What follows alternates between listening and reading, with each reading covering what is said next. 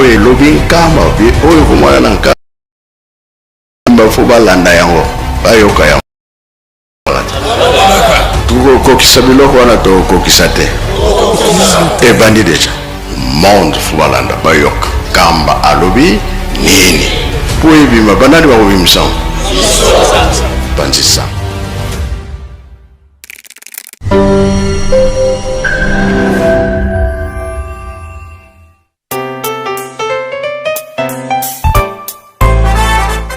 Bonjour à tous et bienvenue sur cette chaîne YouTube Presque Nkamba, une nouvelle chaîne créée officiellement pour vous donner l'actualité de Nkamba dans différents programmes comme l'émission Plateau des pèlerins, l'émission Opinion des visiteurs de Nkamba. Bref, toute l'actualité de Nkamba sera disponible tous les jours sur cette chaîne YouTube.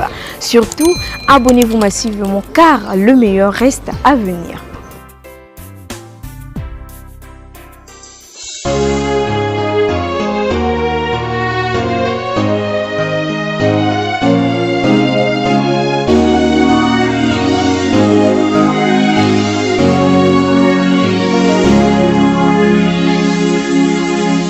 C'est du nouveau sur Presque Nkamba officiel.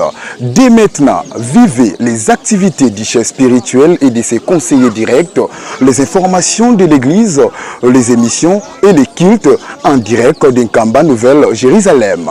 Partout et à tout moment, restez connectés à la Presque Nkamba officielle, votre chaîne de proximité désormais en live. Suivez-nous en direct sur YouTube. Presque Nkamba officiel, la voix qui vous accompagne désormais en temps réel. Connectez-vous car le direct c'est maintenant.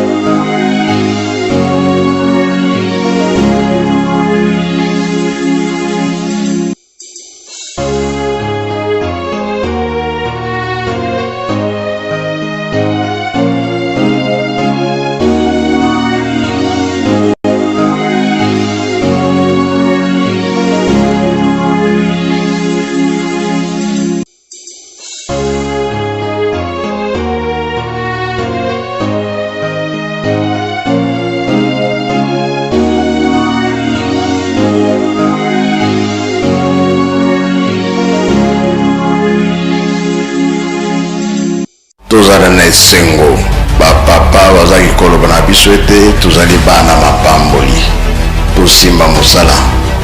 Eske mosala ya pamba ezalaka ezalaka te yango nde bakotangela biso oyo bino bosalaka bino soki bolobi likambo mokili mobimba bayoki yango bino nde bakotya kimia baloba nyonso bapapa bazaki koloba meme elobema na 21 eza epa na bino biso soki tokolukango tokolukelanga na maboka banani ya bino nga naza pre oyo ezali ke bapapa balobaki ete oyo elobi nkamba oyo komwana na nkamba mokili mobimba fo balanda yango bayoka yango alobaka be balobaka te tukokokisa biloko wana tokokisa te ebandi deja monde fo balanda bayoka kamba alobi nini po ebima banani bakobimisa banzisa.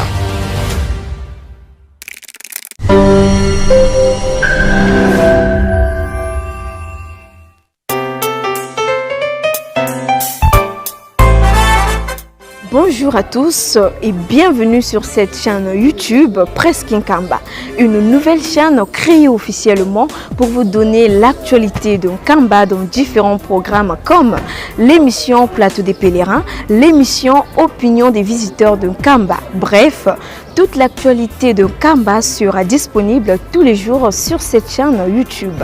Surtout, abonnez-vous massivement car le meilleur reste à venir.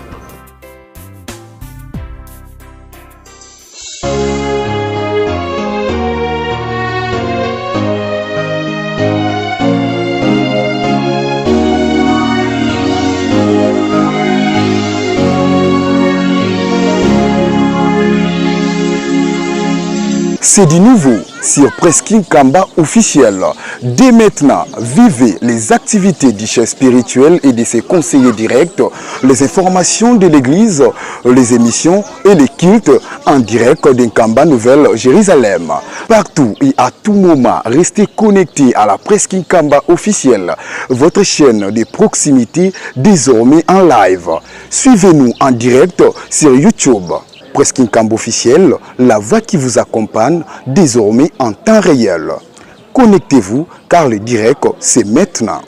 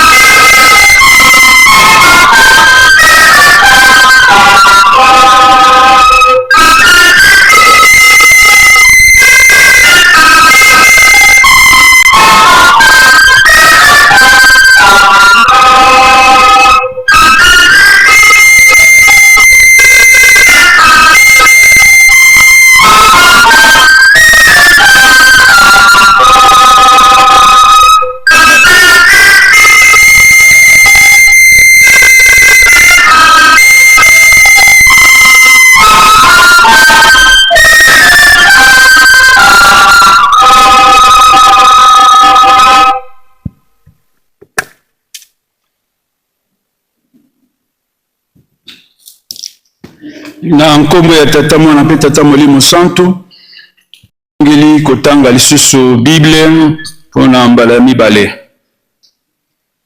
nde tokotanga na Exode chapitre 20 du 1er au 17e verset. Exode chapitre 20 nzela liboso kino nzela ya zomi na sambo soki tosilisi nde toleki na mibeko zomi na mibale ya lingomba. Toke kotanga na kombo ya tata mwana pe tata molimo santo. Sije mibeko zomi.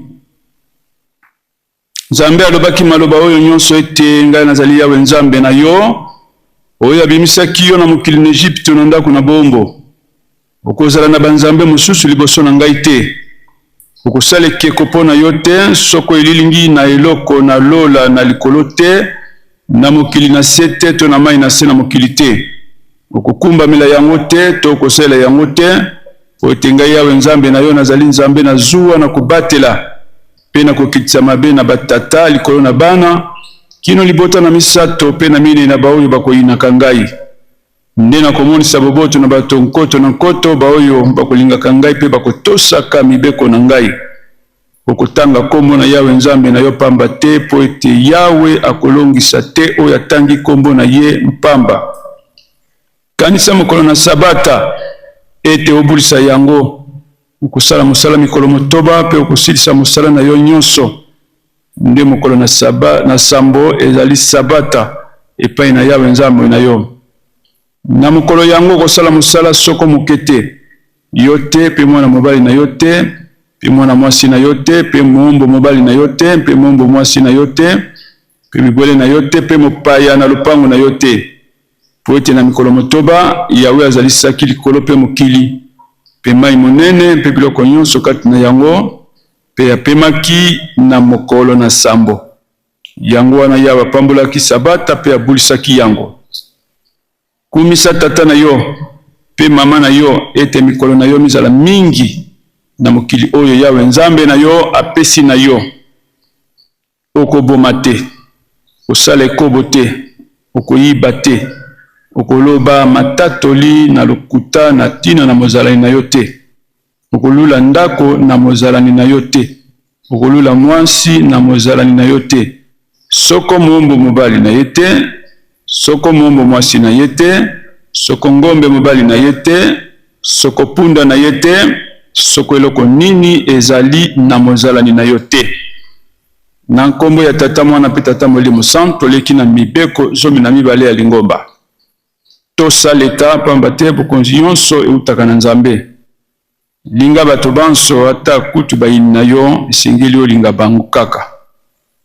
Komela likaya te, komela bangi todiamba te, komela masanga ya milangwa te, kobina te, kotala pe mabina te, kosukola bolumbu te, kolala pe bolumbu te, koswana te, kobunda pe te, kosala kisi te, pe kokende epai ya nganga kisi te, futa paku ya leta, kokanga kanda te, pe kobombela moninga na yo kanda te, ndima mabe na yo liboso ya baninga, koli ya ngulu te, ezala ngulu ya mboka, ngulu ya zamba, to ngulu ya mai, kolia yango te, kolia bamakako nyonso pe te, kolia pe nyoka te, na kombo ya tata mwana pe tata molimo santo, amen. Tozongeli na banzembo ya chorale, deuxième tour.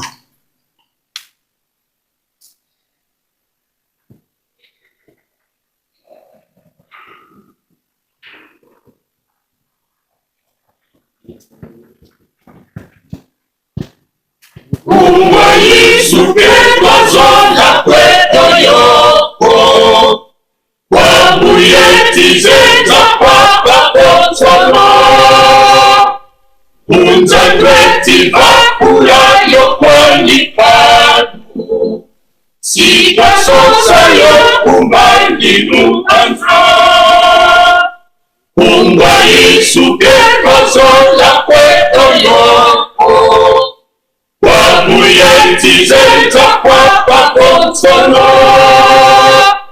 Unza kweti bakula yokoni panu Sika sosa yokumandinu anza Wiza fumu, wiza papa fumu, wiza watu kura Muna mopo mapatatu watu sisa Tirulu iza kutweti bingira Wiza fumu, wiza papa fumu, wiza watu kura Muna mopo mapatatu watu sisa Tirulu iza kutweti bingira Wiza fumu, wiza papa fumu, wiza watu kura Muna mopo mapatatu watu sisa Tirulu iza kutweti bingira Ninu ninu fosite mokapwa wangu Osizampe ngatalu indula kasokwe Kompo yali yangana nilenga seta Katamudi yazituka pakonsono Ninu ninu fosite mokapwa wangu Asizampe ngatalu indula kasokwe Kompo yali yangana nilenga seta Katamudi yazituka pakonsono Wiza fumu, wiza papa fumu, wiza watu kura Muna mopo mapatatu watu sisa Tirulu iza kutweti bingira Wiza fumu, wiza papa fumu, wiza watu kura Muna mopo mapatatu watu sisa Tirulu iza kutweti bingira Wiza fumu, wiza papa fumu, wiza watu kura Muna mopo mapatatu watu sisa Tirulu iza kutweti bingira Kitakwakala tuweni kwa kukongo Tukaba muda zeto baba pansika Pamingele pepa kopele kopani Unza kele kapeli kukambuki Kitakwakala tuweni kwa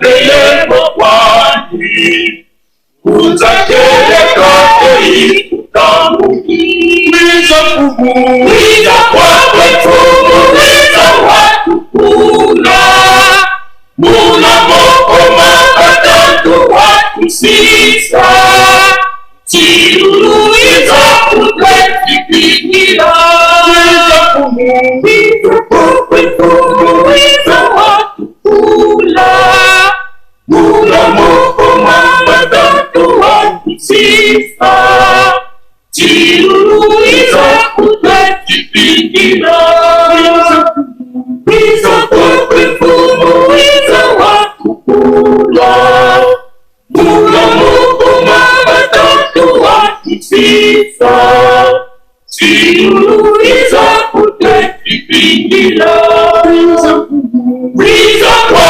wetumu Wiza watu kuna Muna moko makatatu watu sisa Chiruru wiza kutweti pingira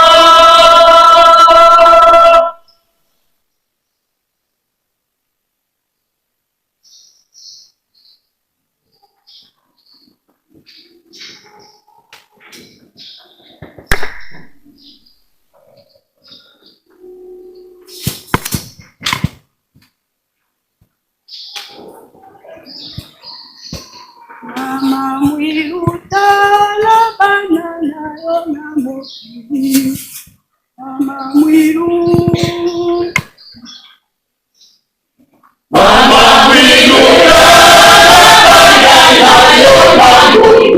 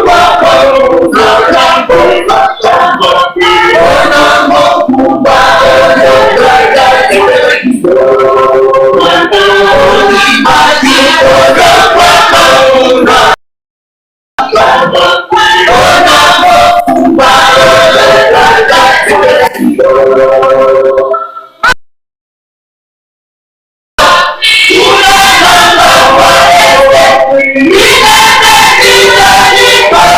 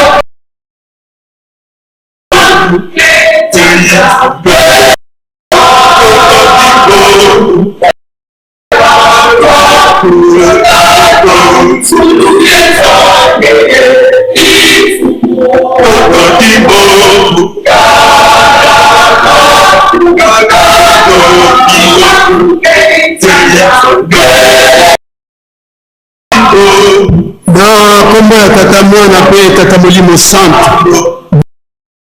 mama peya ya mungala osimbi fongola ya depo ya memorial misala etelemi kende mbangu na depo kotika fongola mama peya ya mungala osimbi fongola ya depo ya memorial kende mbangu na depo tika fongola pamba te misala mitelemi likolo na yo.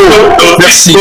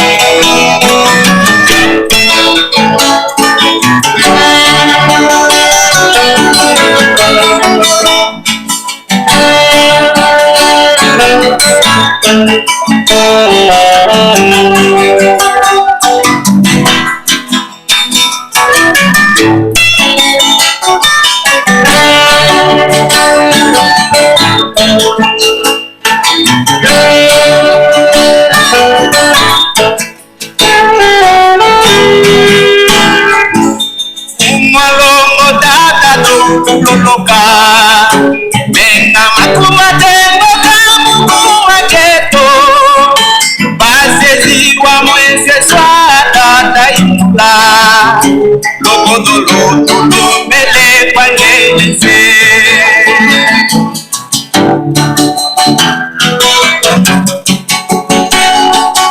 uwamono firuze tiokela ewa kikola pasimu mitobana makuta kuruswa nantina tere unu pasi zeti sakila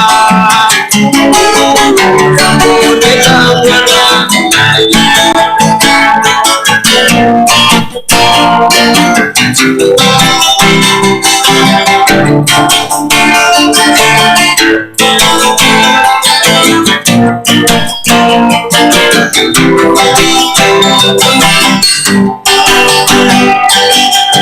malongo tata do kuloloka nenga makumatemo kamukuma cheto basezi wa mwese ele pandelise uwamona firuze tiopela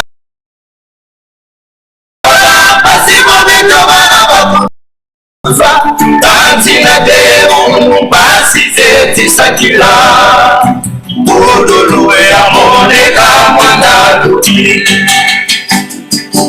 Umalo tata do kuloka Nena makumate waka mukumate Basezi wa mwese swata taitola Lombe pagelese Uwamona firuze tiokela Ewa kietola pasiwa betamana bakuta fulusa Tantina devu basi zeti safila Kodulu ya moneka wana luti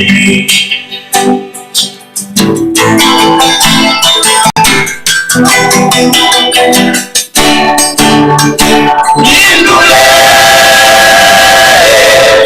basezi wa mwese swa Indule tumwezi wata Tumuza makobeto Tumuza Ikalukuwa mura morika Wakawa Basizaku Tumuzaku Makobeto Tumuza Ikalukuwa mura morika Wakawa Indule Basezi wa mwese swa Indule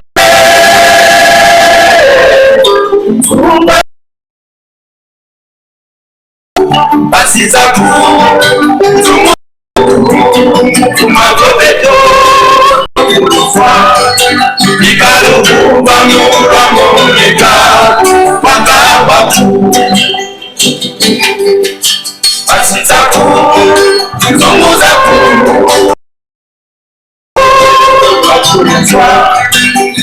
Ikaluku Bamura Monika Wakawaku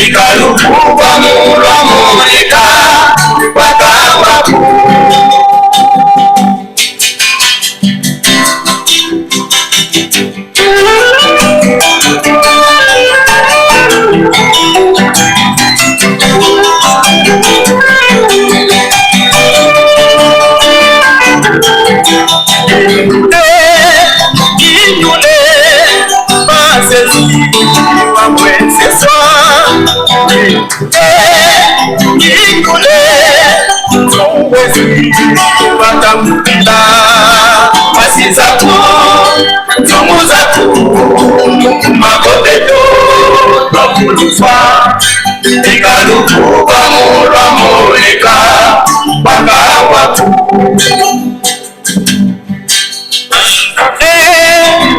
Ikule Paseni Wamweseswa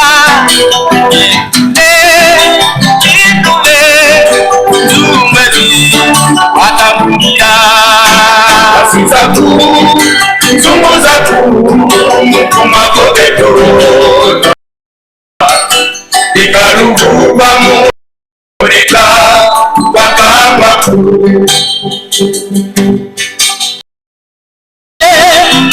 Itule Pasesi Wamweseswa Itule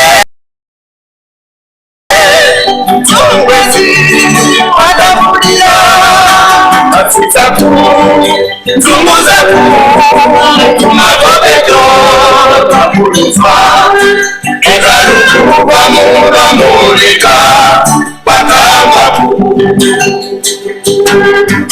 Pasi zako Ntumu zako Kumakoteto Tokulufa Ikalufu Bamura Moreka Wakangwaku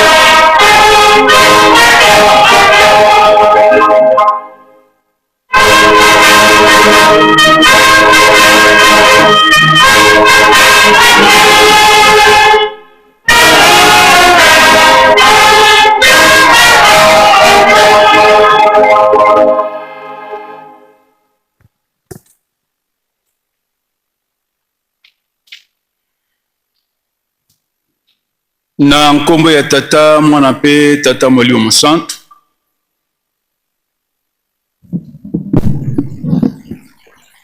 Tokomi na tango oyo tokolelaka na tina na bapasi ezingeli biso na kati na mokili na mabota na kati na lingomba bisika nyonso tozangi kimia.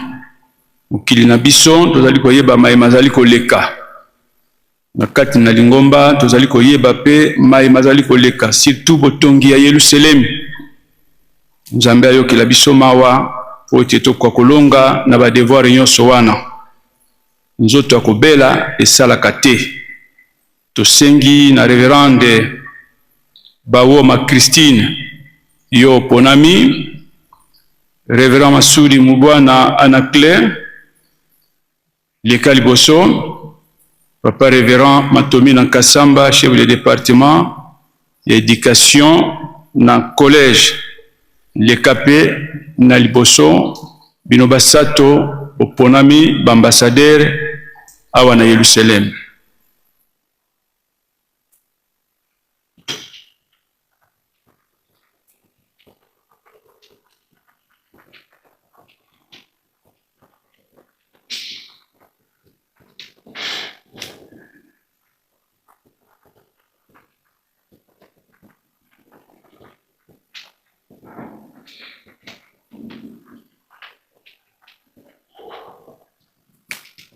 Enzambia kenda ungwa Mumbo kanjena kwange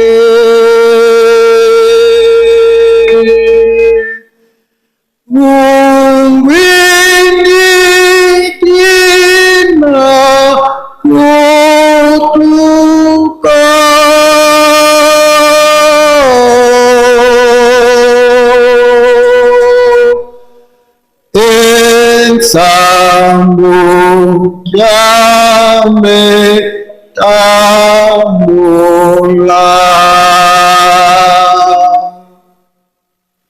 Tobondela Mbali na mwali yongi Papa Simoki Mbango Kiangane Nzakombise to lutimemia alosio alopangwele wefafa ekiwoto omba kisona bokolo botoa Koto kitanda bokolo wambirene wa sambola kimia papa okumiame ko sanzola mela ulango pawenza kombaluwo to langiso bantona seba jefa papa otino jera bebunga la beseketano biatiso nenda iso bana akaebasa toto pona mana bokolo wambirene weto lelemete yani ampasi la bekakatano bete lokina teiba bokili Tata Simoti Mbango Kiangani mama Mulu Mariki awanga Marizitani Niko sanye liso na seba jepa li lewepe na papa. Niso bana aka ya bokilibo kitana mpasi. Surtout baonge baka iso bana aka ya yepeja bentindo la bentindo. Ba o ruchaba iso na iso banera ya kina bokolo wambirane na tempele kawe abondimo papa. Baonge ba otungisa mala di yepeja ndenge la nenge. Yebele batiki na te iba berombe papa mpasi. Ba moina ba hôpital la tolombeto loko diepeda bentindo la bentindo papa diepedi moyi manana njere abobe aboyini kasi diepe bele papa iso bana ka etide likiankere wenja komba oto kentone kawe abolimo oto ka to mumato ka eta nui ko we iso bana to ateba onge kembo to kosaire ba onge bajala liefe Papa Simoki Mbango Kianga nito ba ko tunya bokidi bone we mo botone maki bokidi iso tole dikela moliki woke akana ba ko bakawe niwo basa tole kitia kina seba jepa we lo to sumiso ba na bokidi papa bokidi bo kitana mpasi rabeka katano ditumba la nenge papa olike kaiso to liranke lewe otile kimya na bokidi kaya boyoka ni ele bakiti bokidi nanzele aleta na gouvernement we iyo babone beti mabakite na sebe kolere kawe papa we wotiri so kimya na bokidi nanko iso mongo to pa oko kanye Papa Simoki Mbango Kianga noto keri seyi Mama Milu osalaki salate ntue de papa wetenge lelele la ntine ampasi la bekakatano de na bokili.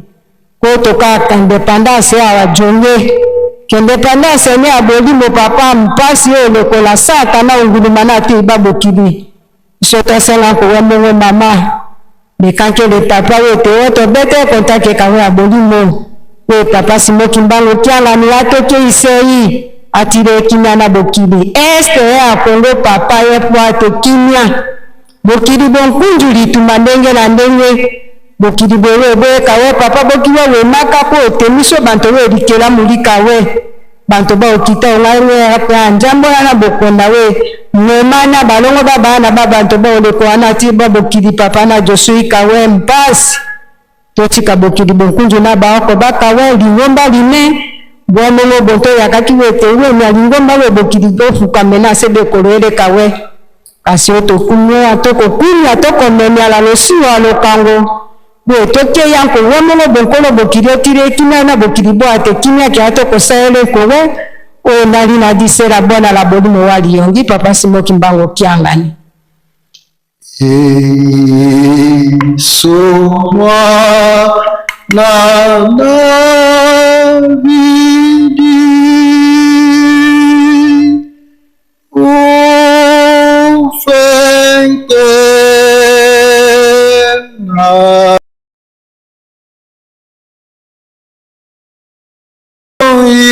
igi langa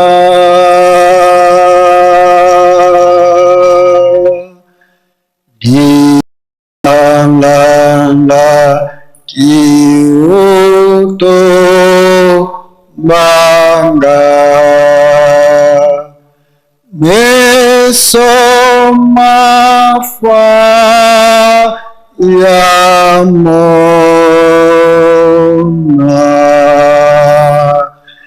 fina maifu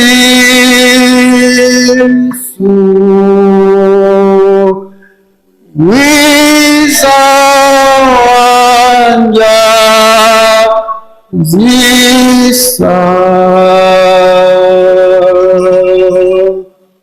Wano info Fameso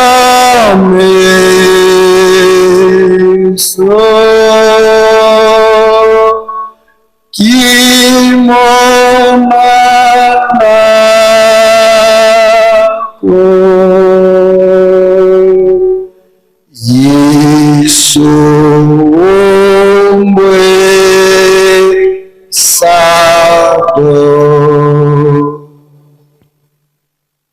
Komaina masato mako isito wafenya mbe mwana kichinde cha papa Simoki Mbango motema wanga.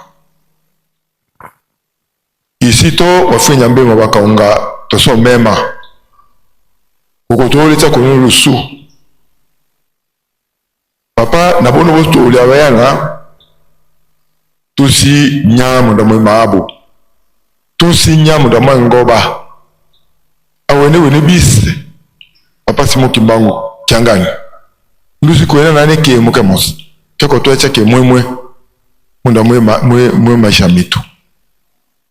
Biso bieni tembosa bieni umabako mao papa. Tarola mwe masime wanabo mukuiteka butune chobo. Uweste papa kusi nani mondo moso tuweze kuungwa. Nani bandu wawe tuweze kuwaungwa. Kukulela kwito. Kusuti otwese ke mwe kwa kukua kalia. Ngoba nimete majito tose kuyocha. Ma delegation memo kutoka kwa mkoa wako mkwewe. Mkoa mo. Bemu kuwaka ni ikuwa kwa kuochi kwa sababu kukucheba. Niko kukonda au isito wafinyambi. Niwe kutukina papa. Kutukina. Itulungweche neko tuache bile lito mbosa tachewe mokolela. Ingwe teboka ke mukuingia mpaka nemo Ukraine. Sababu yako mwite ma laboratoire mabe ame mukuingia muka kalia ke mukubie mukuchia bandu bikila namuna. Aye mwene mukusha kuchewa bia mu papa. Si ya mama laboratoire masi yeko kwa awe mwene otoche otukongo seke lukani Nibikine biya bito za ba ko kambia moda mukara kota siko ko ya ma virus miko wakwa chebana surtout mondo waita ngo wani mete maito papa to soto maboko mao Iran États-Unis Union européenne bitumba bandu wa mokokwa bitumba ne bitumba masime mukuteka butunecho batu sineke mwemwe abo basineke mwemwe mukanisa kana mu ba mukokunda ingwa usoto tucheke mwemwe muda mukanisa musenge usoto tsikane kinyayo salama yo ebenito oto enje ni kutungu cha mbosa ye mondo kusuri basi tuli bana bao tombe memondo amao kwa ina masatu sito wafanya mbe mwana kichirika na hivyo kasi mukimba Evolusi wangeti zindi dowiza watumvulusa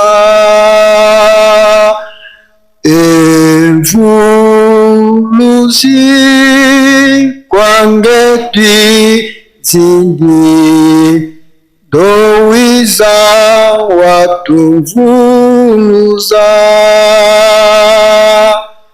mambo mengi matuzungidi mao songeyezeyemo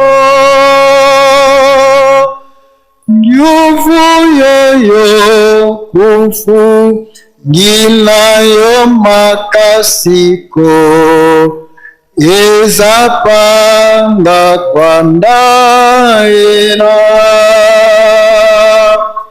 mambo mengi matuzungidi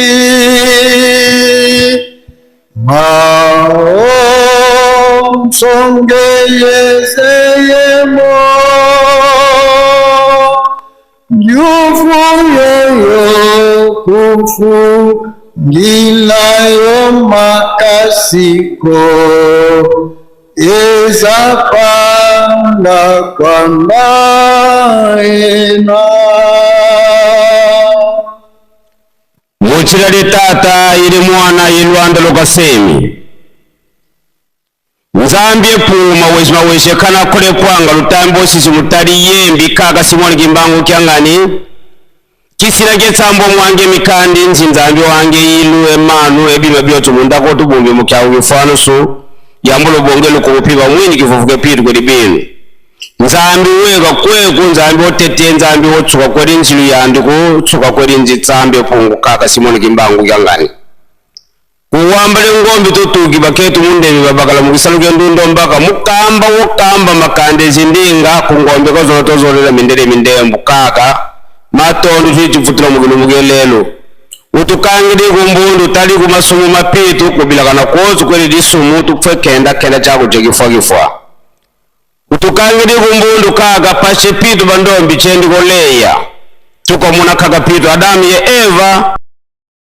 mupashi pamba loto kika kitokoti kyana kitunatile otu yatuye mone pashe londilo manu tale lufwa tale makasi tale nzala tale mvita tale kunwana tale mambu moto makifwa matuki pamba loto ili mugihika tilelu likaka njikaka wele lulenu mutu katula mugihika ke satana sambu pasi chocho chitoe chachi katuka onju wotukangile mbundu kuri diaka tufeti kwene na diaka kutwala yako kungoyo yako njilu yandu kunjitsuka aku kumukambo kogobwire mambo kumukambe chikufeti kutomine mambo nikweli na njitata nzambi fumu yisu tata mwanda velela kaka simoni kimbangu kyangani yana tuli mkulomba kaka dodokolo yako sengemba mulu Yerusalemi ngemba mu Yerusalemi ngemba mu Yerusalemi bambeni ba Yerusalemi emindede bandombi baenda kwanda Yerusalemi dizituzo kwa makande zindinga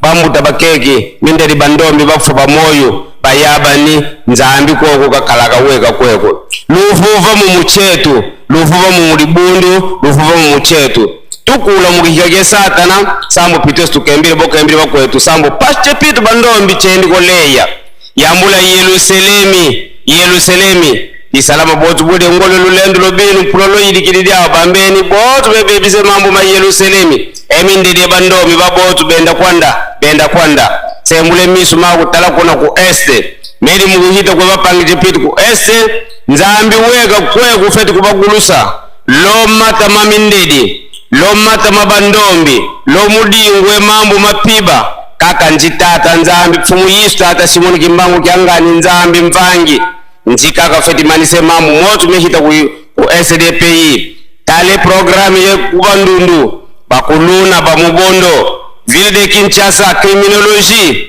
enlèvement bampila mupila njikaka ufeti sengemba Yerusalemi bisambu be Yerusalemi ngemba Yerusalemi ituhulula mvimba utukatule makashi mozu mulutu makashi lusalaka longolo salaka kifuvu kepiri keri kwenzikaka simoni kimbangu kengani nzambi epitu mvange epitu njilu yandu kunjitsuka muchina li tata ili mwana yelwando lokasemi tulombili motu amen.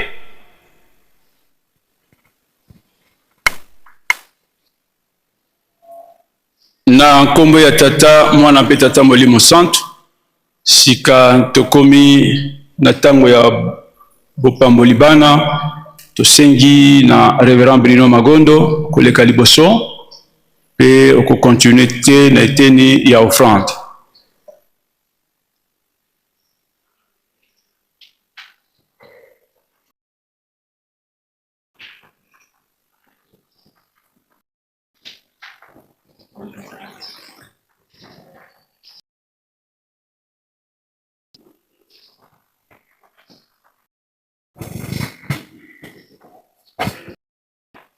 Na kombo ya tata ya mwana pe tata Molimo Santu to komi na eteni ya bopamboli ya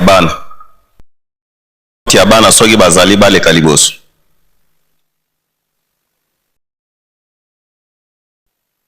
Kora de dirisha botambusa biso na nzembo.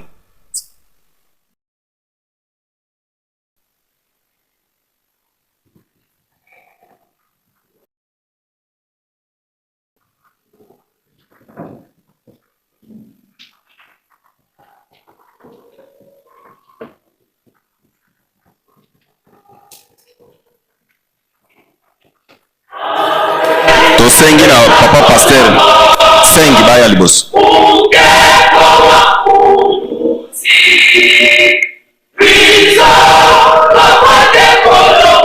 moko pe abatima pasteur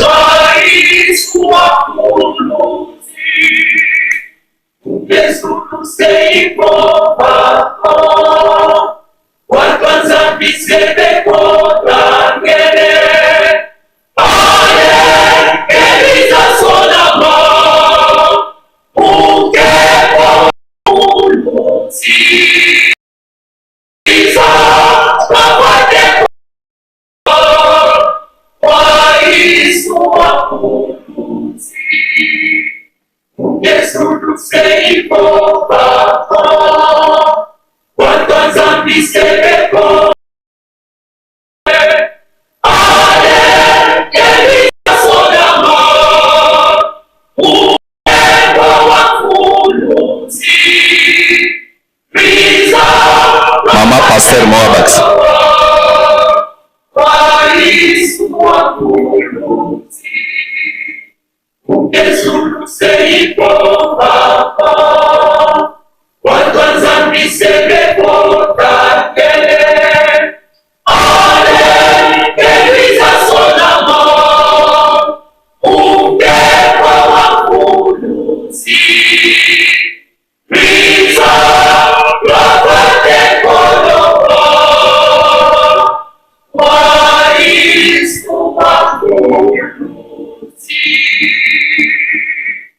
tobondela o kombo ya tata ya mwana pe tata Molimo Santu.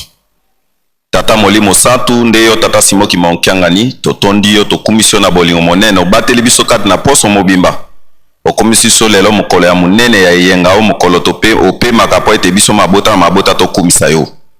Tobandaki programme na biso tokomi na eteni oyo ya bopamboli ya bana. Programme yango epesameli biso bana na yo papa tosengi topesa biso nguya pe mayele tosala na mosala ebandeki no suka. bana oyo baye katikasi na mokili tata molimo santu oza kotika bango na maboko na yo. Yo tata molimo santu fuka oyo tokotanga yo tanga na yo salela biso na molimo biso tokokisanga nzoto na kombo ya tata mwana molimo santu. Amen.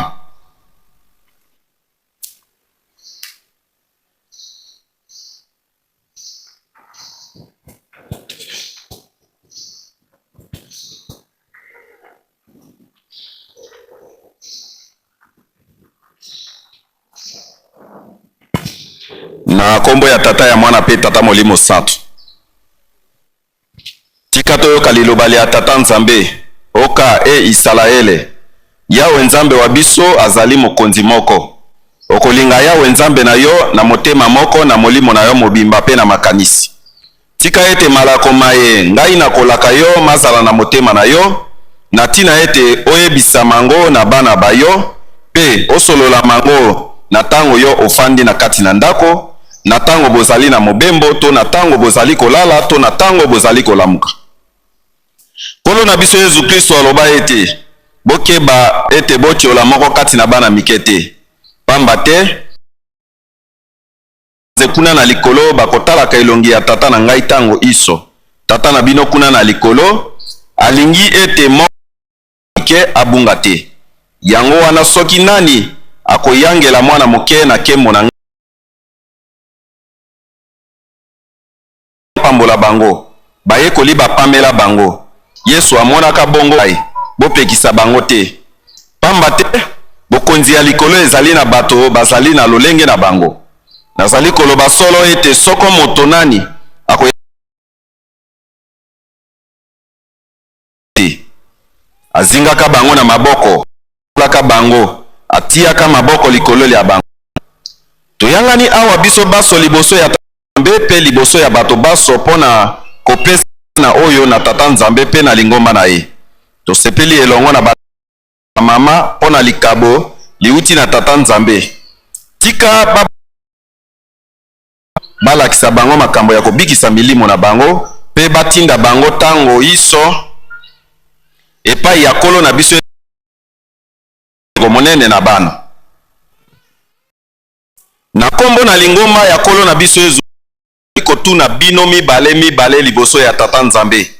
Bondimi ete bana na bino bazali likabo liuti na tata nzambe pe bokoboko la bango tata nzambe uta bomwana na bango. Bondimi bongo ingeta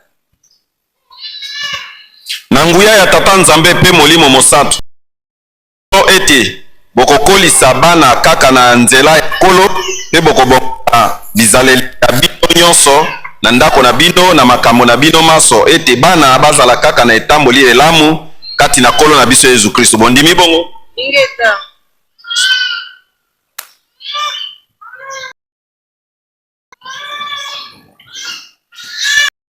mwasi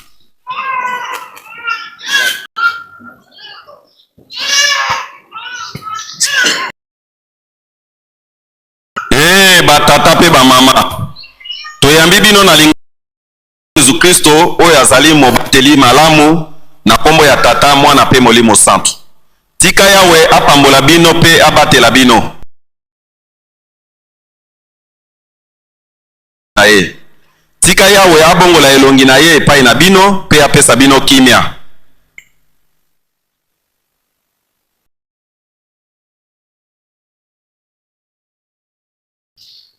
Tobondela tata nzambe na likolo tata wa bato baso totondi yo pona likabo opesa bayo oyo. Sunga bango babokola bana oyo na botosi pe na bandako na bango pe tika ete babongisa makambo na bango kati na ndako na bango pe bayebisa ezaleli elamu oyo bana bakoki kolanda awa na se. Tata nzambe yokela biso na tina na bana oyo.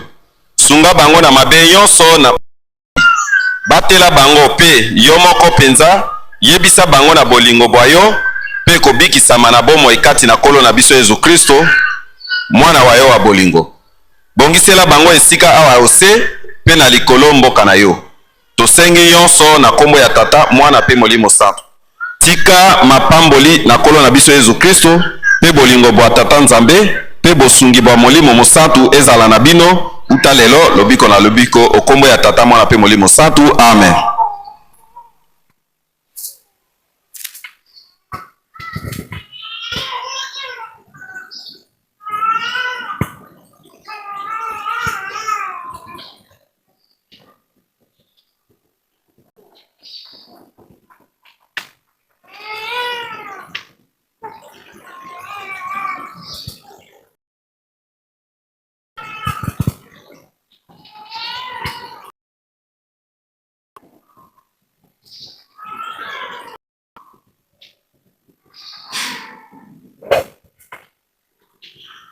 Na kombo ya tata ya mwana pe tata molimo santu tokomi na eteni ya makabo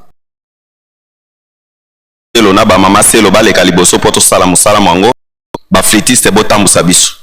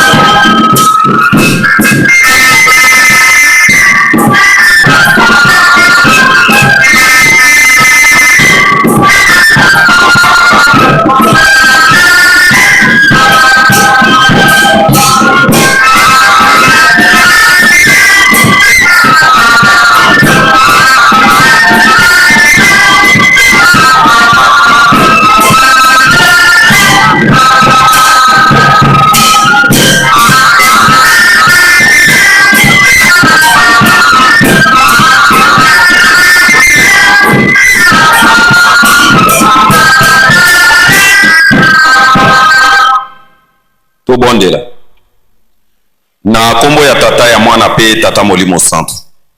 Tata Molimo Santu papa Simoki Maokiangani. Tozonseleo matondi na nengo bateli biso kati na poso mobimba.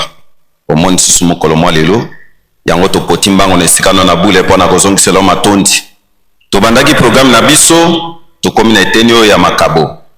Omoni bana na yo batata selo na ba mama selo bauti epai na bana na yo na sani ya pamba. Bakei mwa alomea ekoti na kati na sani. Soki rotali katikati na mokili loboko mususu oyo tozwaki nde totie na kati. Loboko mususu pe etie te. Pona nini mokili tozali. Tokwake makoki ekoki te po ete tozwa po ete totielo na kati na sani. Tosenge topambola biso baso po ete soki tozwi biso nyonso soki tosali lisusu ya mingi yango nde kotonga mboka oyo. Omoni batata selo na ba mama selo bauti na epai ya bana na yo banzoto ya pasi yango esalaka te tosengo pesa ba nzoto makasi po ete mosala yango to continue kosala kango tango na tango. Mbongo yango euti na banzela ya ndenge na ndenge tosenge te yo tata Molimo Santu pambola.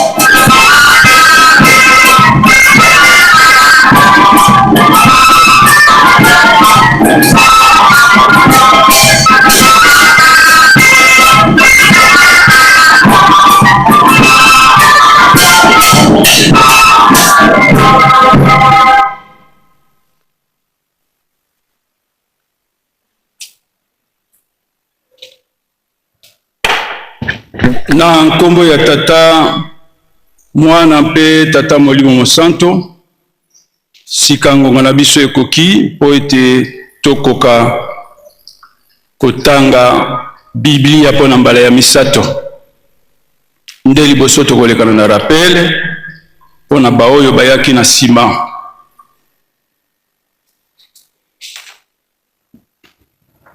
Mpo na biso baye toyaki na nsima totangaki liboso na mokanda mwa nzembo ya bayuda ya 119 pe tozwaki eteni kaka moko oyo ya 105. Na nsima na yango toleki na Exode 20 pe tokei na ba 12 préceptes. Sikasikoyo tokotanga mikanda misato pe référence moko.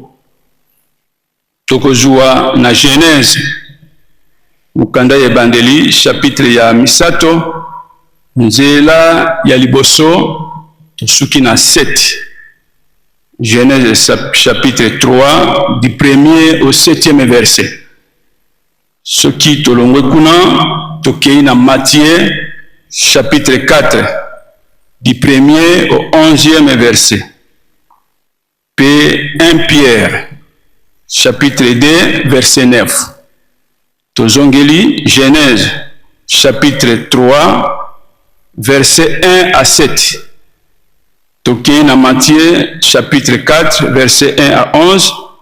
P 1 Pierre moko petelo chapitre ya mibale nzela ya 9.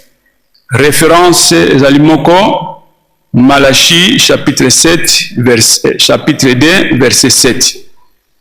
Malaki chapitre ya mibale nzela moko ya sambo. Soki tokomona yango nde tokei pona kotanga.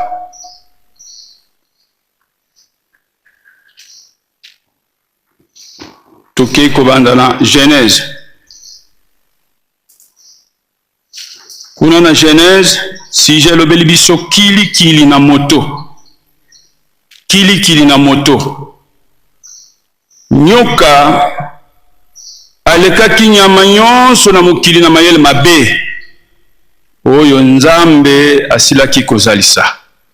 Alobaki na mwasi ete Nzambe alobaki solo ete bino bokoki kolia mbuma na nzete nyonso nelanga te.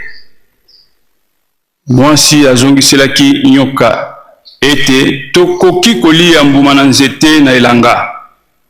Kasi pona mbuma na nzete yango katikati na elanga, Nzambe alobi ete bino bokolia yango te. Pe bokomama yango te bokufa te. Nyoka alobaki na mwasi ete bino bokokufa solo te. Po ete Nzambe ayebi ete na mokolo bokolia yango, miso na bino makofungwa. Pe bino bokozala pela moko na Nzambe, koyeba malamu pe mabe. Emonaki mwasi ete nzete ezalaki malamu na kolia, pe kitoko na miso, pe nzete yango ezalaki malamu mpona kozipola bososoli na moto. Akamataki mbuma na yango mpe aliaki, pe apesaki na mobali na ye oyo azalaki na ye elongo, ye pe aliaki. Miso na bango mibale mazipwaki, pe bayebaki ete bazali bolumbu. Basonaki nkasa na mosuke, pe basalaki nkamba na kolata. Toleki na Matayi. Matthieu chapitre 4 ndenge. Bongo molimo akambi Yesu kino lisobe ete sata pe butu tukuminei pe ayoki nzala. Momeki abimeli ye pe alobi na ye ete azongisi ete ekomami ete nde na maloba nyonso makobimaka na monoko na Nzambe. Bongo Satana atambolisi ye kino mboka na bule, pe atemisaki ye likolo na samba na tempelo. Alobi pe na ye ete soko ozali mwana na Nzambe, omibwaka yo moko na se. Nzambe ekomami ete akolaka bange na ye na tina na yo, bakomema yo na maboko na bango ete otuta litambi na yo na libanga te.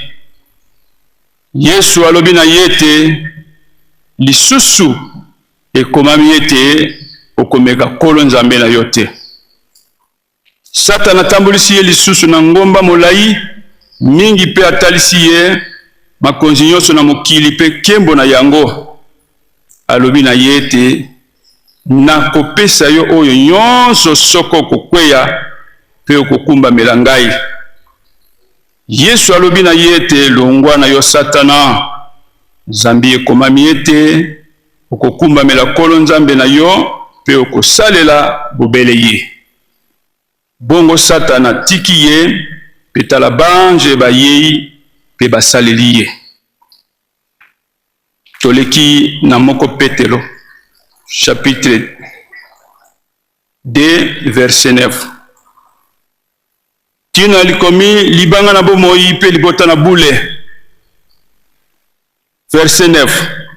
Nde bino bozali libota liponami, banganga na bokonzi libota na bule. Bato baponami ete boyebisa malamu na oyo abiangi bino, kubima na molili, kokota na moi na ye, na kokamwisa.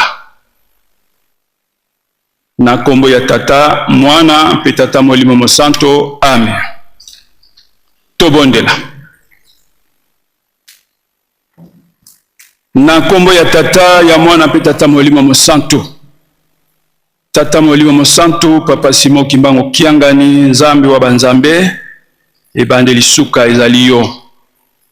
Likolo na se, yonde kolo na yango, mokili na yango. Biso bato nde bikelamo.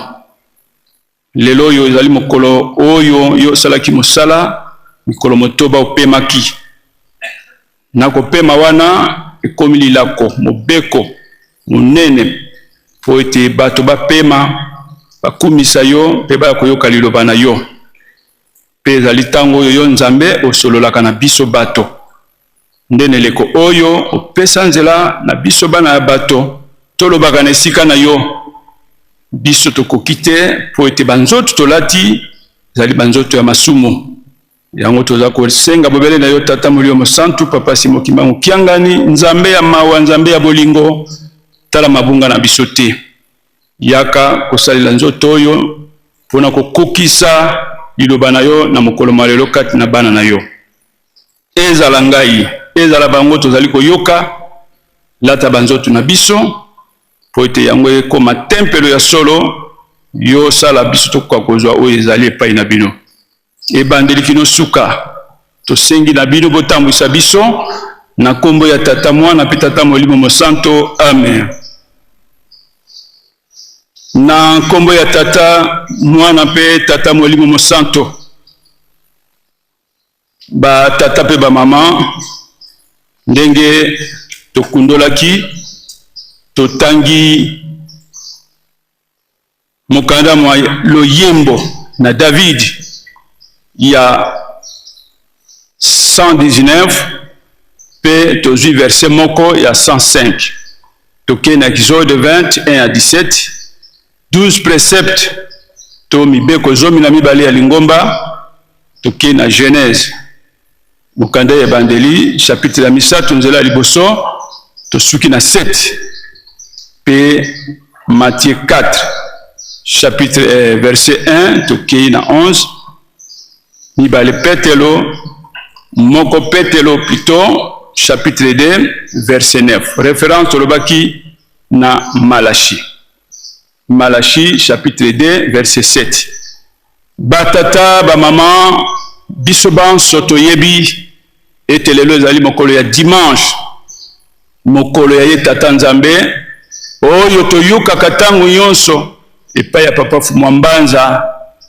topesaka ye mobimba elingi koloba ntango kaka 0 ebandi totiki makambo na biso nyonso ekomi mokolo ya mobeko mokolo ya ekila mokolo ya kobanga yango ndenge obangaka mobeko ya koboma te koyiba te bongo na bongo 4e commandement ezali ya dimanche donc de 0h à 0h ezali mokolo ya tata nzambe alors mokolo oyo ekutani na date ya le 26 juillet le 26 juillet tozali koyeba na kati ya lingomba ezali mokolo oyo ekole biblique ebotamaki ekole ekelamaki na ndenge mama mwilu asakolaki likambo yango na le 12 avril 1959 ete kelasi monene ya makambo ya tata nzambe ekotongama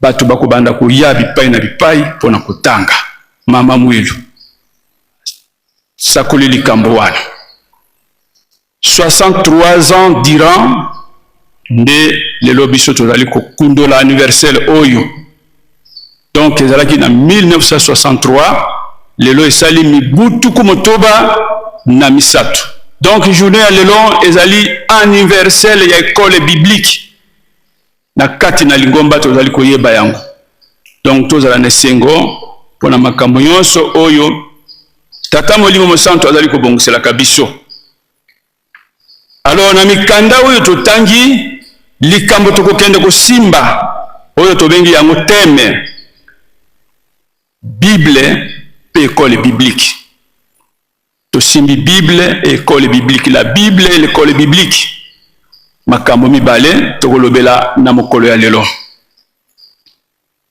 tokei na psaume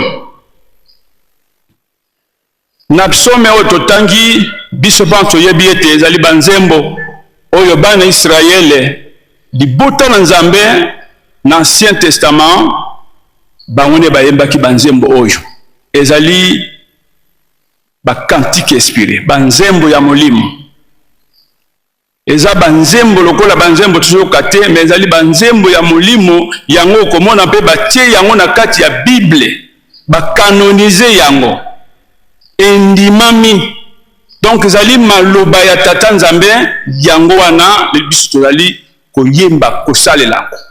Ezali en quelque sorte babengaka la Bible en miniature. Bible ya muke. Pona nzembo kokuta nyonso, mateya nyonso, makambo nyonso, masakoli nyonso, tout eza na kati. C'est la Bible en miniature. Bible ya muke. Alors bango ba yembaka. Nzoka bato wana ba yembaka ezali kaka ngai na yo tovandi oyo. Po papa di angenda lobi esika bakomi Israel tia kimbangiste. Ezali banzembo na biso.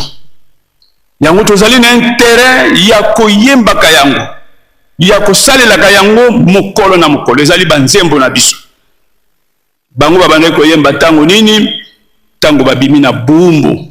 Bakatisi ebale ya mutane na esengo wana mama Miriam kumbuki na bandeko nyonso bazalaki koyemba kokumisa nzambe po komona oyo nzambe asalelaki bango. Banda tango wana tekilo mosakoli Malachi banzembo ezalaki ebele. Mais na tina ya babumbu bakotaki ba déportation banzembo na bango ebungaka mingi ekotikala seulement 150 na 150 100 ndenge tolobaka yebani bakomi mais 50 yebani bakomi te bati yango na mutu ya mokonzi David po yende abandaki kokumisa tata nzambe na banzembo na kati ya ndako ya Nzambe. Kuna tokoyokaka ba nombre na bango tolekaka wana ba fondation tango nyonso toyokaka ba Tofilo ba Teshili bongo na bongo. Mais biso tokokende beaucoup plus kuna te pona ko gagner temps eloko tokosimba na banzembo ezali nini? Nzembo ezali moyen de communication ya tata nzambe na bato. Moyen de communication. Au moins tango biso toyewa to bandi mbala moko na silwa nzambe. Silwa nzambe wana communication ya liboso ya ye moko tata molio mosantu bino wana boyei. Allez, apesi biso d'abord message na ye. Pourquoi biso toye? Pourquoi ye azali kolinga? Silwa nzambe. Bosala mosala ya nzambe na solo. Pote mokili mobika. Bozali na devoir. Bozali na mission monene. Mokili ebika. Nzambe azali ko communiquer biso. Posa na ye ndenge aza kolobela. Ezali na ba couple bele ba mosusu ba yebi yango nyonso ndenge toyembaka. Tango tosilisi wana to zongi na Ancien Testament to tangi psaume nzembo communication. To longo na psaume to zongi na banzembo groupe ya banzembo nyonso toyembi. Communication zoka bato na bato ningi baza ko se communiquer ozoyoka bato bazolela. Nzambe pe azozongisa bato bazo senga nzambe pe azopesa programme na ye. La communication nzembo. Donc nzembo zalaka na sengo ya koyemba nzembo yango moni alobi kobondela ezali mbala moko. Mais koyemba c'est plus que nzembo kobondela. Oh, wana deux fois. Donc c'est la communication ndenge toyoki na ndenge wana. Alors na nzembo oyo biso toyembi oyo totangi ezali parmi banzembo ezali na 5e groupe po banzembo yango ekabolamaki na 5 groupe oyo ezali groupe ya suka pe na kati na yango ezali na banzembo oyo ezali kotala malako ya tata nzambe mitindo na ye mibeko na ye kuna nde kokende kokuta psaume 119 esika biso tokei kosimba ezali na tina ya kozwa mayele. Tina ya kozala na mayele. Pote bobangi bwa nzambe ebandeli ya mayele. Kuna balobeli biso nini?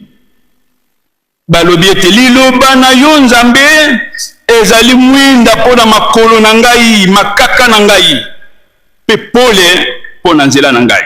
La parole est une lampe à mes pieds et une lumière sur mon sentier. Liloba. Na yo nzambe ezali mwinda na makolo na ngai. Biso yebi tango toza butu na bisika ya molili nini tuutilisaka mwinda torche oza kotalisa ozotambola ozali à l'aise mpo ozomona ezala libulu ezala nyoka ezala libaku okotambola koyeba ezali lumière mpe eza pole eza kongengisa tala ndenge ozali kokenda c'est grâce na lumière. Alors la lumière divine oyo ya nzambe nde liloba et puis liloba tozolobela nde kombo ya Bible na tango ya Ancien Testament. Pour l'Ancien Testament mobimba kombo Bible ezalaki te bazalaki kobenga ngo liloba bazobenga ngo makomi bazobenga ngo makomi mosantu bazobenga ngo boyokani na bakombo ebele ya tango na kala eye kokoma Bible na tango ya Nouveau Testament na grec ezwi sens na yango ta Biblia elingi koloba lisanga ya mikanda oyo epesi biso bibliothèque na kati kokuta 66 livres 39 ezali Ancien Testament 27 ezali Nouveau Testament. Bombami na kati c'est la bibliothèque. Alors liloba tango bazolobela liloba tali bazosala lision na Biblia na Bible yango moni tosimbaki teme na biso Bible mwinda na ngai version ezali ko epole oya kotambusaka biso na kati na bomoi soki tokozwa makambo na tata nzambe tozwi maloba na ye totie liboso tokozala lokola bato mwinda oyo bazali kotambola na pole mais soki yo ozali kotia yango de côté mabaku yango nini nde masumu pamba tata nzambe me bazali kowelana mutema munene bosoto na kati na lingomba bikobo bongo na bongo na kati ya mulili me tango ozali na liloba ya nzambe la Bible na kati o na tango ya kala ezalaki liloba me lelo Bible kozwa nouveau na ancien oza na pole oza kotambola yango ezongengela a distance oza komona makambo maso tu. Alors batata na ba maman toyeba ete nzambe alingi biso to appliquer tozala na kati ya Bible liloba ya nzambe toyaka kaka koyoka biyokela te mende tolongwe kuna na Psaume tokei na Exode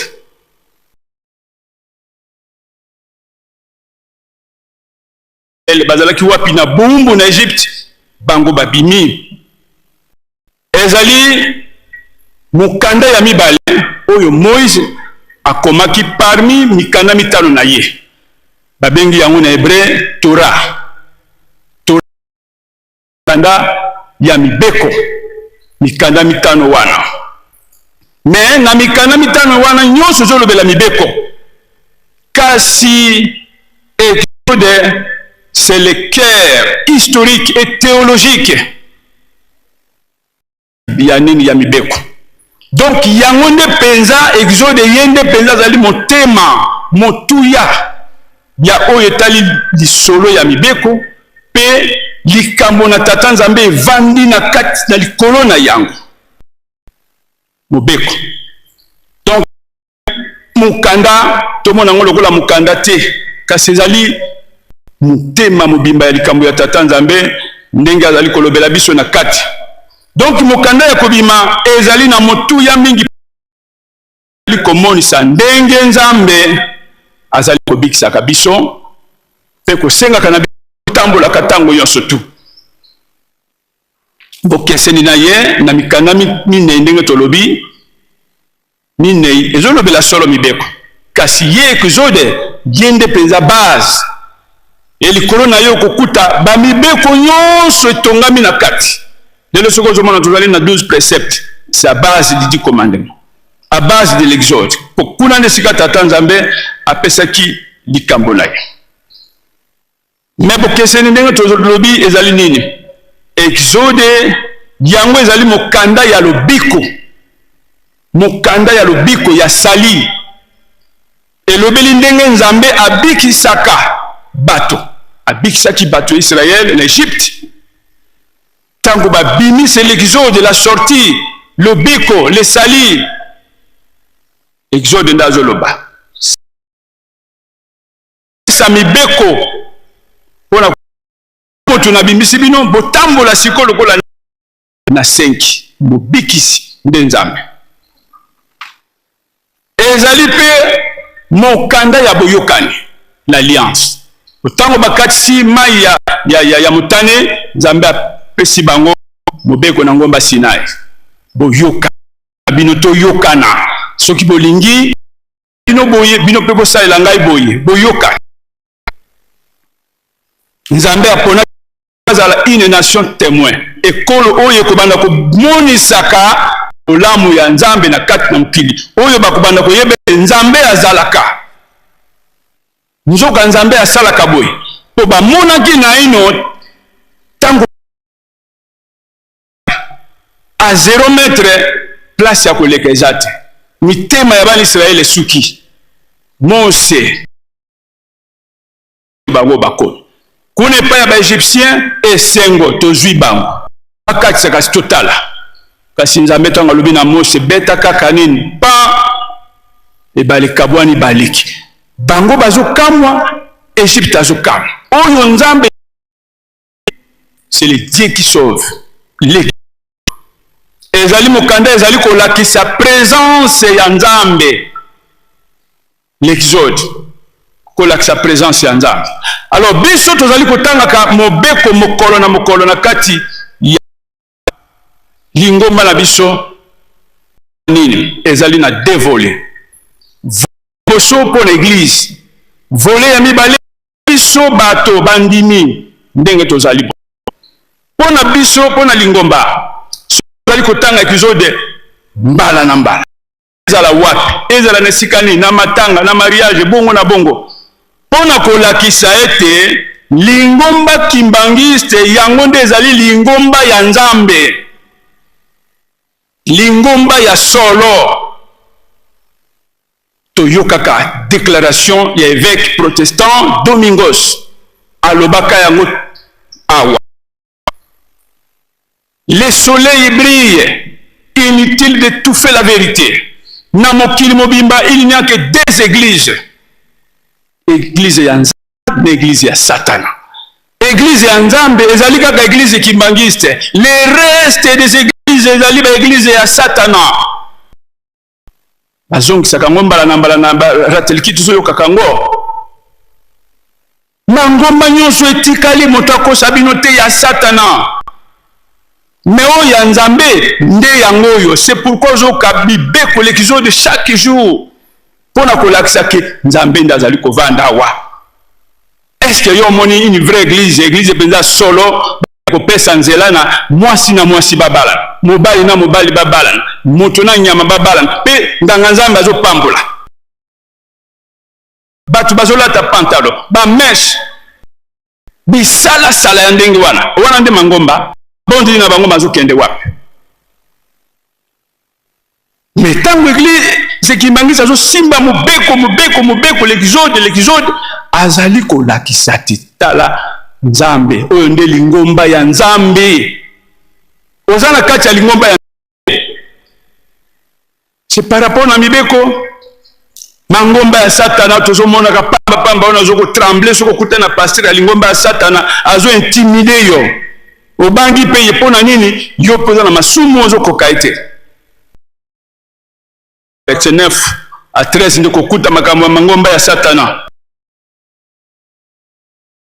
kombala na mbala ezali pona kolakisa ete lingomba oyo ezali ya bule yango apesaka mibeko ngai nazali bule bino mpe bozala bule lingomba oyo ezali ya basantu oyo kolo alakaka ntango akutanaka na mwasi mosamaritaine na Jean chapitre 4 verset 23 à 24 ete nzambe azali molimo pe sengeli na basambeli ya nzambe bazala d'abord na molimo et puis na solo makambo mibale nzambe na molimo et puis na solo pona tango na bango ezalaki na ba conflit ba problème nini abi tango eko ya pesiye ba na ngai na molimo pe na solo na molimo ndenge nini biso na mokili mais toyebete biso tozo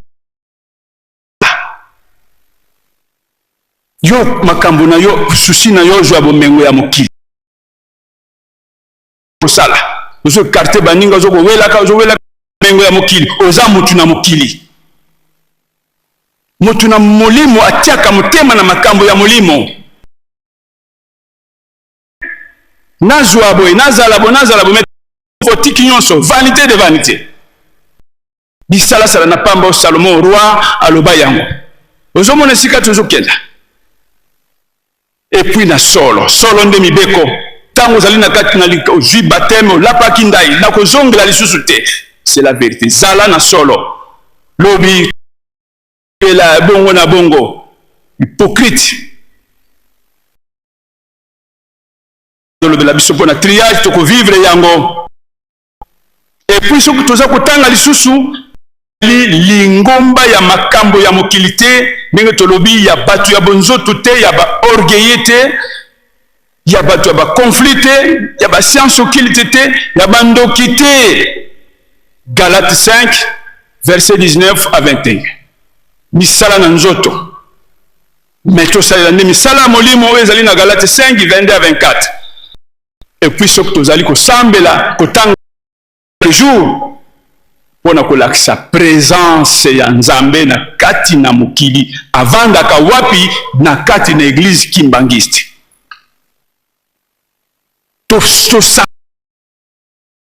tosannonsaka présence ya tata nzambe nkolo yesu tata molimo santo yango ozoka Yerusaleme oye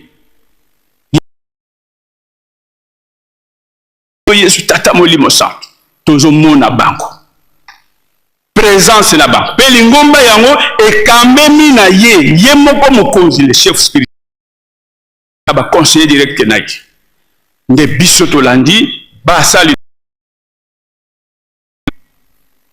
kobika ya mokili ezali na maboko na biso.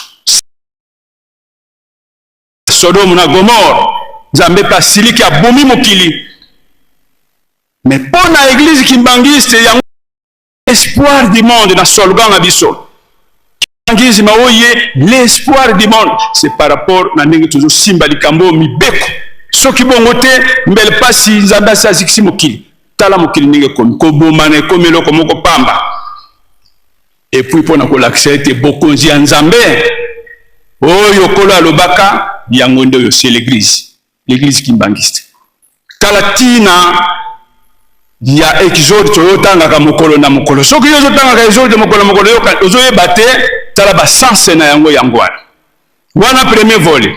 Deuxième volet tolobi eza mpona biso bandimi nini ezali condition sine qua non mpona kokota na bokonzi na nzambe sa mobeko okokota te. Bani Israele bazalaki na buungu mibale ya nzoto na ya molimo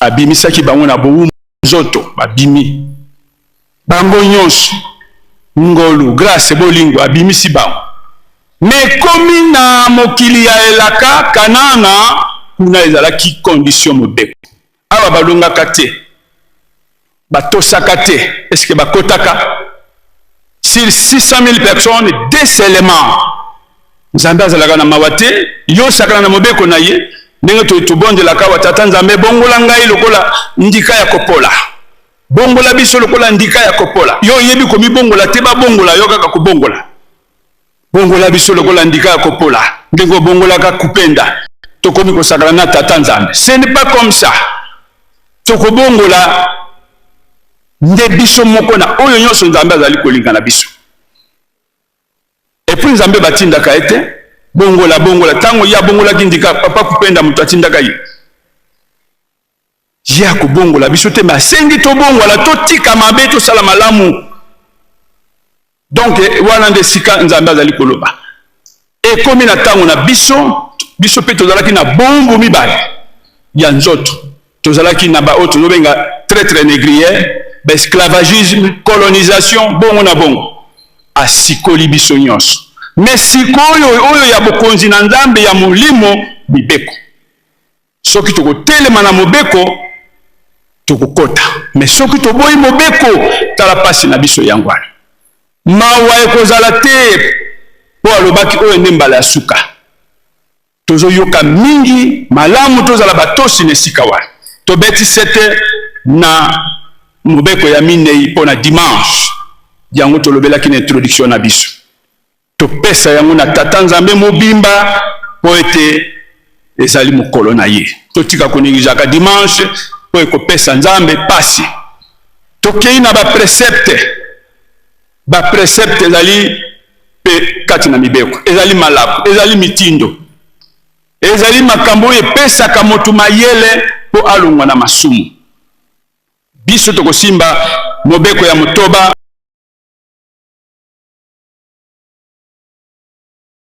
mingi na biso soki bakeko misukola ndenge azali kuna vraiment ezolo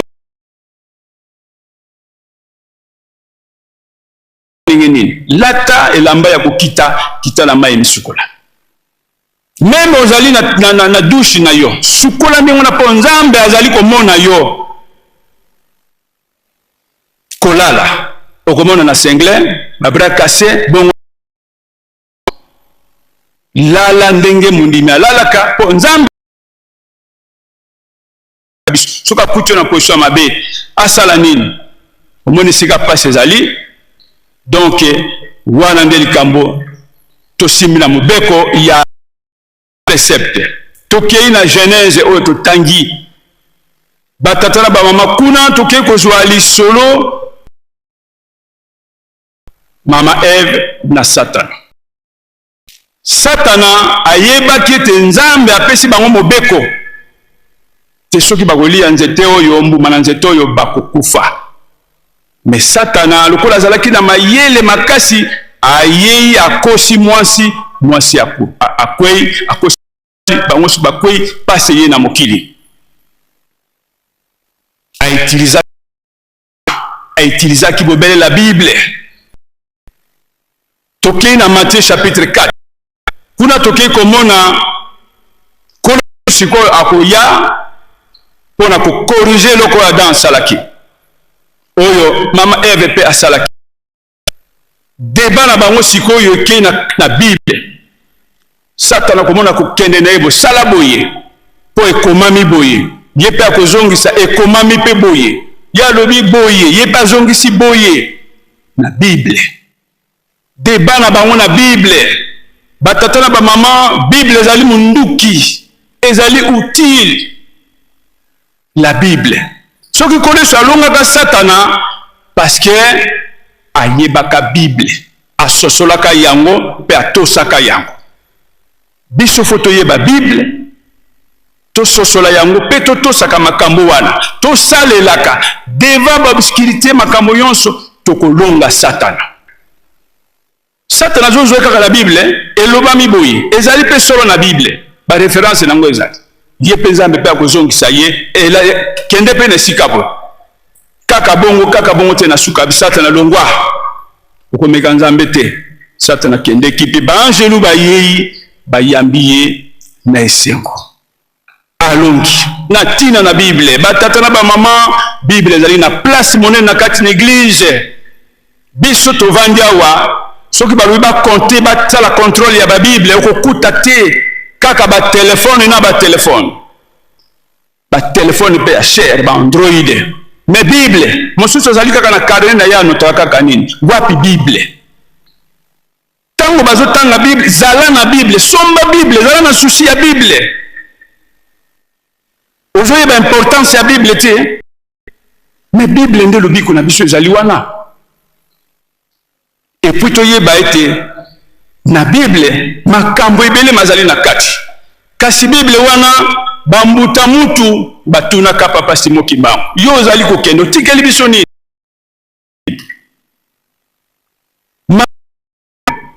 yepe alobaki likambo na tina na Bible je te kisunga biso na maloba ya mama Mwelo oyo alobelaki biso po na Bible soko ozalaka na Bible te luka Bible tomonaka papa tango ayaka awa soki bazotanga afungoli Bible na ye aza kotanga pa aza kotanga me yo ovandi okroise maboko ozotala kaka Bible eza te okozonga mpe oza na effort moko te ce n'est pas normal. Afrique ça va, Corée ça va, dirigeant ça va, groupe Yonso, SPC, bongo na bongo, ça va. Mais Bible, na ba bureau na biso, na ba chantier, ba Bible ezali, na ba bana na biso, na ba Bible. Makambo mazako zila biso, nesika wana. Yango zo senga na biso lelo ezali mokolo toza kokanisa biloba ya mama Mwelo pona Bible et pona école biblique formation biblique 63 ans dira tozali kokenda et pas to wuti to yebi mais pas tozali kokenda to yebite jete ki malobe pa inayo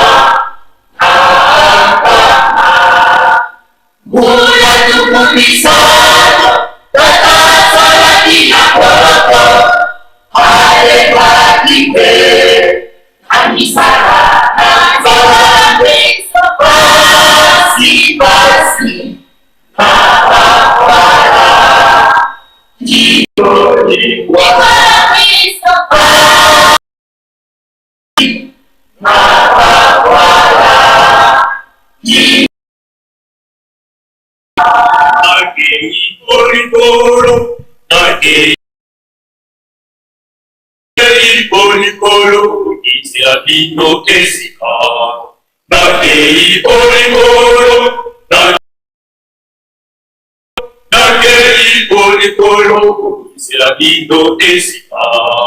Takei Polipolo.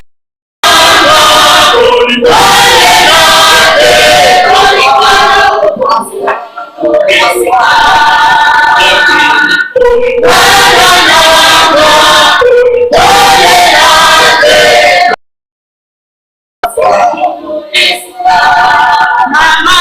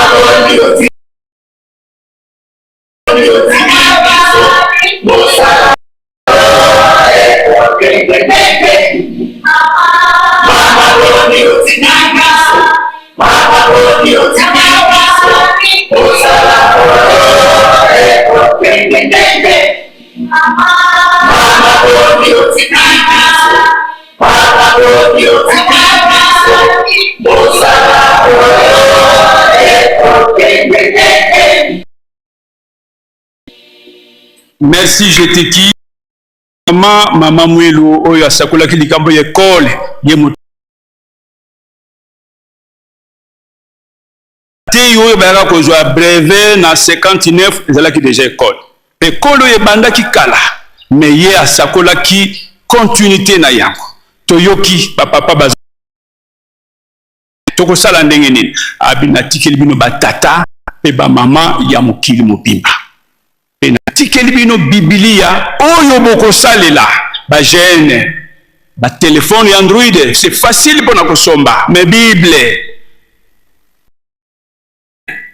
toza koloba nini toza kokanisa nini ndenge nini tokobunda etumba oyo tozali na yango ndenge nini tokobongola mokili toza na pongi tolamuka mama lobina bino Bible oyo bokosalela batata na ba mama Bible oyo zali komona makambo na yango nyonso c'est dans l'église kimbangiste okokuta nulle part soko kei na verset ya liboso tango zolobela likambo ya nzambe na ebandeli molili ezalaki kaka nzambe molimo na nzambe akakotambola nzambe yango avandi wapi molimo yango nani tata Simon Kimbangu tata nzambe kole tata molimo centre bango bazali na biso ezala likambo na Yerusalem o ezali na Bible yango oyo makambo nyonso elobami kuna boye ya kolo Yesu ezala likambo na Babele ndenge mabota ekabwa tout kokuta kaka da kati église kimbangiste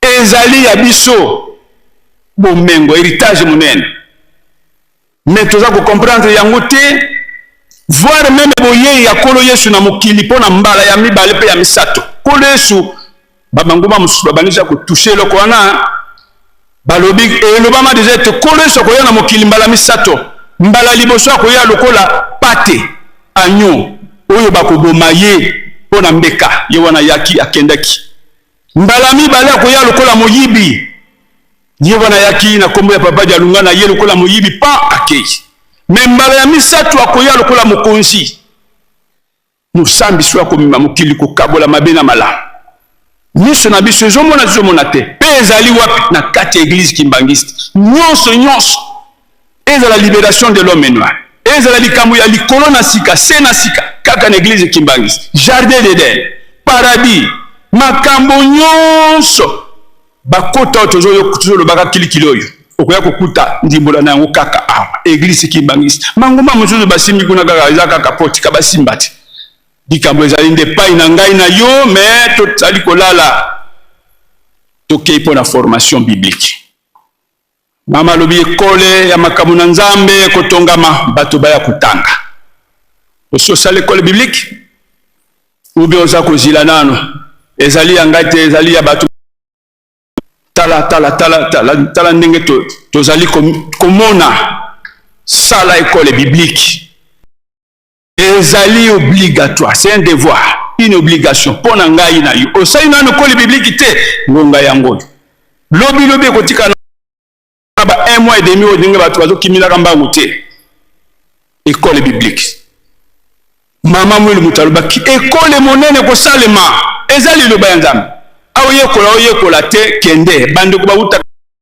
batanga te mais komona ye ajupe mataki yo vandi awa ozakaka ozopesaka ba programme soki na kozwa tango na goya ozozwa école biblique na position mais to ebete école biblique oyo bangia kobanda na papa Fumambanza Jalunga na atangi kobanda na papa Simon Kimbangu Kiangani atangi ba papa conseil ba mama basali kutu novicia ndenge mona kabango wana batangi eyozo zilani biso ninga tozali awa boye soki pona kosala ba études supérieures toza kokende mbangu mais pona école biblique toza ko négliger ba finaliste aussi 6e na yo avant que na université kota na église na école biblique ozwa boye bi nzambe po kuna kokende kokuta na ba courant ndenge na ndenge ba courant philosophique oyo ko memaka bato ba doctrine ya pamba vandi kuna l'école biblique batata na ba mama. Donc ezali ya biso pe ezali ko pesa biso valeur. Makambo nyonso ezali na kati na Biblia okokuta yango, l'accomplissement c'est dans l'église kimbangiste nulle part. C'est pourquoi balobaki mangomba so ya yango ebombi bomengo makambo nyonso tout ezali nango. 63 ans d'Iran to ya kotanga. Biso pe ba etosi to tangi. To bota mbuma. To bota mbume pa etozali kokenda. Ezate ko ya ko promotion, profit pour battre la poste na yo, profit ceux qui pour que ne remplacer nani, non. Batu batangi ebele plus de 20 000 et quelques batu batangi. Mais ce ko tali lingomba mawana mawa papa za kolela. Na ko tinda banani, na ko sala na banani et pourtant tozali. Ce n'est pas normal. Faut bizalelier monana. Papa sepela, mokile bika yango communication na libos. To sala musala tatanza bena solo. Thème na biso yango na tolobaki la formation biblique. Yango ezali moboko mobimba. C'est le fondement ya kobongisa basali ya Nzambe. Po tokende koteya kosakola liloba ya Nzambe tokende bipai nyonso. Tozali na kati ya obabengaka germoire, bazali kobongisa biso lokola germoire. Mais ngonga elingi kokato panzana mokili mobimba. Lobi tomonaki mama mokwa. 3 pays à la fois. Zimbabwe, Namibie, Malawi, mama yemoko. Et pourtant tozali. Mais monde entier za comment eza kozila biso. Même na kati na RDC. Soko ke na ba paroisse mosusu mawa. Ok na ba bisika mosusu mawa. Lingomba ezali ya kolala. Papa za na posa to tombola lingomba mokilebika. Papa kata mukana, mais biso moko tokomi lokola esende azolia kambila mafuta eza na nzoto te. Yango na batata na ba mama biloba ya tata Nzambe na mokolo malelo tozali kokanisa mbula tuku motoba na misatu o ekole biblique ebotamaki ezali héritage. Papa alobi na tikeli bino Bible. Mama pe alobi na tikeli bino Bible oyo bokosalela. Batata pe ba mama ya mokili mobimba po ebakete likambo likokoma monene na Bible ndi tokozwa formation, tokozwa boyebi, tokozwa ndenge ya komema mokili. Oye kokina kati na ngai na yo na kombo ya tata mwana pe tata molimo santo. Amen. Totelema tobondela. Tate toje na mumazulu bika kumbwa kuyazitu swa. Bika kifumukia kukiza. Dozolo lwa kulwa vangama vantonto boso mumazulu. Jakwetu kalumbu tobane lumweki. Utuyamudila mfuka zeto. Boso beto peto ya mudidi batu vidi fuka. Ututalani mpuku mnukonka, situtani na mkwambi. Kadi kiaku kifumu yengolo enkembo yamvu, mkumbu ase mwane tata mwana belela. Amen. Tosengi zembo.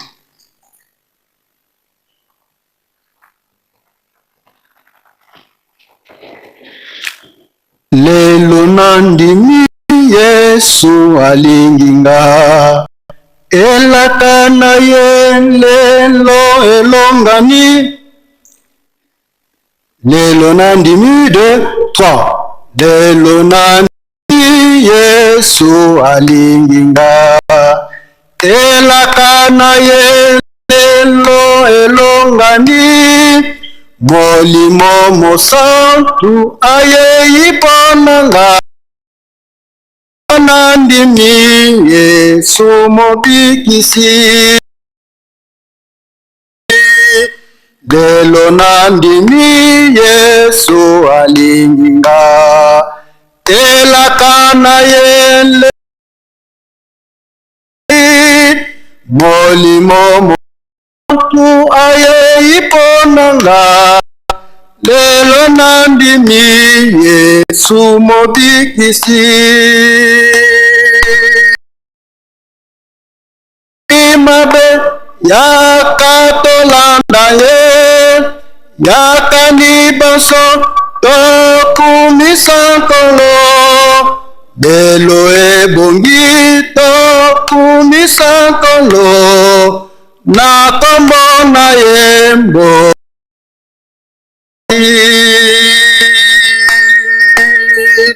Tikani mabe yakatolanda ye yakaniso tokumisa nkolo lelo ebongi tokumisa nkolo na kombo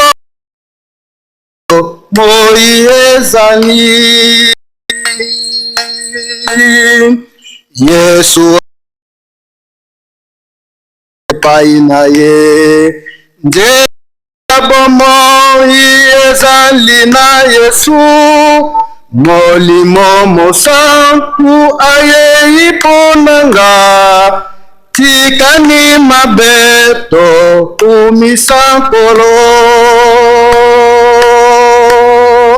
Yesu akobyanga mbaso epai na ye nzela ya bomoi ezali na Yesu molimo mosantu ayei mponanga tika tokumisa nkolo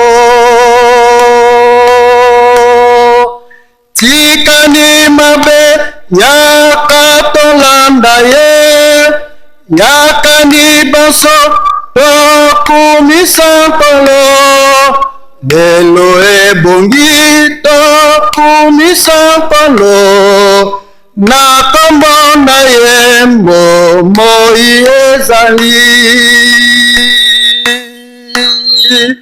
tikani mabe yakatolanda ye yakani baso tokumisa nkolo lelo ebongi tokumisa nkolo na kombo na ye moi ezali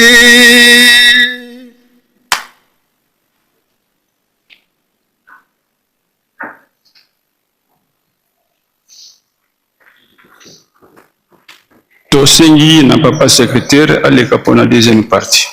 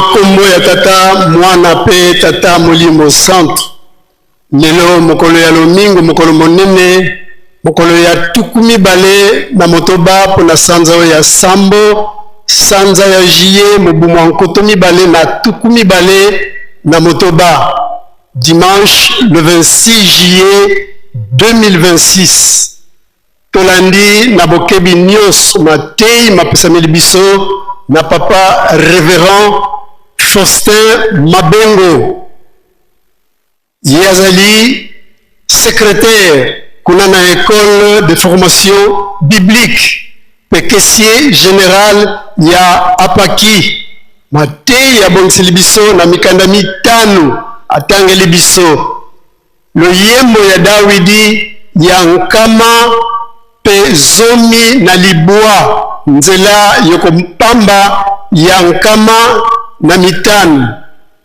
akei na mokanda ya mibale ya Moïse mokapo ya tuku mibale nzela ya yambo kino zomi na sambo atangeli biso mibeko zomi na mibale ya lingomba na biso pe akei na mokanda ya yambo mokanda ya liboso ya Moïse mokapo ya misato nzela ya yambo kilo ya mitano aleki na mokanda ya Matai mokapo ya mine nzela ya yambo kino zomi na moko pe asukisi na mokanda ya liboso ya Petelo mokapo ya mibale nzela ya libwa apesi biso référence na mokanda ya Malaki mokapo ya mibale nzela ya sambo.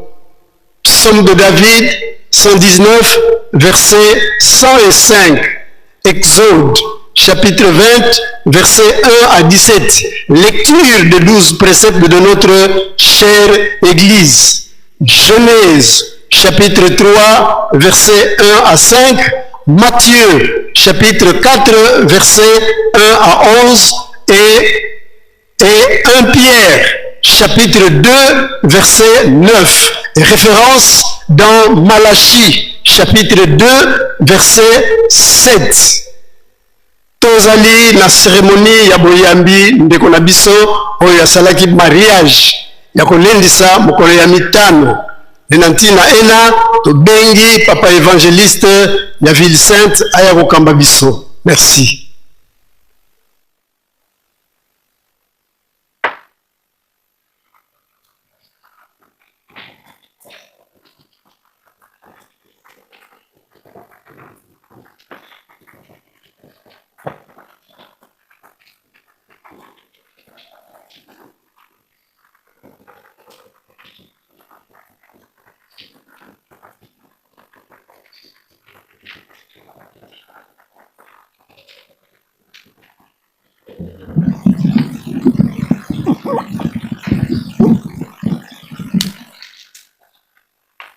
Na nkombo ya tata mwana pe tata molimo santo nde solo la noye papa secrétaire to na cérémonie ya kolendisa ya kozongisa bandeko na biso basalaki mabana bango mokolo ya mitano na yango tosengi na mama révérende Masamba Mansoni na mama révérende Nzuzi Nsenga na papa Cielo de Ivanga Mafwana boleka liboso to esika tosala mosala wana.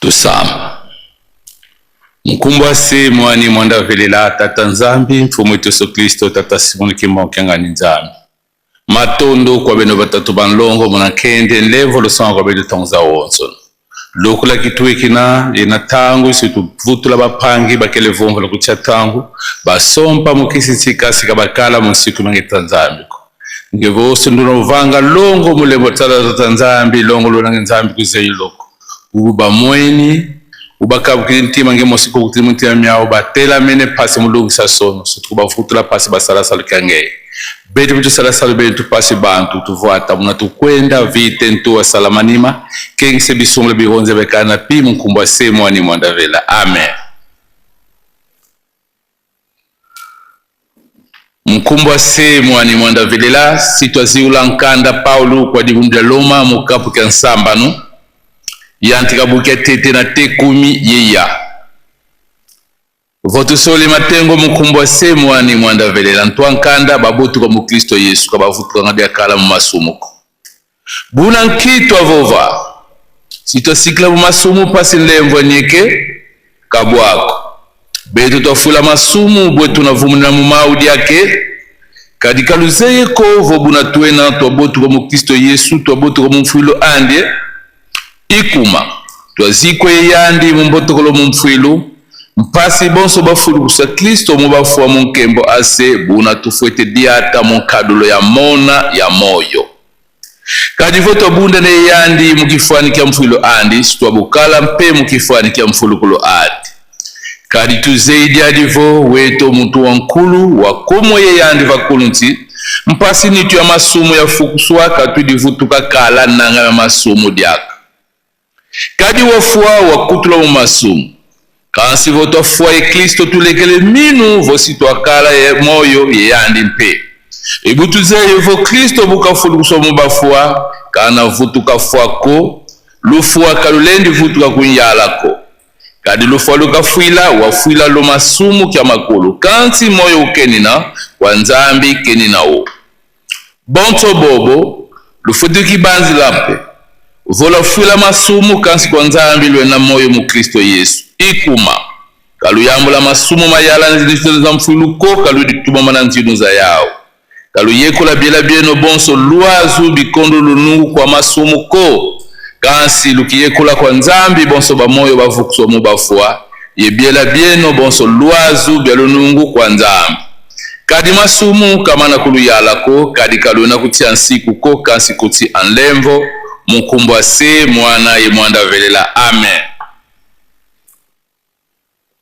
Mukumbwa se mwani mwanda velela mudibundu dia mfumo Yesu Kristo kwa ntumwa di tata Simoni Kimbangu tusalanga nsiku 10 minatata nzambi kavana kwa bampangito bana ba Israeli sitotanga 10 dan siku diodo mukumbwa se mwani mwanda velela nsiku watete kukala ni nzambi za nkaka ye monoko nsiku wanzole kukivangila ni kiteki koka kifwani kale kwa kina muzulu vole kwa kina wavantoto nsiku wantatu kusala ni kumbu ayave nzambi ya kumunkatu ko nsiku wanya banzi la lumbika lumingu mpasi wakeba kiokia nlongo nsiku wantanu vumi na saku yengudi ako mpasi wazinga lumbia bingi msina kuvana yave nzambi yako nsiku wansamba nukuvonda niko nsiku wantamba dia kuyanga niko nsiku wanana kulabula niko nsiku wavua kutani kimbangi kia luvunu mumfinangana kuko nsiku wa 10 kuzina ni moyo munzo amfinangana kuko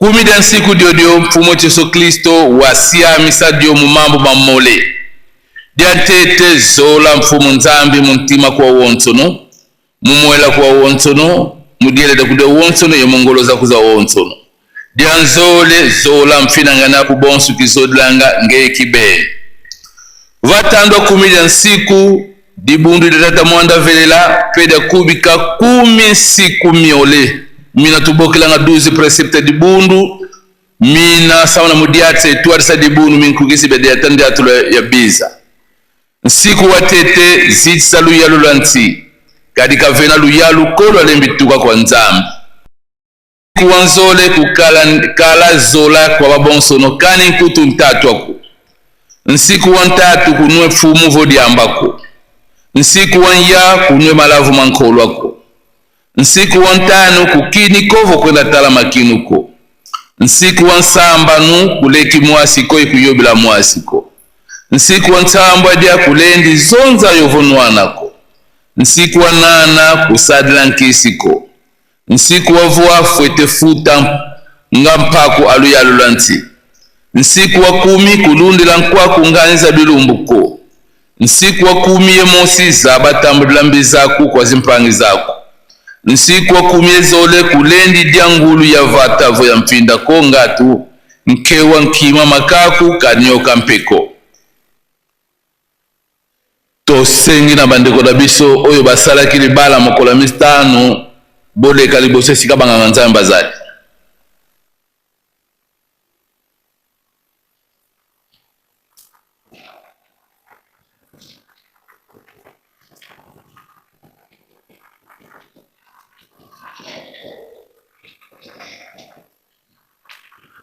Ba mama pasteur Lutelama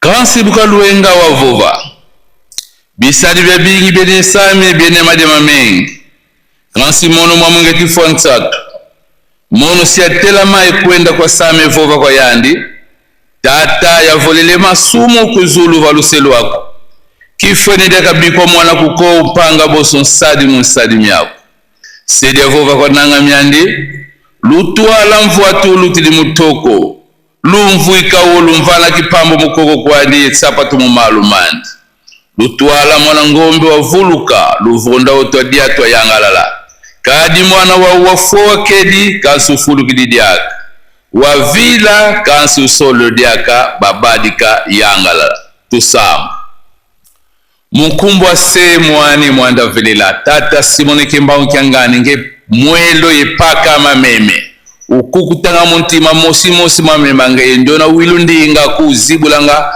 pasi voka kota mungeye bana bangeye basompa na kala bavumvu di mukondo kwa nsiku kansi buka tone vondiata betidiata kena beti lako bao bahuiza sene pasi musiami salongolo au ye watula daka muntima kupasi bafuta kala bisadi musalu kangeye papa tukulombele kumika miela miau basi amisa muminu pasi balanda boso na siku mengi ilembo voisa kumba kuyavela nkalo papa tulombele papa ubasi amisa pasi nduna monika mubau mukumbwa se mwana imwanda vetlo mawonto amen.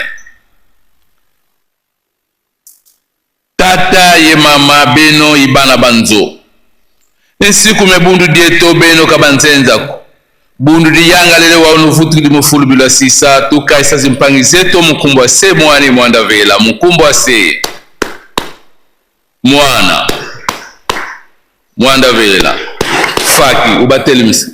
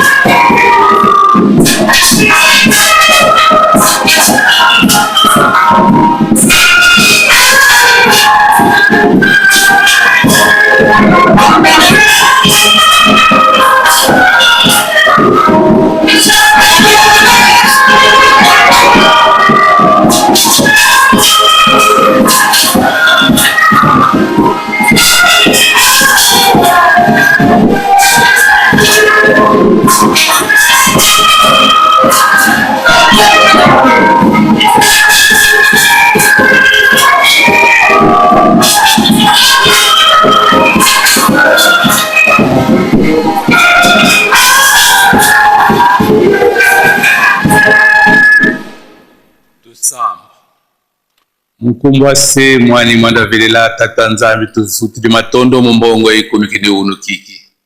Fumu yetu Yesu Kristo mukanda nzambi ngevo. Kama mamemi dimosi davila wasisa luvwa yevwa. Oeda sosa dina dimosi davila.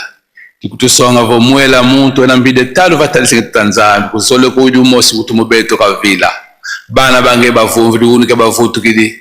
Via de nene kasi bisali bina bafuma bakubi ka pasi basala solo kangeye kende zengi tulombi la sigla wakati bau banungi sape pasi wanunga musalubeni kiki mkumbwase mwani mwadavela. Amen.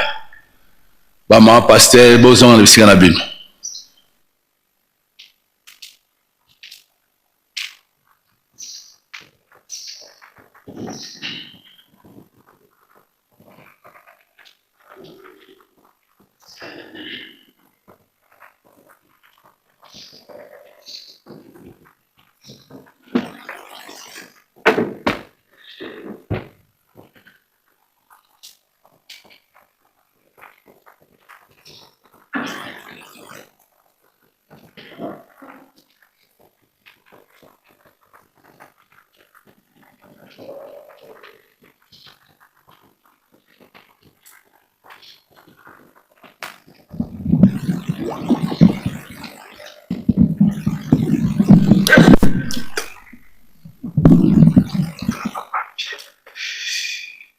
Na kombo ya tata mwana pe tata molimo santo tuzongeli programme na biso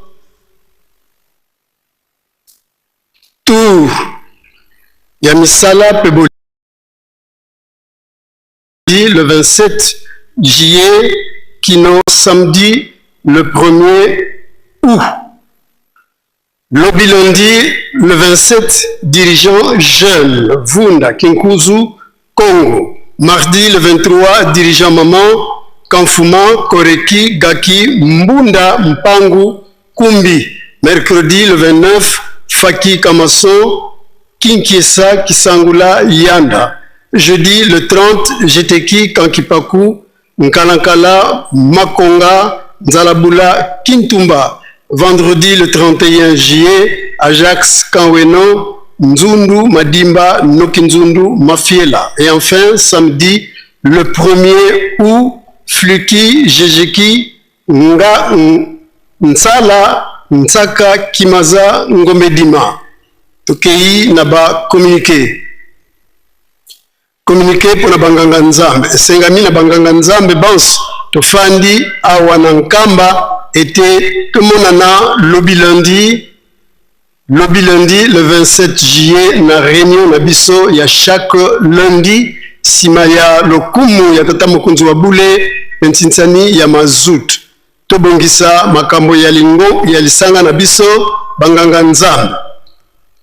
Toyeba ete, tozali na recensement, kobanda nkengi, nlongi, selo, pe pasteur, motonionso abongisa 2000 francs congolais plus 2 photos passeport.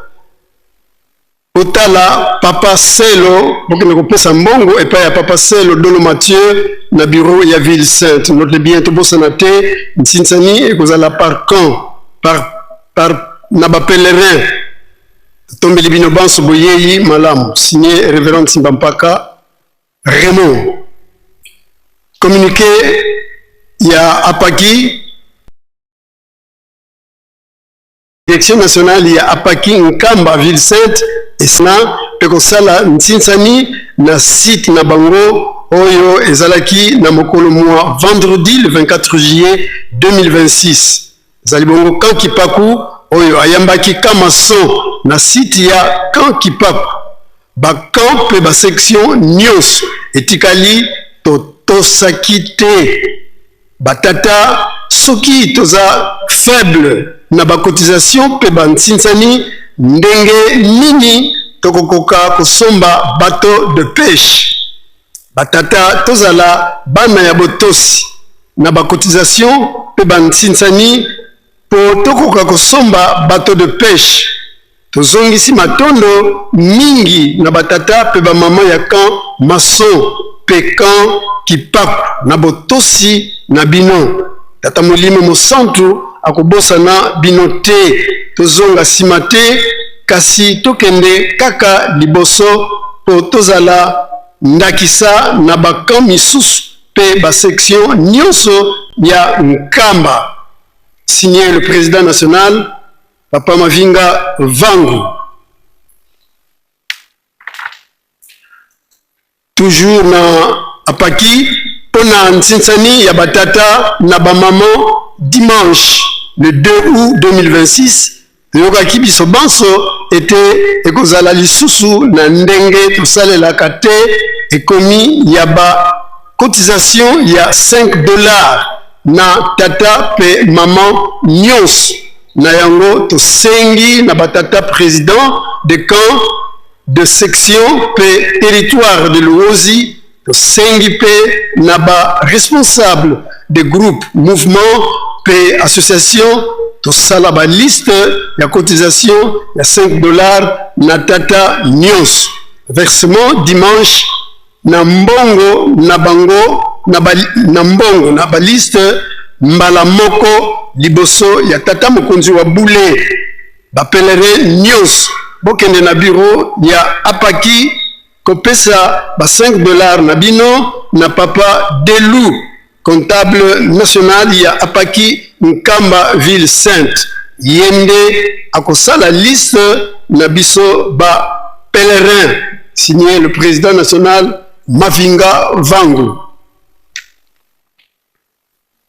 Présidence ya Ijiki Nkamba ezali ko rappeler na ba jeune ya les 4 camps pe ya ba section était le 4 août mikolo esili tosala makasi tokokisa bikateli nyonso ndenge esengela maki kobanda na $10 ya misala, $10 ya ngombe, organisation matériel pe bikateli mosusu mondimi yo jeune bongisa pe cadeau na yo oyo oko défilé nango le 5 août.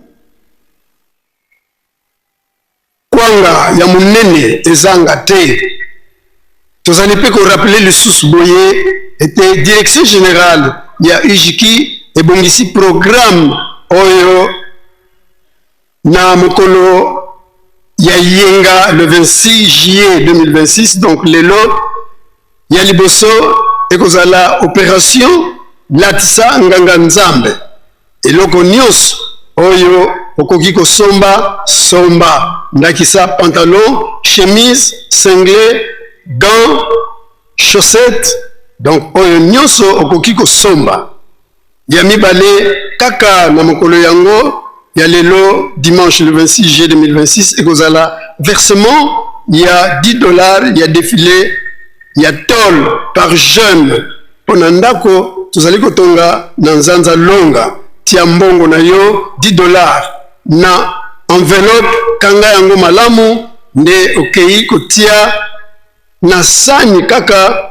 ya esika oyo ezotiama biloko ya banganga nzambe. Signé révérend Kiselumeso Ntitouvuidi Léon, président.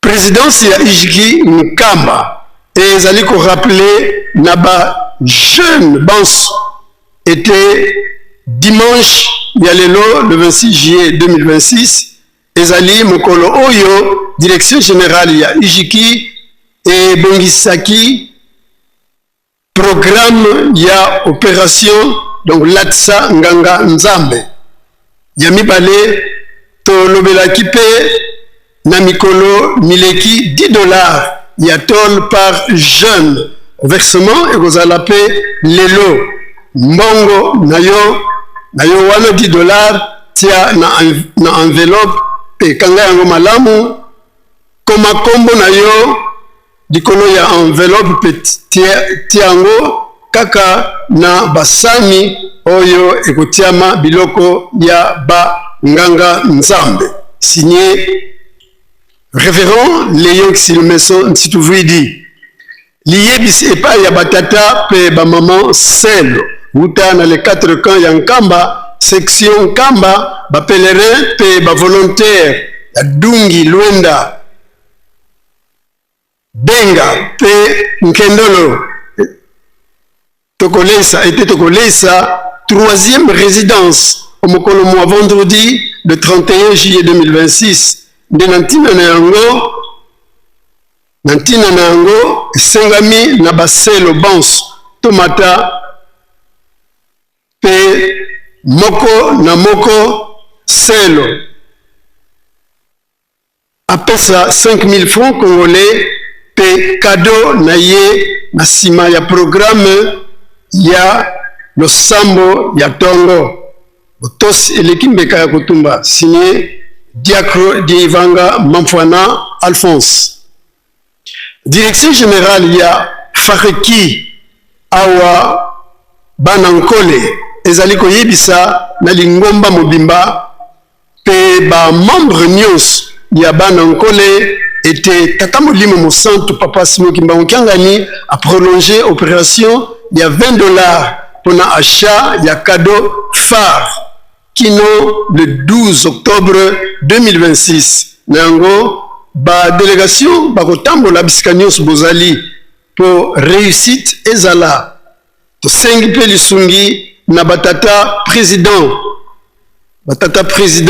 des collèges batata pasteurs provinciaux ba ville territoire commune bisungi ya sensibilisation nantina ya $20 ya cadeau phare na mwana mokomoko mwana nkole mokomoko na mokili mobimba sengi pe na batata président batata responsable ya ba mouvement na kokanga nzela te na bana nkole bakende koyemba na chorale Fareki pe bazongi na ba chorale to na ba groupe na bango yango ezali ko salemaka ndenge ezali ko salemaka na nkamba. Fareki ezali plateforme lokola apaki ijiki pe chorale bolingo signé révérend Kibangudi Kiakala Nkazi André président général. Comité mixte Angola Bas-Fleuve ezali koyebisa na biso Bans était réunion oyo elingaki kosalema mokolo mois jeudi le 23 juillet 2026 et kei na mokolo mois lobi lundi le 27 juillet 2026 na tongo simaya tsinsani ya mazout na tribune ya monene sengi to ya ebele batata na ba maman et surtout ba jeune boyaka na ba réunion te botala musala ya tadi ndenge ekomi baka tombeli bino banso boyeyi malamu signé Papa Ntoto Louise Mabele président national. Direction générale ya bana banganga nzambe kobanda na bana ya bakengi balongi baselo bana ya bapasteur était mokolo mois le 29 juillet 2026 tokosambela na lukulu pona kopesa lokumu na site oyo Papa Simoki Mbangu Kiangani Nzambe Molimo Mosantu apesaki na biso bana ya banganga nzambe pona kolona pe kobokola na yango biso bana ya banganga nzambe ya Congo Central Kinshasa Nkamba tokosambela na lokulu na date le 29 juillet 2026.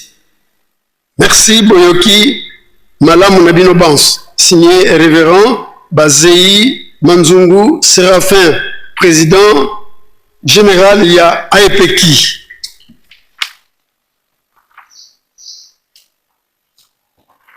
Ngai esengami pardon na bambuta bans ya comité délégation générale ya direction nationale ya Grand Équateur était tokokutana lobi lundi le 27 juillet 2026 na ngonga ya 14h na Nkendolo esika efandi révérend Lokembe Étoile Saï pona masolo matali mosala mokote azanga boye malam nabino bans signé le président général révérend Célestin Mpenda.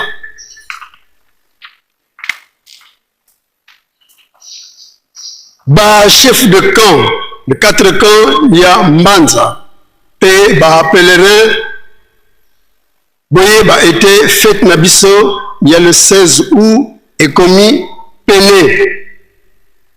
Bobo Sanate était au Lamba, programme Ndenge Salemaki Mbula Oyo Eleki. Kobanda Bikateli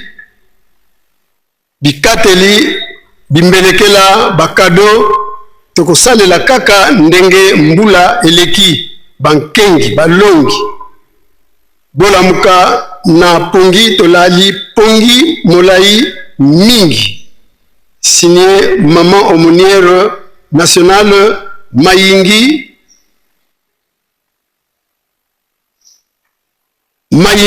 Catherine Longi.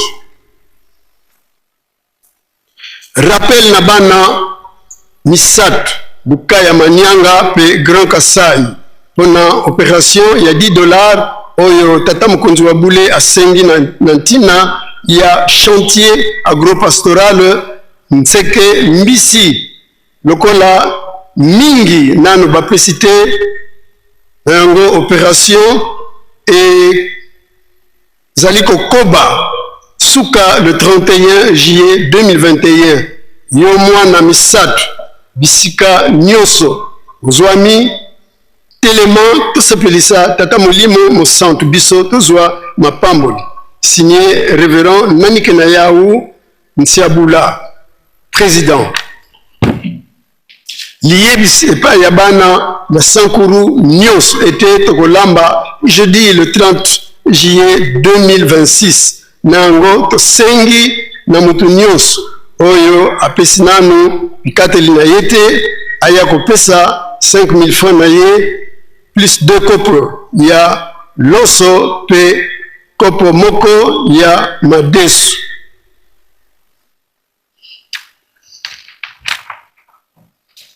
Esengami na bandeko ya lisanga ya Baswahili Nyos était lobby mokolo lundi le 27 juillet 2026 na tongo sima ya honneur ya Tata Mokonzi wa Bule pe Ntsinsani ya Mazut tokutana na tribune ya munene pona masolo ya ngonga muke kasi ya motuya na yango esengi na biso mutu moko te azanga miaka komiyokela yomoko. Signé la commission d'organisation.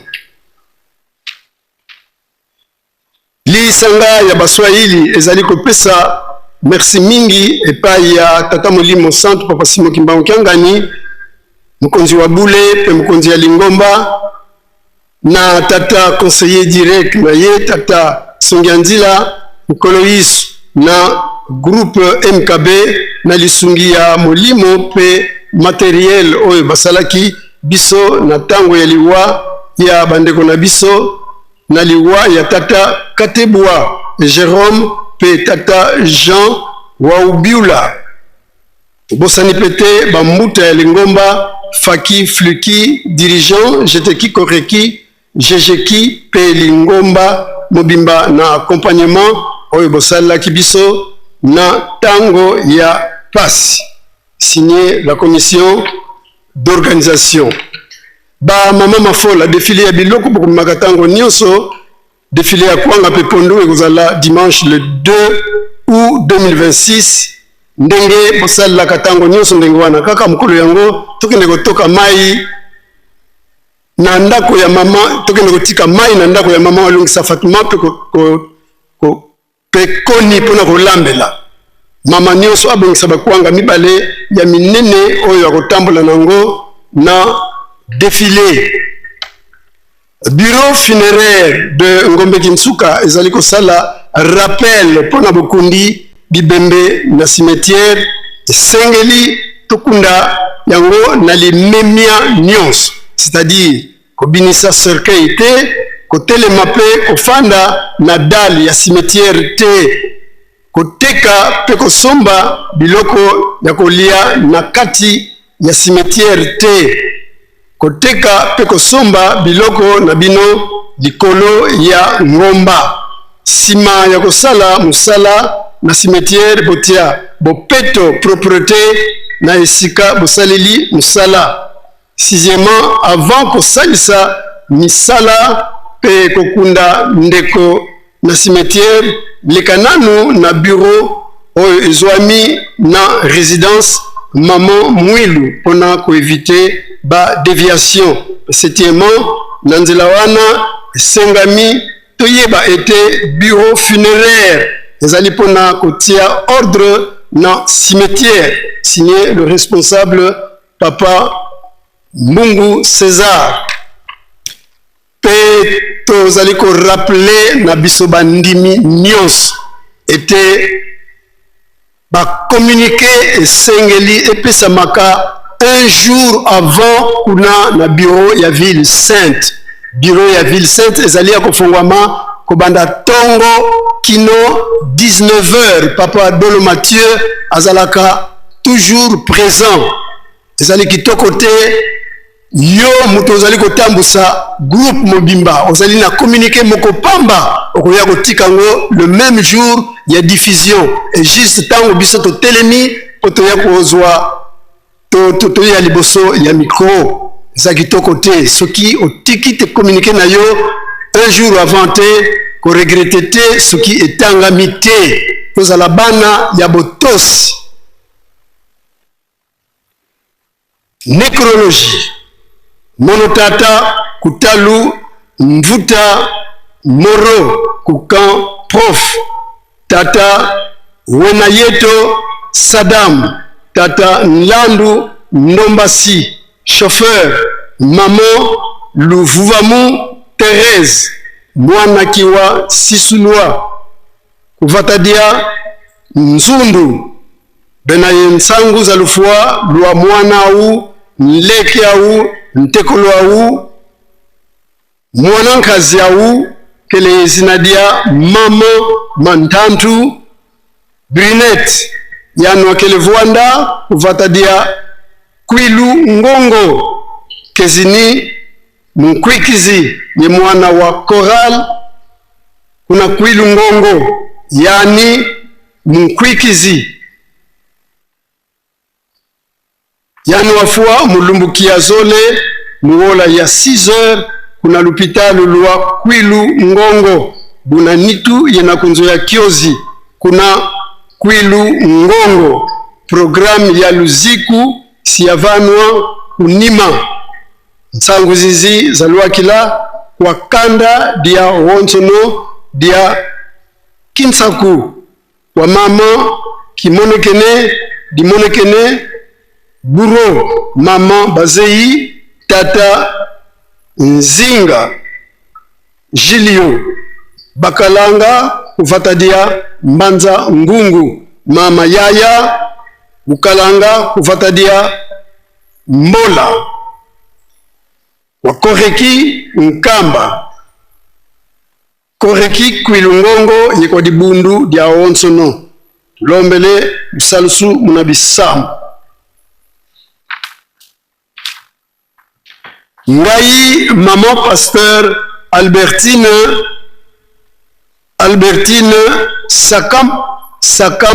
Sakampabo na papa Lokis Lukembo, maman Keti Chibuleu, maman Marie Kazamba Bayembi na Koreki na maman Nelly Kaskika Moyembi na Jeteki Central pe tata David Bantantu dirigeant na Koreki Lukunga to yebisi lingomba mobimba pe bayebani na biso programme ya bobimisi nzoto ya tata Koko na biso oyo ayebanaki na kombo ya Diakuwa Lufuma Pierre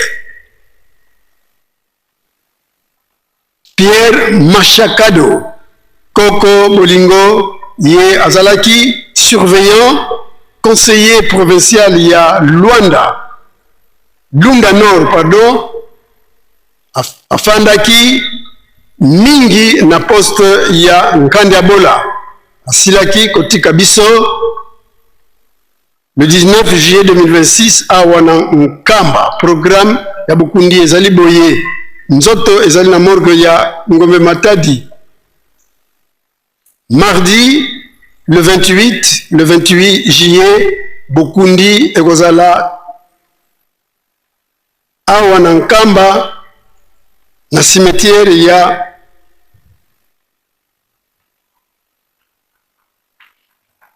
Ngombe Kinsuka.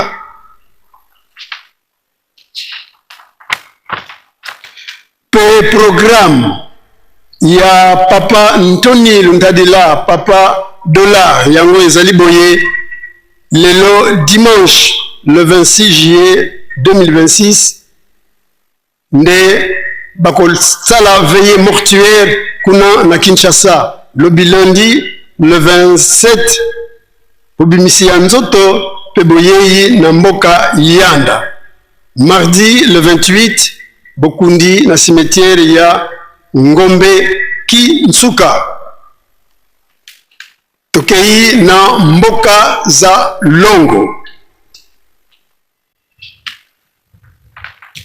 Tata Matundu Masundi Henri yazali moyembi na koreki mwana ya Tata Matundu Antoine ya mboka ki Makakani pe maman Laula Elisabeth ya kobalana na maman Bashwa José moyembi na dirigeant membre ya bana misatu pe mwana ya ndako mwana ya Tata Kuna Katukonki Stani pe maman Kupa Nkonda Elisabeth libana bango kozala samedi le 1er août 2026 awa na Mbanza ekotamsama na révérende Luyindula Hélène.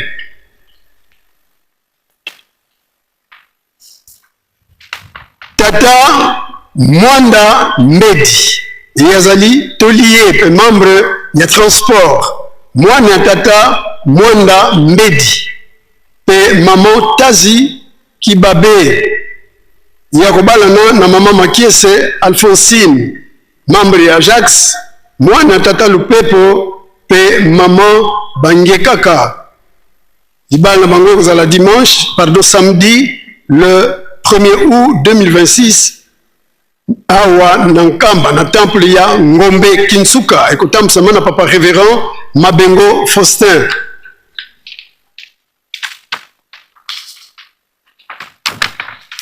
Tata Nkunga Mayitu Nestor yazali flûtiste moyembi na Paki membre ya presse membre ya JAM membre ya 7 secteur ya Bandibu pe Nlongi yazali mwana ya Tata Swenga Simon pe maman Lubelanu Marie ya kobalana na mama Diankenda Mansosila Nolvi membre ya AFKI membre ya JEKI SPC membre ya bana misatu boyembi na dirigeant Ntekolo Abankole mwana ya Nganga Nzambe pe membre ya Memki mwana ya Tata Mansosila Mambu Lazare pe maman Sembani Marie libala bango kozala samedi le 8 août awa na temple ya Nkamba ekotamsama na mama révérende Hélène Boliki Chua.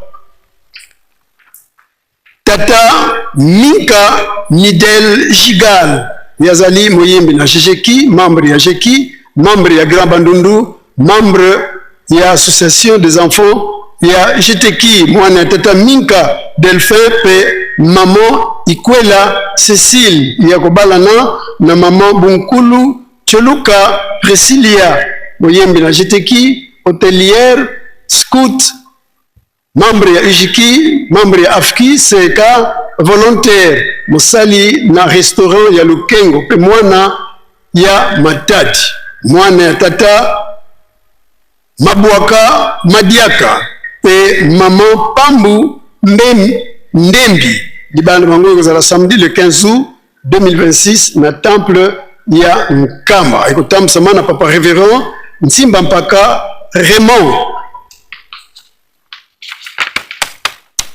Tata Ndongo Makanunu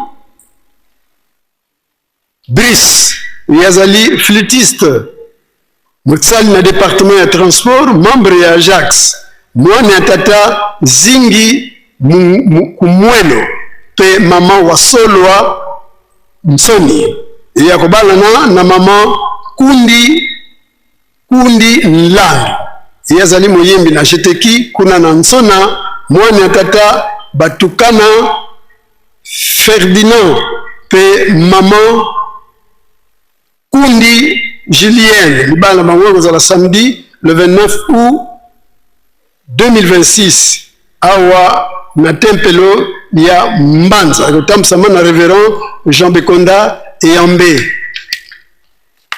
Tata Papi Siama ya Lungana yazali élève musicien mwana ya tata Siama Rifin pe maman Hélène Nyausi ya kobalana na maman Luzolo Ngombe Solange membre ya MSSK mosali na Dungi mosali na résidence ya papa pe membre ya comité mixte mwana tata Paulu Ngombe Francisco pe maman Makwala Ndongo Jeanne libanda bango kozala samedi le 5 septembre awa na Nkamba Nouvelle Jérusalem kotambisama na Lungu Konde.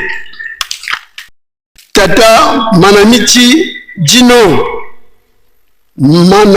Dino yazali flûtiste mosali na mai ya sima pe na chantier ya Grand Bandundu mwana ya tata Manamichi pe maman Mazalu Diau Zanza ya kobalana na maman Ngabula Kiadi Suzanne moyembi na Jeteki volontaire membre ya musali na Ntaka pardon na Ntaka ya Mpanga mwana tata Ngabula Timothée pe maman Ngatanga Georgine libanda bango kozala samedi le 19 septembre awa na Nkamba ekotambisama na papa révérend Lubanzadio Samuel.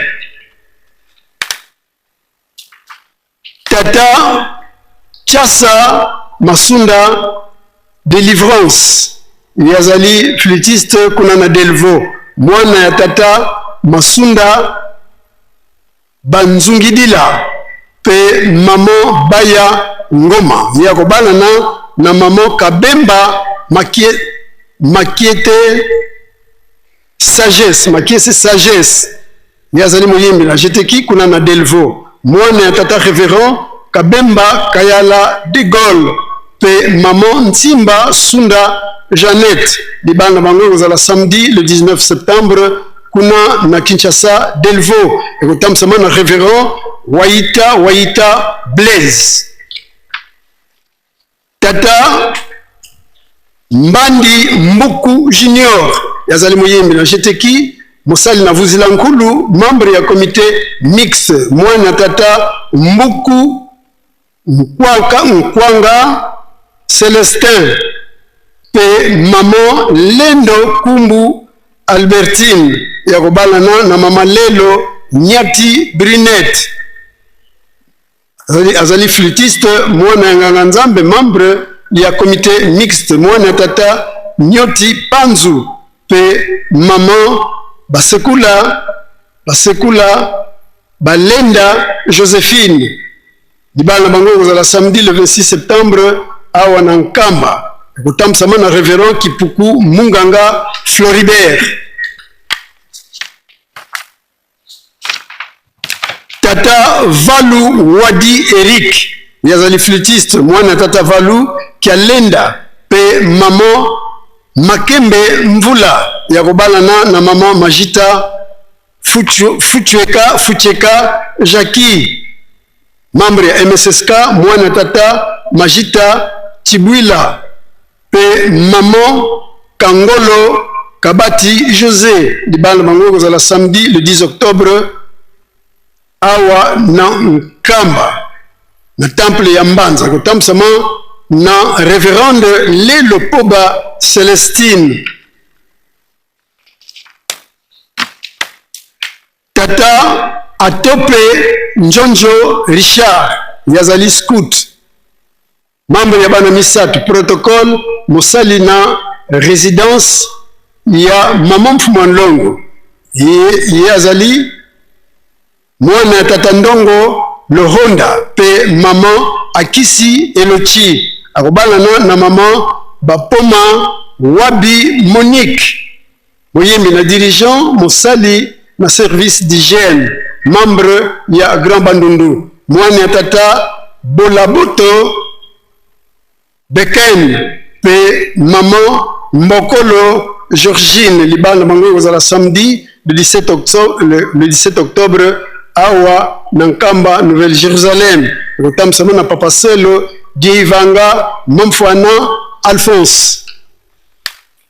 Tata Bikolisha Nsingu Raphaël yazali membre ya Faki, mwana nganga Nzambe, membre ya comité mixte pe mosali na Vuzila Nkulu, mwana tata Mchungu Jean-Pierre pe maman Mpemba Nsungu ya kobala na mama Mayemba Bernice Mundiaka, moyembi na jeteki Nkengi hôtelière, mwana tata Mayemba Adrios André pe maman Nkenge Selumoni Tété Thérèse libanda bango za la samedi le 24 octobre 2026 awa na Nkamba ekotamsama na papa révérend Kiaka wa monamo Guy Pelé pe bale ya suka papa Sola Diluvova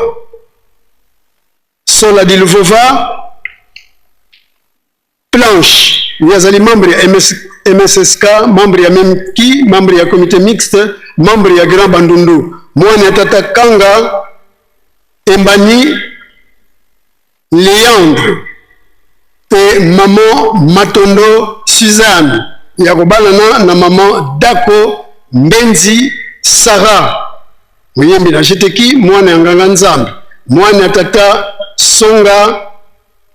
Sonza Sele Jano pe maman Makumbu Christine libanda bango za la samedi le 31 octobre awa Nankamba Nouvelle-Jérusalem ekotamsama na papa Jean Bekonda Eyambe.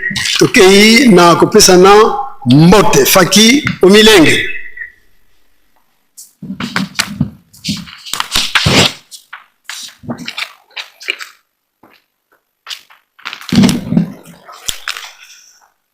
Sengi na basali ba fonctionnaire ya l'État, ba chef coutumier, ba konzi ya FARDC pe police nationale congolaise, hommes et femmes d'affaires, botele mabanzo pesa bino mbote to sengi pe na bandeko na biso ya mangomba mususu balongo bipai na bipai ba ye pèlerinage awa na Yerusalemi pe bazali na biso elongo na losambo ya mokolo mwa lelo na temple monene ya Nkamba batele matko pesa bango mbote.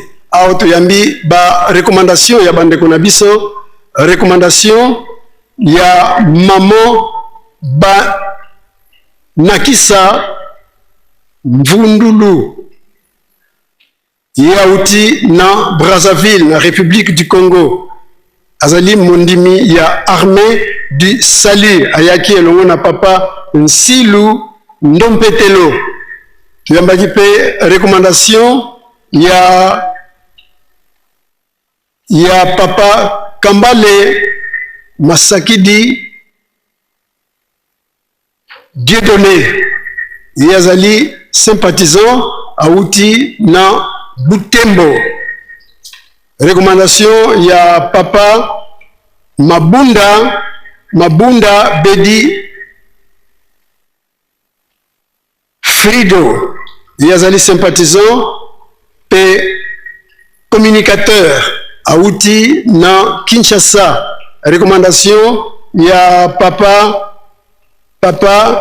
Penzengi Bomana Modori yazali sympathisant auti na Rotterdam kuna na Hollande.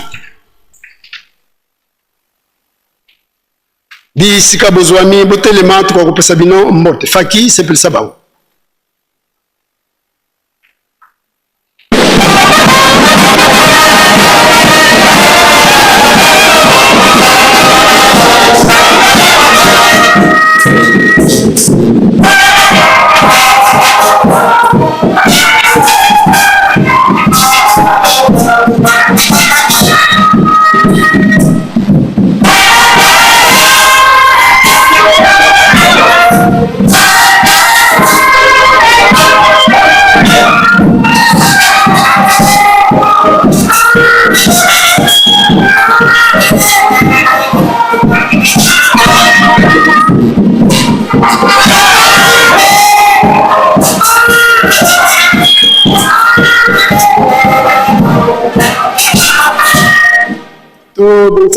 Pesa bango mbote na kumbu satu ya bule na kumbu ya tata ya mwana pe tata Molimo Santu.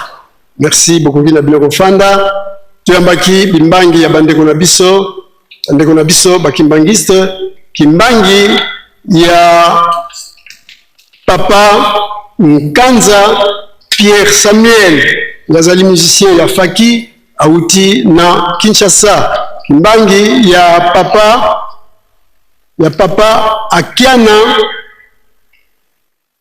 Akiana Sydney yazali dirigeant national ya chorale de dirigeants auti na plateau de 15 ans kuna na Brazzaville longo na suite ya 5 personnes. Kimbangi ya mamo Mukenge Mambu Sidoni yazali moyembi na Koreki auti na paroisse ya Kinkole kuna na Nsele. Kimbangi ya papa Mupenge Maswa Dadi flûtiste auti na paroisse ya Mbanza Ngungu. Kimbangi ya papa Nsamba Ndompetelo ya uti na poste ya Nsiesie kuna na secteur Kivulu.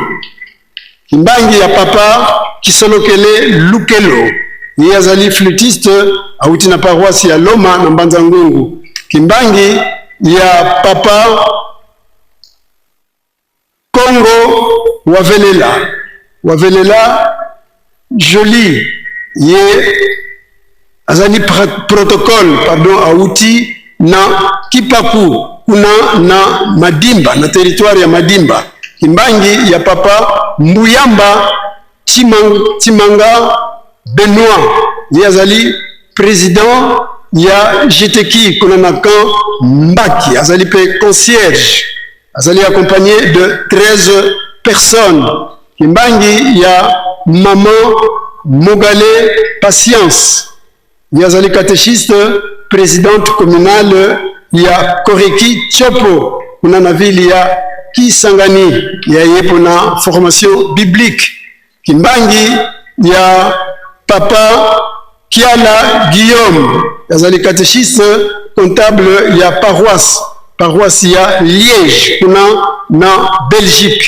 Kimbangi ya maman Isabelle Liambo Madia Tati Sambo yazali maman Sel auti azali présidente communale ya JTK kuna na zone ya Kabasango kuna na Angola. Kimbangi ya maman Muswamba Chidiangi yazali actrice ya JTK pe diaconesse auti na Matadi Mayo kuna na Monga Fula. Kimbangi ya Papa Matondo Mupeko Gelor yazali diacre auti na Kinshasa. Kimbangi ya Reverend Dilu Nikez yazali auti na paroisse ya Masisia kuna na Brazzaville. Kimbangi pardon bisikani nsu bozwami botelema kwa upesa bino mbote faki sepelisa bango.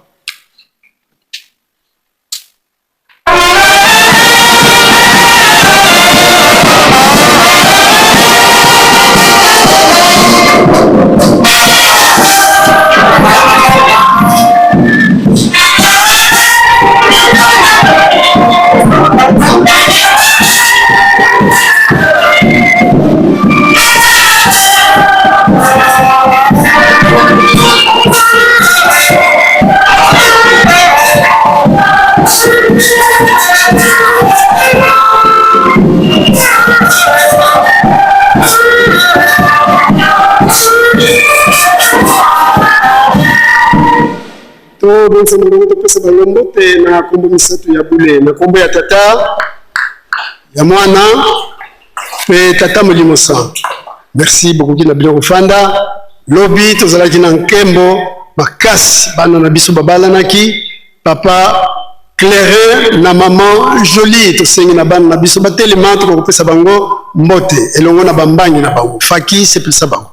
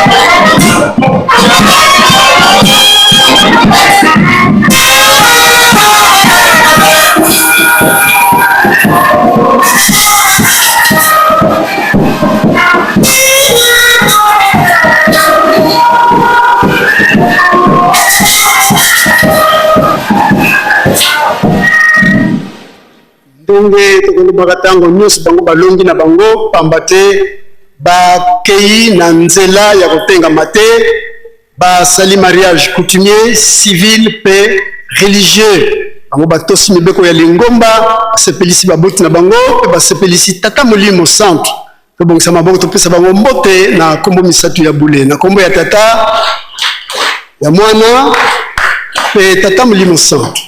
Merci beaucoup kina bino kofanda sengi na bandimi ya 4 camps ya mbandi ba choriste ba protocole scout croix rouge membre ya MSSK service d'hygiène batamsi ya misala kati na Yerusalemi ba responsable ya réseau de distribution d'eau pe réseau ya électricité longo na bandimi nyos bauti na bamboka section Kamba hôtel matpesa bino mbote to sengi na tata médecin directeur ya hôpital na biso ya Yanda Masensa Kikyunga tata infirmier titulaire ya centre de santé Papa de Lungana na quartier Maman Mouilo na camp Mason hôtel mabanso pesa bino mbote elongo na ba collaborateur na bino ba médecin ba infirmier personnel administratif et technique to sengi na maman conseiller résident des SK na Nkamba atele matupesa yembote elongo na batambusi habité na biso nyos to sengi pe na ba chef de camp ba adjoint na bango ba chef de quartier botele mabanzo pesa bino mbote to sengi na bankengi balongi basel botele mabanzo pesa bino mbote elongo na bandeko na biso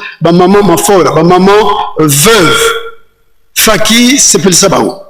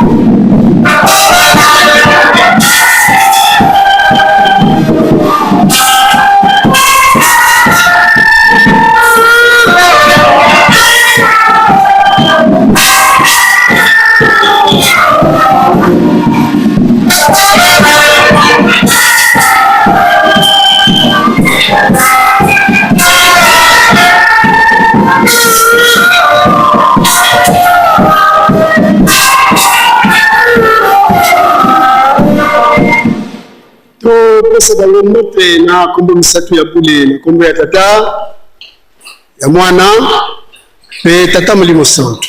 Merci bofanda na bino tosengi na bandeko na biso bayekolo na école de formation biblique 179e promotion ba pe bayebanso baleka na etelo ena botelema elongo na bandeko na biso ya mandombe masono mandombe écriture négro-africaine sengi pe na batata pe ba maman pasteur de cellule poste section commune territoire responsable de mouvement association service au niveau communal territorial ou division unique pe provincial secrétaire pe inspecteur provinciaux ba pasteur provinciaux sikanyo sobozwami botelema pesa bino mbote faki musique.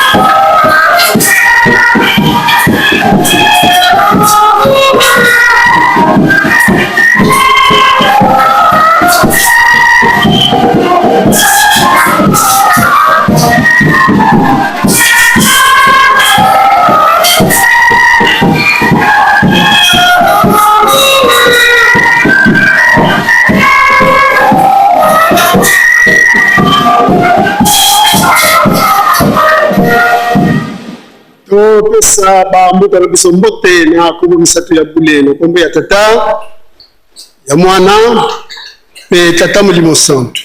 Merci beaucoup na bofanda tosengi na ba responsable de mouvement association service au niveau national, directeur de département, responsable des cadres du centre de formation professionnelle Nkamba Ngandiabola, papa inspecteur ya ville sec, secrétaire comptable évangéliste botele mabanza pesa bino mbote tosengi pe na tata directeur général, il y a imprimerie na biso impriki atelema elongo na personnel na ye administratif pe technique peto sengi na ba responsable du mouvement association service au niveau général, responsable habité le minen na biso école de formation biblique, école de formation de pasteur, école de missionnaire atelema banza pesa bino mbote na ba responsable il y a ba université na biso et institut supérieur papa Simo Kimbangu pe ba responsable il y a faculté de théologie Kimbangiste ya lutendele soki bozali kati na bino na biso no pe botele matopesa bino mbote faki sepul sabao.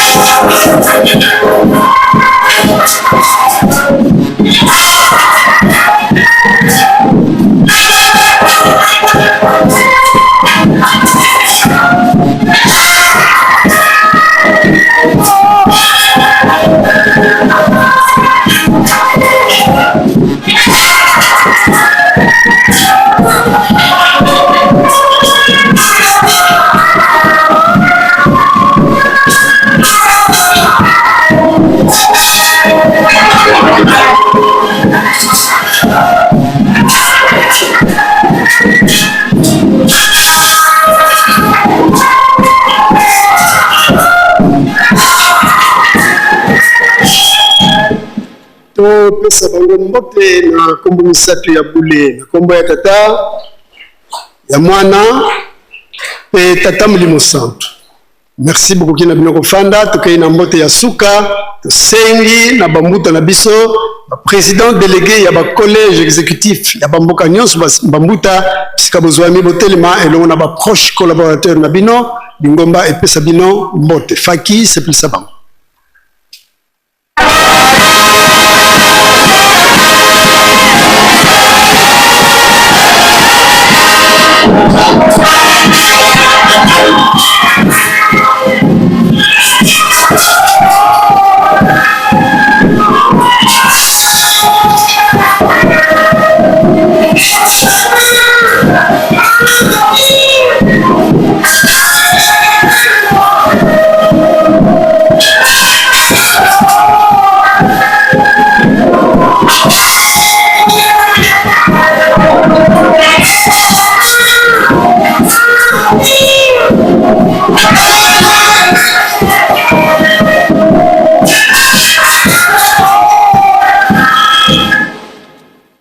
Bonzama boko topesa bambuta na biso mbote ya lokumu pe sengo na kombo misatu ya bule na kombo ya tata ya mwana pe tata Molimo Santu. Merci bambuta bokoki na bino kofanda tosilisi bongo na kombo ya tata mwana tata Molimo Santu pe tobengi papa pasteur ya Ville Sainte pona maye matikali. Merci.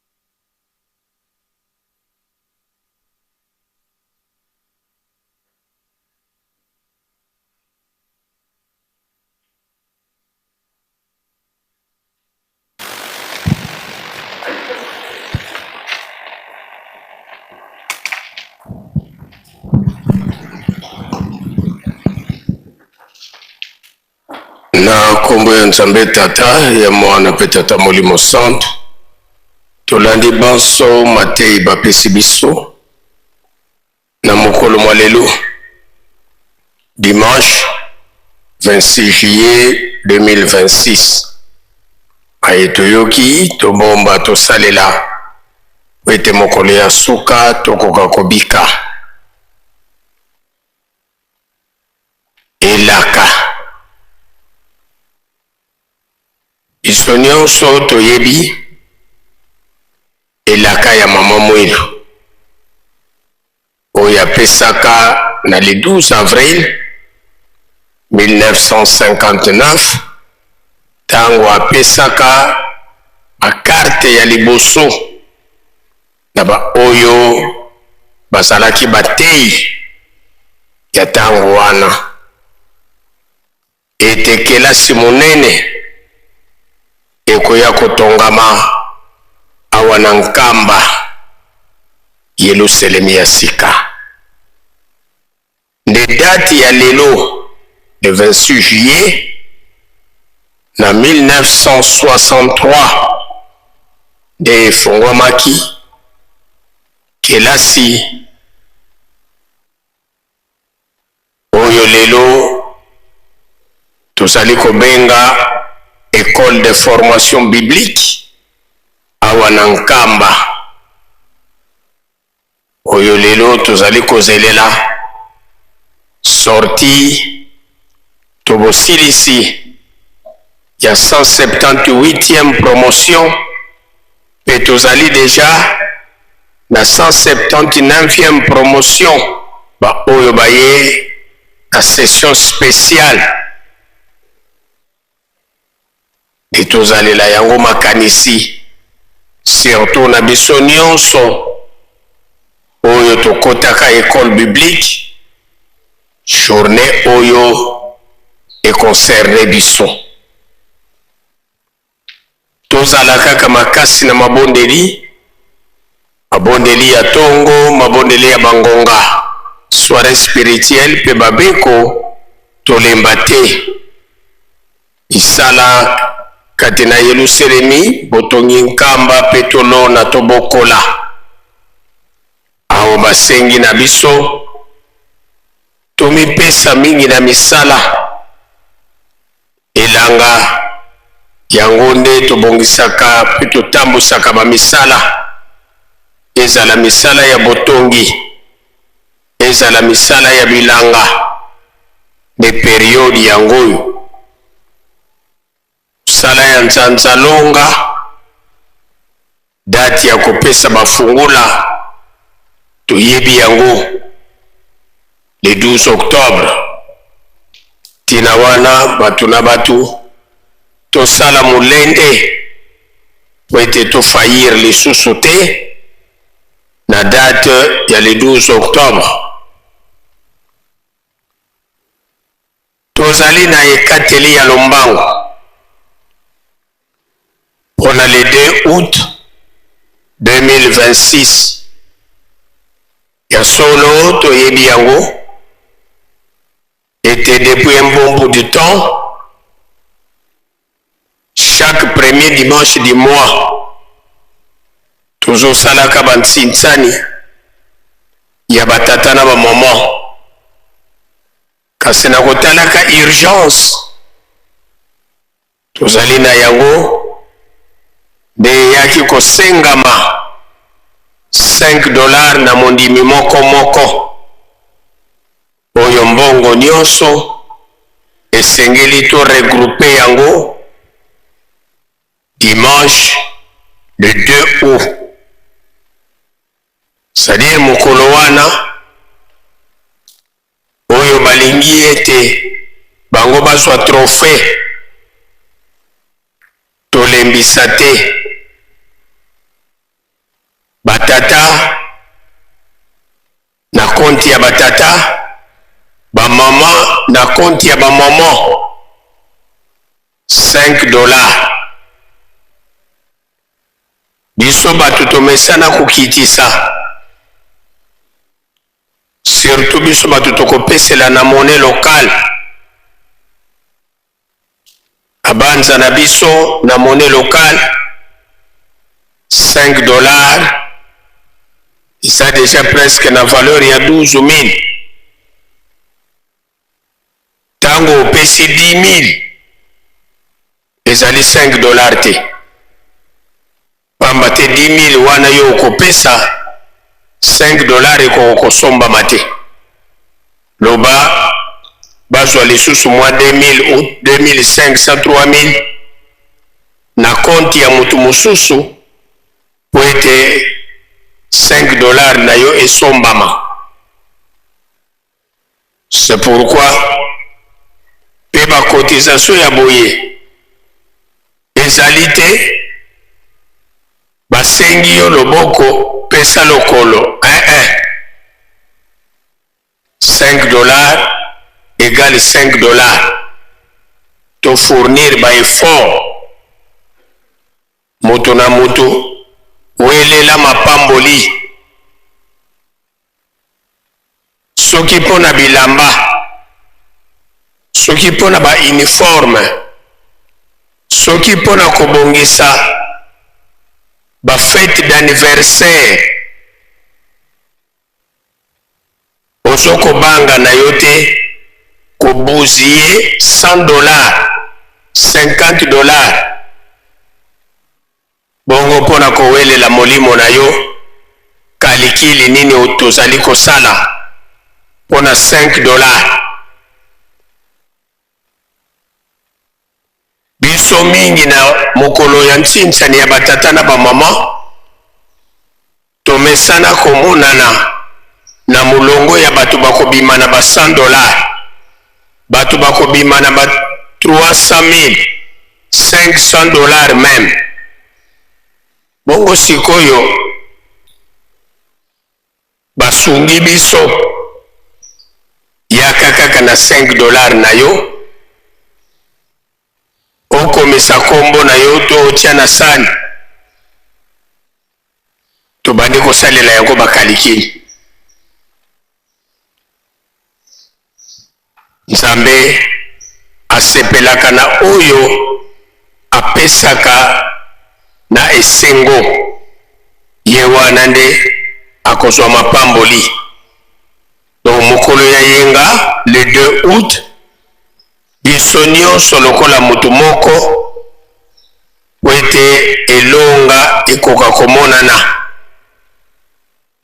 Batata na batata, bamama na bamama, kuna na suka nde koyebana na entité ndakisa biso awa na nkamba banani balongi entre batata na bamama, pe na mokili mobimba banani balongi entre batata na bamama. Panza biso nyonso tolandi na bokebi nyonso. Na kotalaka misala oyo telemi na Yerusalemi, oyo lisanga ya bamama to banda afiki nde na tina wana po ete totambusa misala na biso ekende na liboso. Esengami na mama nyonso contribution ya $10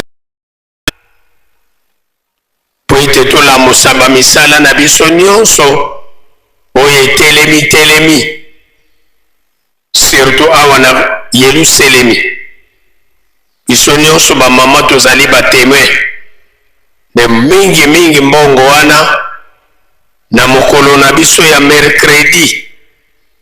De kuna surtout tango toye na mayangani, eh bien pesa $10 na yo ndenge yango ekatami.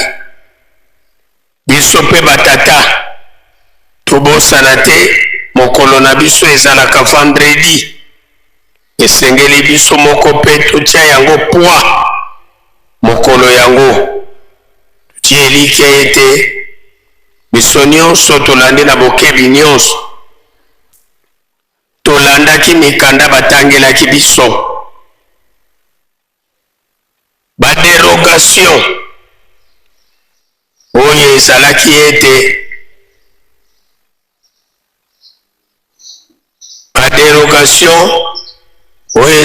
ete na mokolo ya yenga groupe Songolo Pakala yenga wana sintsani bakosala ya konti ya groupe na bango. Makambo wana ezali lisusu te, batu na batu tosala makasi.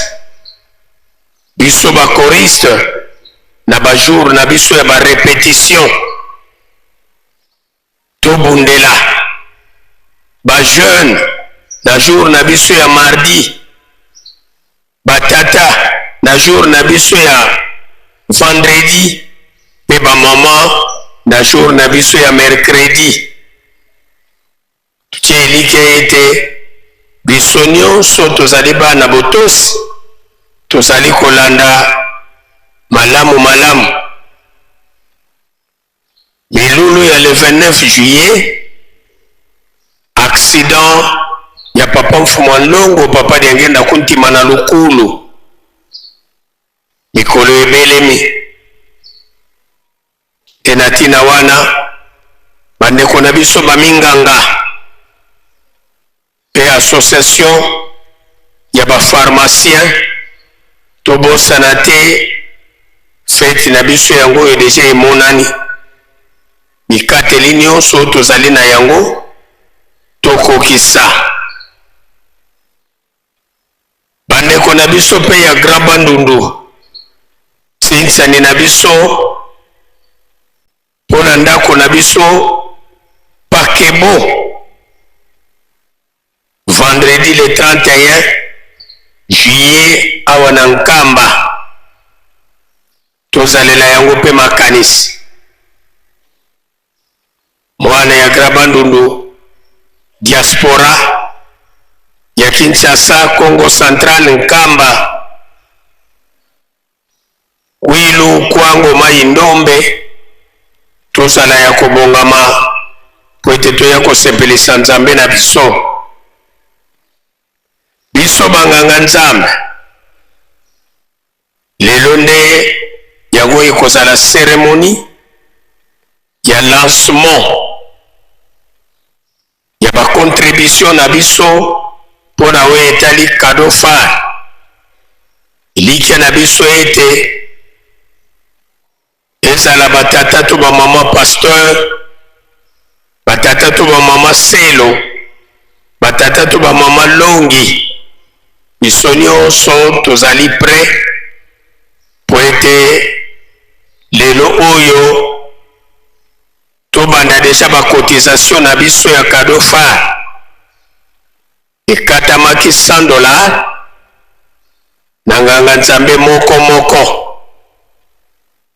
nde baoyo bakokoka $100 lelo topesi okoki $10, $20, $50 wana ekozala ndenge yo obongami tutie elikya ete biso nyonso tolandi nsima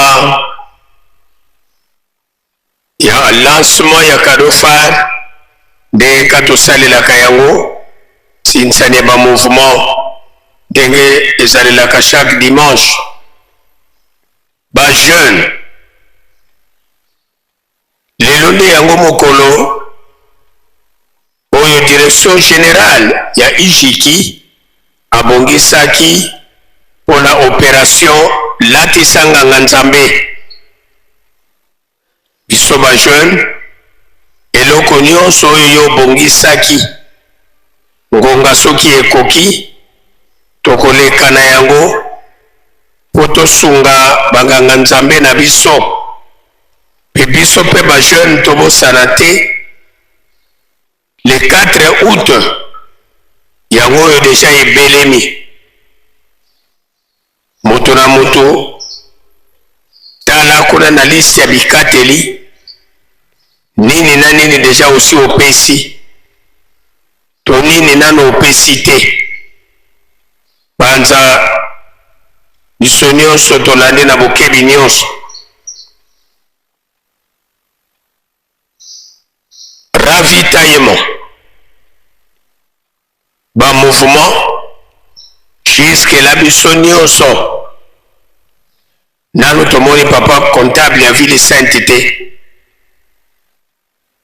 peut-être bandeko ya kanki pako nde bato balekaki biso nyonso bamosusu nano toleki te or lelo tokomi déjà le 26 toza déjà na retard tina wana lobi tosala nyonso biso nyonso bamouvement bachef de camp bapasteur sectionnaire territoire ya luozi po tomona papa comptable to se mettre en ordre bokundi papa pasteur ya sumbu jusque là nano mpe toningani te ekatamaki 200 000 francs na section moko mpe na chaque camp ndenge moko na biso bamouvement mpe baassociation pamba te charge nyonso ya baobsèque ezongeli biso panza lelo ezali ye lobi ekozala ngai na yo moninga malamu na ntango ya pasi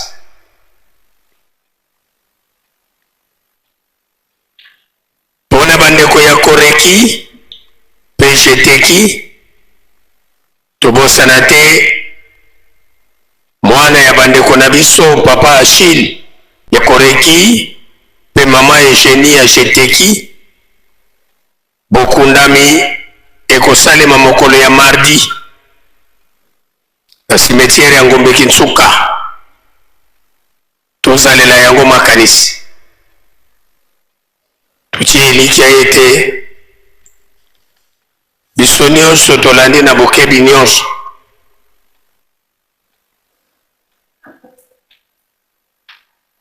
awa tozali na communiqué nécrologique me eloko tokosenga na biso nyonso ntango sali communiqué milakisa yo moto osali communiqué ezalaka lettre anonyme te. Awa communiqué ebandeli la profonde douleur de vous annoncer la disparition physique de la tante, maman, Yaya, Koko. Ndenge na uti koloba yango, yebite Koko to Yaya ya bango, to oyo a communiqué c'est qui? Oyo, la tante qui est morte, répondait au nom de maman Selandungidi, mort survenu hier à Matadi vers 22h30. Les informations concernant les obsèques et la cérémonie d'adieu vous seront communiquées ultérieurement. Jamais dans nos cœurs, vaillante, que ton âme repose en paix. Communiqué etiami loboko na bandeko oyo mama Elodi mwana Matadi, mama bebe ye avandi na weno pe mama Belange ye pe avandi na weno. Na banza communiqué oyo ndenge tuuti kolobela yango bandeko na biso bakufeli Koko, mama, Yaya, tata mwasi na bango kuna na Matadi. Kuna na libanda sima ya honneur ya papa pe défilé ya faki na ba surveillant na ba oyo nyonso babongami po na kolie sambanza. Parmi bango tozali na bandoi pe bandeko na biso ya koreki dekese bango pe baza na bamwa bakado na bango bakoleka nango te tokoleka na opération ya lancement ya bacontribution ya cadeau phare pona banganga nzambe pe opération latisa nganga nzambe pona bandeko ba jeune simana yango 3000 francs bongo toleki na ntinsa na ba mouvement banza biso nyonso tolandi na bokebi nyonso programme ndenge bapeseli biso yango. Sika tozongi mpona bopesani mbote faki tomibongisa na komo ya tata ya mwana pe tata Molimo Santo tosengi na bandeko na biso ya koreki dekese soki bozali awa na kati botelema topesa bino mbote faki.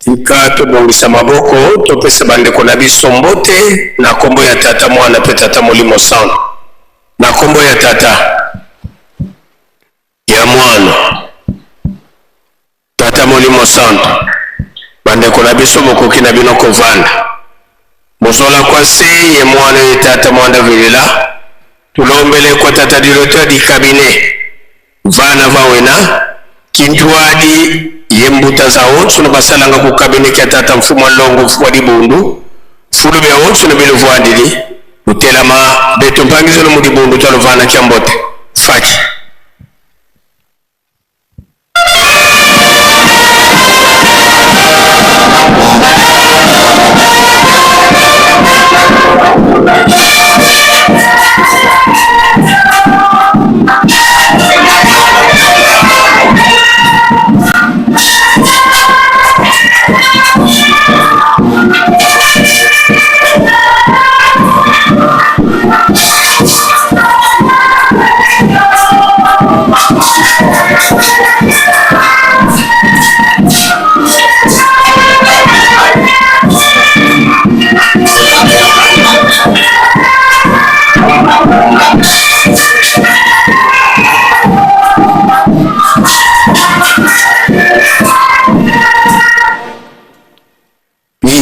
tokubikela moko tavana mbuta zetu kembote mukumbwa se ye mwana ye tata mwanda velela mukumbwa se ye mwana ye tata mwanda velela bambuta tulendele kutovwana musola kwa se ye mwana ye tata mwanda velela tulombele kwa bankole bana babankole batekolo babankole fulu bya unsu no bile vwandili utelama beto pangiselo mudi bundu tolo vana kembote faki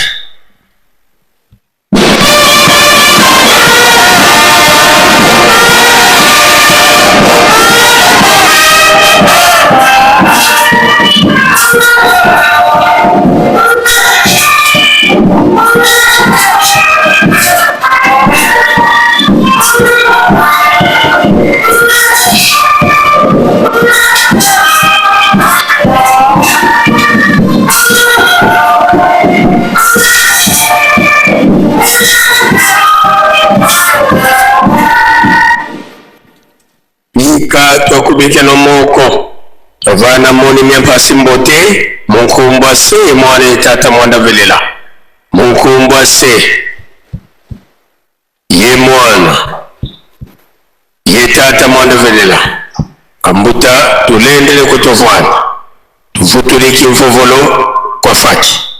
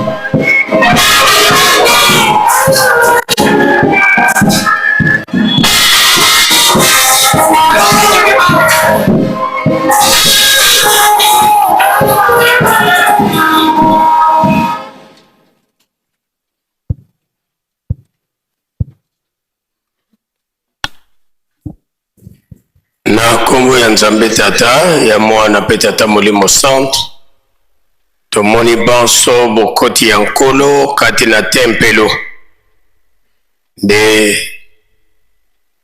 tozala na limemia tomibatela moko na moko ndenge tolobelaka yango ntango nyonso eya telefone na yo ete déranger baninga te yambo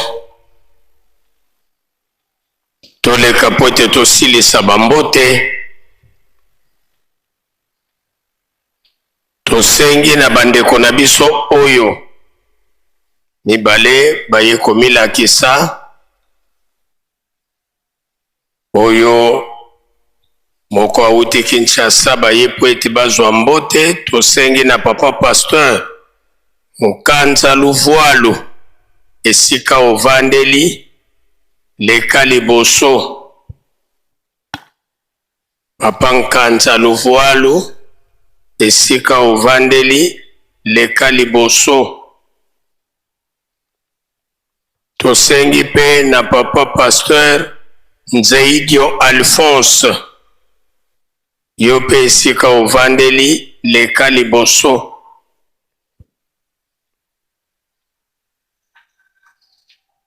papa Nzeidio Alphonse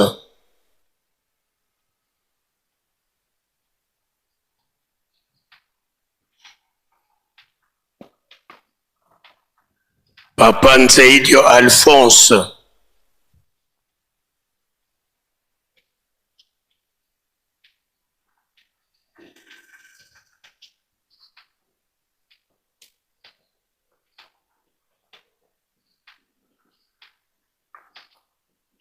pona kowelela ngonga papa protocole matana bandeko na biso esika papa azali po bazwa mbote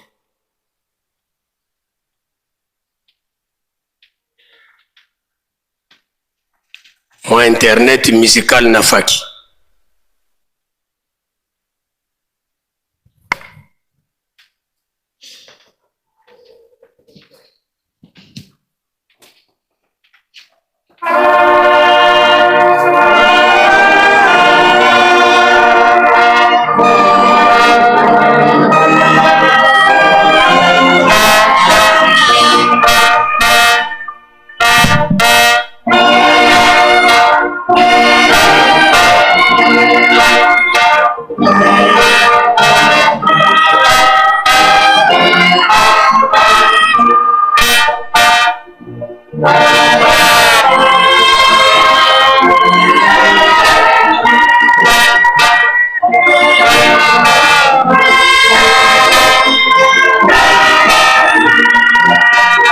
Na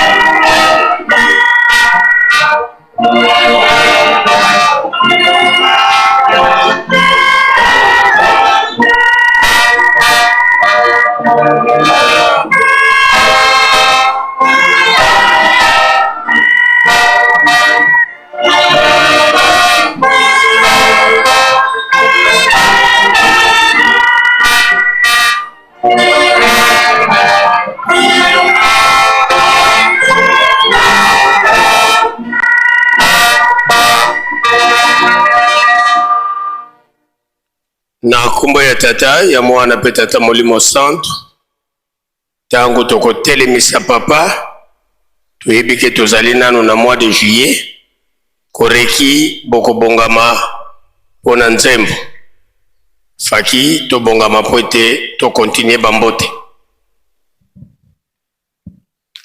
mozola kwa se ye mwana ye tata mwanda velela tuena kintwadi ye ngudi eto ba mama ba ubakalanga bimpovila beto kwa masemeto tulombele kwa mama watu tela mana beto bana bako tokufana kiambote faki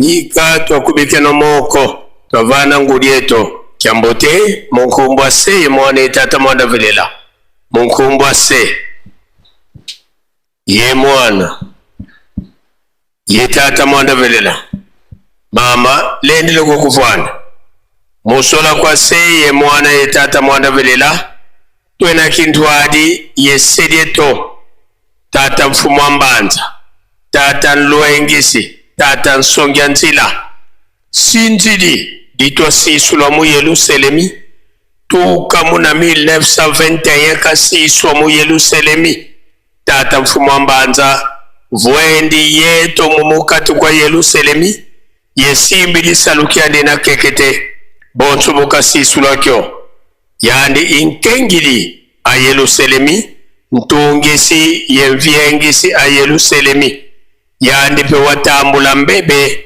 ya kusisonga ngasizi kia tata mfuma longo mfuma dibundu kangu sasobuke na wabindama mukuma kia kisalo tulombele kwa sedi yetu watutela mana beto bana tokufana kia mbote faki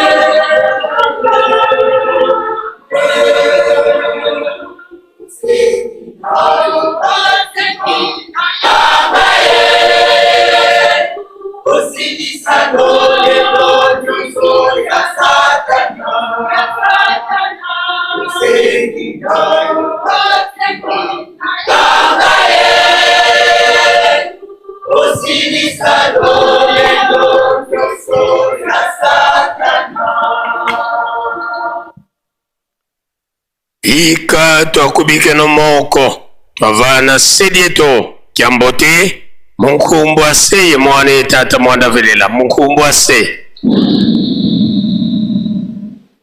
ye mwana ye tata mwanda velela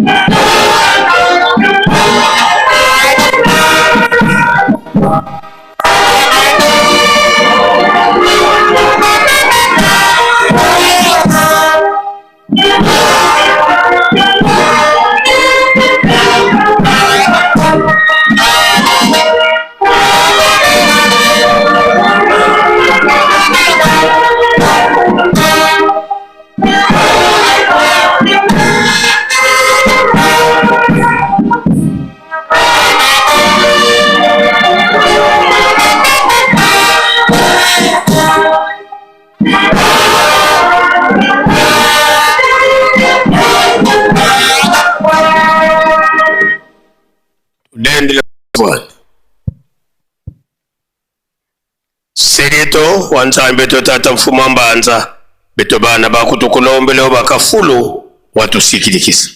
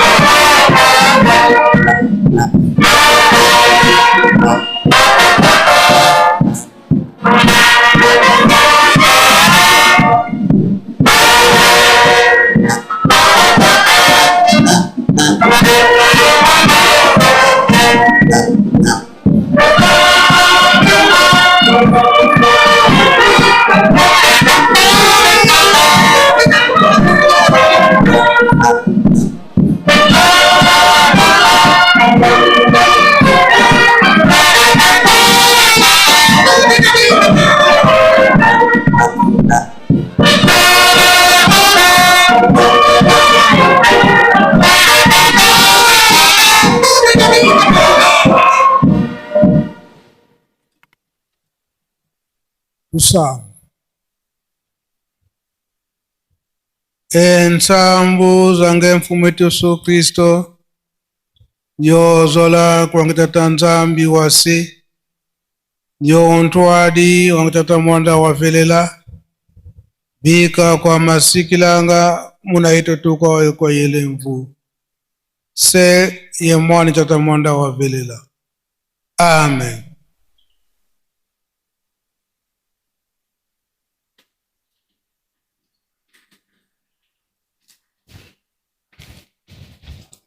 Nkombo ya tata ya mwana pe tata mulimo santo. Lelo tozali na mukolo na yenga. Oyo tata nzambe asengi biso topesango mubimba epai na ye. Tolandi matei na biso banana mabondeli. Banzembo. Pe mukolo na lelo na biso na lingomba tata mulimo santo tata Simon Kimbangu. Tokanisa na date oyo le 26 juillet na 1963. Ebandeli ya etero koyekola awo na kati na Yerusalemi likambo ya tata nzambe nkolo Yesu pe tata mulimo santo oyo bilaka epesa malaka na mama mwilu na le 12 avril 1959 ete ilo munene kosongoma awo na kati na Yerusalemi ezali na ntina unu mbambukulu amoyo muna nsilulu zina za samama mwilu vodiambu dia nzambi sida longo kwa na kusikola ya mfumu wetu Yesu Kristo itata mwanda velela batata kabavila kana kodiambu dina mumona ndongo koloza diambu da tata mwanda velela kadi sitakisana vomi kwiki zitwenera kansi katwena baziku kako muna diambu da tata mwanda velela idiao mama mwilu wasansilu vosikola sikia zibuka mu Yerusalemi ndongo kolo ya diambu ya nzambe ya mfumu wetu Yesu Kristo ida tata mwanda velela tutanganga muna nkanda nzambe tutangulwanga muna ntanguza wonsono boba wonsono basoneka diambu ya tata mfumu wetu Yesu Kristo baluka boba wonsono bamatai wei babakidingi ndwenga zina kwa mama Maria ngudi ya mfumu wetu Yesu Kristo kadi yani wavua mwana yani zei mwana bweka utukila bweka santukila mama Maria nkulani ya wonsono nkiama vanga kavanga idina mpeda moneka kwa mama mwilu ikagangila kwa masemetu yotutangilanga nkunga vondio mama mwilu bikakatambula nzitu swani kadi otomasanza bana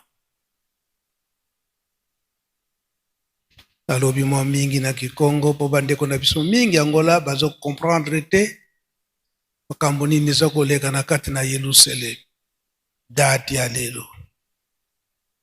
Bino batata pasteur, batata mselo, bamama, bateyi, pe biso pe bandimi. Tango tokotangaka Bible tozali koyekola eke makambo mingi oyo nkolo Yesu nani mutu apesaka mbotama pe kokola na ye makamusi nyonso ezali mama Maria, pamba te azalaki mama oyo abotaki nkolo Yesu. Yango pesa kumonana lelo oyo na mama mwilu. Toza kumona eke lelo toza kokanza le 26 juillet.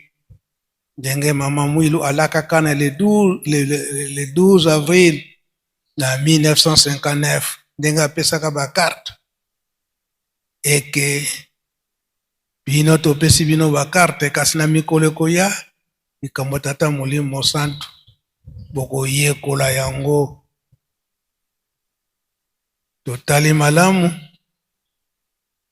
histoire ba papa mingi tozwili yango na mama mwilu. Ezala papa Kisolokele, papa de alungana pe papa de angenda kontima. Be yende mtazwaka mukumba wana. Donc kolakisa ndenge mama Maria asalaka na tango na nkolo Yesu yango pe mama mwilu asalaki na bamvoala misato lelo oyo na le 26 juillet na 1963 kelasi wana efongamaki batata papa Kisolokele, papa de alunga pe papa de ngenda kotima bakanisaki likambo yango eke ezalela ndenge wana bakoki kolekisa te elaka oyo mama mwilu oyo apesaka yango. Ngomba tata Molimo Santu makambo mingi tozali koyeba grâce na mama mwilu. Azari ezalaka te na likambo tata Nzambe, azari ezalaka te. Yango eza na ntina ya koyekola koya na école biblique. Tango tokoyaka na école biblique tomikitisaka ndenge tokotaka na ndako ya Nzambe tokobosanaka makambo nyonso ya libanda te ndenge pe toyaka na Yerusalemi mpona kozwa malamu tozalaka petwa tokanisaka susu makambo ya mokili te tomipesa mbela na tata Nzambe nkolo Yesu tata Molimo Santu po tokoka kozwa oyo isantu. Na tina na litei na biso ya lelo tokola tolobi yango kelasi école biblique yango lelo batangeli biso bikateli surtout na biso banganga Nzambe oyo toza ko préparer année prochaine le 12 avril 1959 dans l'an 2027 ndenge balobi ete biso banganga Nzambe tobongama. Kobongama wana kopesa lukumu na likambo oyo mama mwilu atikalaki kolakela biso oyo ezo kopesa pe lukumu na kati na lingomba to éducation kati na lingomba oyo batata balembi te batikali kolakisa biso lelo na papa Simon Kimbangu Kyangani. Na message ya papa Simon Kimbangu Kyangani mpona lelo na lingomba ya tata Molimo Santu na mokili mobimba. Yambo alobi ete tolemba te na mabondeli. Tolemba te na mabondeli. Tolemba pe te na kati na misala. Ata kocholama, kofingama, kotukama, ekomi ya mingi na kati na lingomba pe na kati na lingomba tata Molimo Mosantu hypocrisie tokomi nango mingi kasi toyebaka ete likambo lisese oyo papa Mfumu Alongo papa Diange Ndaku Ntima apesaka biso na 5 mois tango likama emonanaki nzoka nde ezalaki bolingo tata Nzambe na lisese wana tokosenga batata Pasteur na etunda tata mokonzi ya bule papa Simon Kimbangu Kiangani papa Sylvens papa Ilebe pe papa De Gaulle bomataka likolo liloba ya papa Diange Ndaku Ntima lisese na ye na 1989 emonanaki ete likama wana ntango ye komonana bolembo ekotaki na biso bandimi na mabondeli koloba ete tokokende lisusu nkamba te kamba nini ezali kuna tala makamba ndenge ezali komonana esoki Nzambe aza kuna pe bolembo wana ya mabondeli pe ekotaki na kati na misala na kati na lingomba ekitaki na ndenge ekosalemaka bolembo ekotaki kasi papa Diange Ndaku alobi ete solo tozali kofingama kotiolama na likambo oyo tata Molimo Mosantu azwaki exemple papa Diange Ndaku nzete banzete tango oloni nzete nzete oyo ekobotaka mbuma ya kitoko oyo ezali elenge na mutu nyonso nzete wana ekozalaka tranquille te na ndenge nini ete bamisusu bakobwakela yango mabanga wete azwa mbuma oyo aza na yango posa ya kitoko bamisusu bakobeta nzete bakobwaka nzete po ete bambuma ekweya bakotika yango tranquille te kasi oyo eza nango ebotaka nango oyo ekoki kozala utile na bato wana bakokipaka yango te bakosimbaka yango te biso to lingomba ya tata Simon Kimbangu ezali nzete oyo ekobotaka mbuma oyo elingami na mutu nyonso kasi mibeko ezali mpona kolia mbuma wana azwaki ndakisa bambuma nyonso ya Yelusalemi okoki kobuka yango te fo autorisation na papa Mfumu Mbanza kopesa autorisation bobuka mbuma po bato nyonso balia bopamba te soki bopesi nzela mutu nyonso abuka na ndenge na ye ndenge alingeli oyo akobwaka libanga mbuma oyo akotela yango nde baliaka ya mobesu mwayebolia yango ezali te ebwakami mosusu akobeta nzete akozwa kaka peut-être mbuma moko ya kotela okomona 10 nyonso eza nango nano eteli te nano ekomeli te ebwakami nango yango esengeli na mibeko yango lingomba pe esengeli na mibeko lingomba pe esengeli na mibeko soki mibeko ezali te lingomba ekotambola malamu te yango likambo papa Mfumu Alongo papa Simon Kimbangu Kiangani alobi topesa lisese wana pe toye kokanisa tozana na sanza ya juillet toza kokanisa toujours me milulu oyo elekaka na ntango na mois de juillet. Et 8 juillet en 1992 awa na kati na Yerusalemu ntango sango ya elonga ya papa Dangienda ekomelaka biso na Yerusalemu ntango papa Mfuma Mbanza azwi yango mpona koannonce na biso nyonso bandimi tozalaka na nkamba ye alobaka ete nguba soki elonami te mwaye bososola ete nguba oyo ezali ya kitoko ekoki kobota to ezali ya kokufa po ete eyebana ifo elonama na mabele.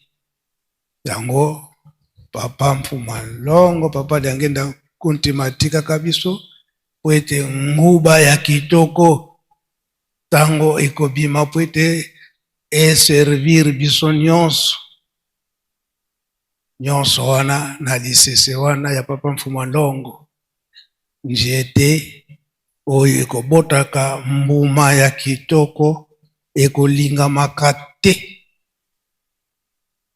na bangunia po bamba te bakolinga ete bamizwila ndenge balingeli nzoka nde njete wana ya mbuma eza na mipeko.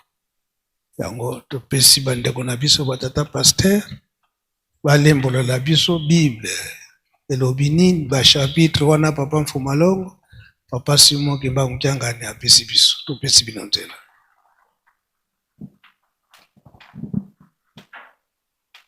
Na kombo ya tata ya mwana pe tata Molimo Santo, merci nkolo na kopesa biso maloba na ntina na yenga ya mokolo malelo. Tolandi liloba nkolo a introduit exhortation ya mokolo malelo. Dans chapitre oyo apesaki biso tozali kotanga Matthieu, Luc chapitre 6 versets 43 à 46. Luc chapitre 6 versets 43 à 46. Tokoki pe kotanga ngo na Matthieu chapitre 7 versets 17 à 20. Matthieu chapitre 7 versets 17 à 20. Totangi na Luc na kombo na tata na mwana pe tata Molimo Santo. Nzete na mbuma na yango. Nzete ya malamu ebotaka mbuma ya mabe te. Mpe nzete ya mabe ebotaka mbuma ya malamu te. Nzete nyonso eyebanaka na mbuma na yango. Babukaka mbuma ya fiji na banzete ya nzube te. Mpe balongolaka mbuma ya vino na banzete ya basende te. Moto malamu abimisaka makambo ya malamu oyo ezali na motema na ye. Moto mabe abimisaka makambo ya mabe oyo ezali na motema na ye. Pamba te moto nyonso abimisaka na monoko makambo oyo etondi na motema na ye. Na kombo na tata na mwana pe tata Molimo Santo. Na kombo na tata na mwana pe tata Molimo Santo.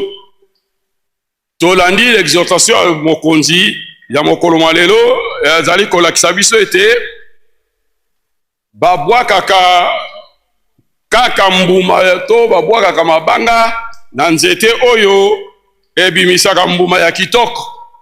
Ezali lisese ya bakoko na biso na Afrique. Yango na to contextualiser yango na litei oyo nkolo Yesu apesaki na bantoma na ntango wana. Na teme oyo tata apesi biso tolandi nkolo ndenge alobi ete tata mokonzi abule mokonzi lingomba asi asali constat na ye to resume ngo na makambo misato. Constat na ye ya liboso ete tolembi makasi na mabondeli. Tozali kotia matoi mingi na biloba loba. Tozali komi pesa mingi na kotuka to na masenginya ya bato ya mokili. Mpe bozali kolembisa misala na kati na lingomba.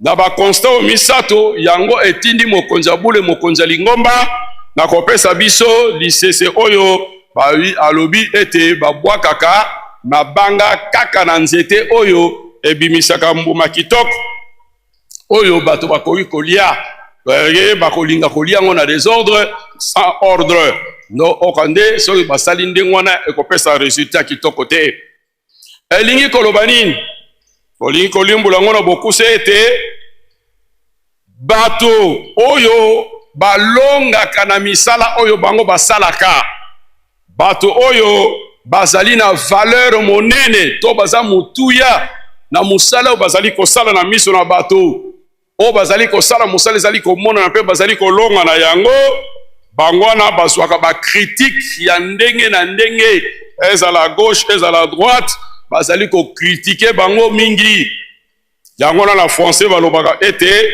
on ne critique que ses propres faiblesses mutu wana azali kokritike makasi mais soki bapesi ye musala wana akosala yango mpe te mpe akosala yango te yango wana batata bamama litei ezali ete lokumu ya mutu ebendaka lokunya mingi réussite ya mutu elonga na ye na musala azali kosala ebendaka bangunya mingi mpo na ye elingi kozwa ete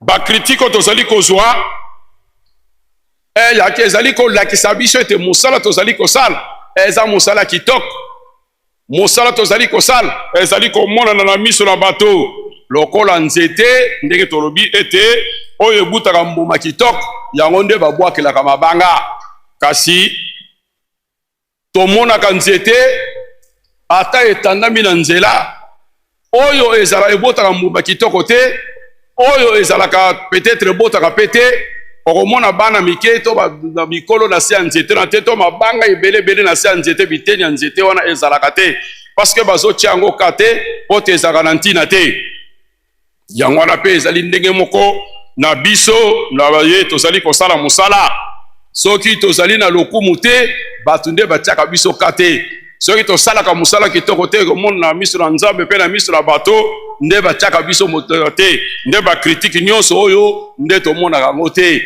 yango wana batata bamama biso bato toyebi likambo yango bazali kosenga biso ete tolemba te tozala plutôt makasi tozala plutôt fier ete mosala tozali kosala ezali malamu yango ezali kopesa lokumu ezala na molimo ezala na bonzoto yango wana tolemba te me tozala makasi totombola mosala wana alors yango wana lokola remarque ke mabondeli ezali kolemba ezali susu kitoko te ezali su faible eza faible kati na biso yango wana tindi biso ete solo tozala mabondeli makasi mpona nini tozala mabondeli makasi mabondeli ekopesaka nguya na motema ata otondisami na babosusi tomonaka yango soki tokomi na pai na bato oyo bakufeli ndakisa bazala baproblème ebele consolation na ye ekozalaka ntango yo kopesa ye libondeli okomona motema na ye ekiti yango tozalaka motema makasi po te makanisi na biso etambolaka te to matoi na biso eyokaka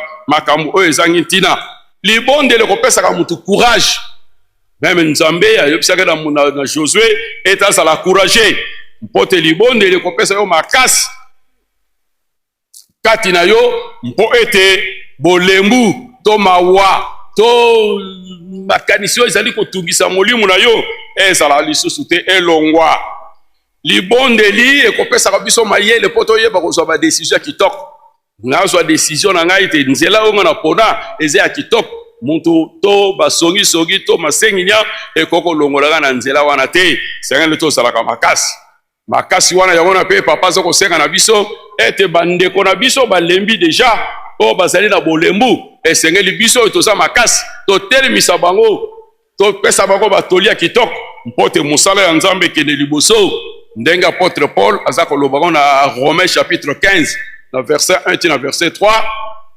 ete baye bazali makasi basimba baoyo bazali na bolembu mpo te tozongela misala tokende liboso pate oyo nyonso bazali koloba oyo nyonso bazali kosala nkolo asila kolonga papa Simoki moko asila kolonga bamvola basila kolonga kati na biso na ntila na musala oyo ezali na songi moko te ezali na litei moko te kokotuka biso po elembisa biso parce que bango basi bamemela biso ja kuruzu wana musala yango ezali komonana ndenge tozali kolanda yango Autre tel tika pote mukoro ezali mukuse.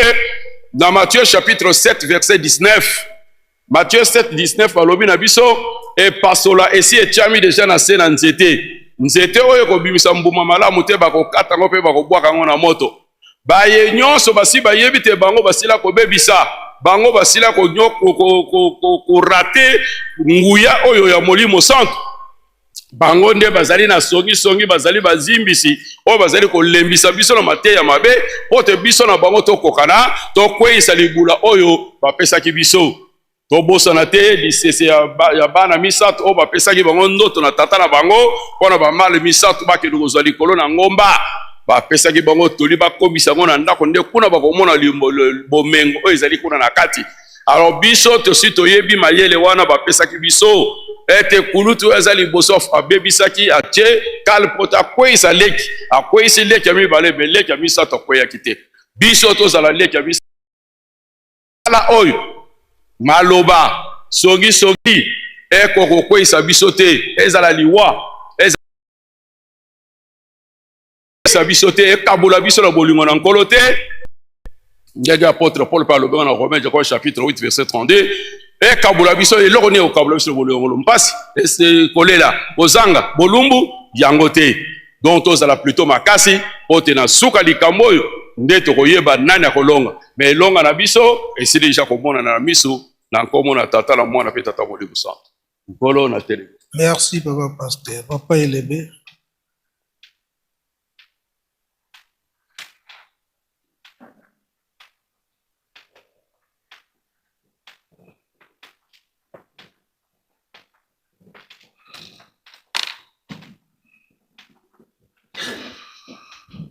Merci Nkolo pona maloba. Na kombo na tata mwana tata Molimo Santo. Mosala na tata Nzambe soki epesameli yo eza na ba critères misato qu'il faut respecter d'abord. Mosala yango il faut osala yango na esengo. Yango nde ezali kolakisa ete ondimi pe elikia ezali kati na yo solo. Mosala na tata Nzambe basalaka yango na esengo. Basalaka yango na négligence te, basalaka yango na esengo. Ya mibale, mosala na tata Nzambe basalaka yango, il faut silisa yango. Tango yo bandelaki mosala, il faut mema mosala wana te kino na suka. Ndenge ekomami na Exode chapitre 20 verset 9 ete okosala mosala na yo mikolo motoba mpe okosilisa mosala na yo nyonso. Soko bandeli mosala na tata Nzambe kokotika ngo na nzela te, il faut silisa mosala nyonso kino na suka. Pona nini? Pozwa lipamboli. Et puis de 3, mosala na tata Nzambe, il faut sala yango selon ba norme, et puis mosala wana, il faut okokisa délai, et salama dans le délai. Ndenge pesameli yo, il faut sala yango dans le délai. Oye pesameli yo, mosala ya tata Nzambe.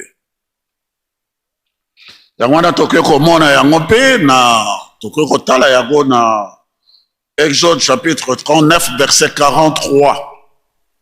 Tango Nzambe apesi mosala na bana na Israël, alakisaki Moïse misala yango ba tabernacle, ba nyonso wana ba tente, misala wana nyonso po ete Nzambe azala na bango elongo. Apesaki ye mosala. E bana na Israël basalaki mosala yango. Et basale les artisans et ba oyo bazale kopesa ndenge biso tosalaka ntinsani bazalaki kopesa mabonza na bango nyonso na esengo et puis kutu balekisaki au point que Moïse alobaki non esi ekoki.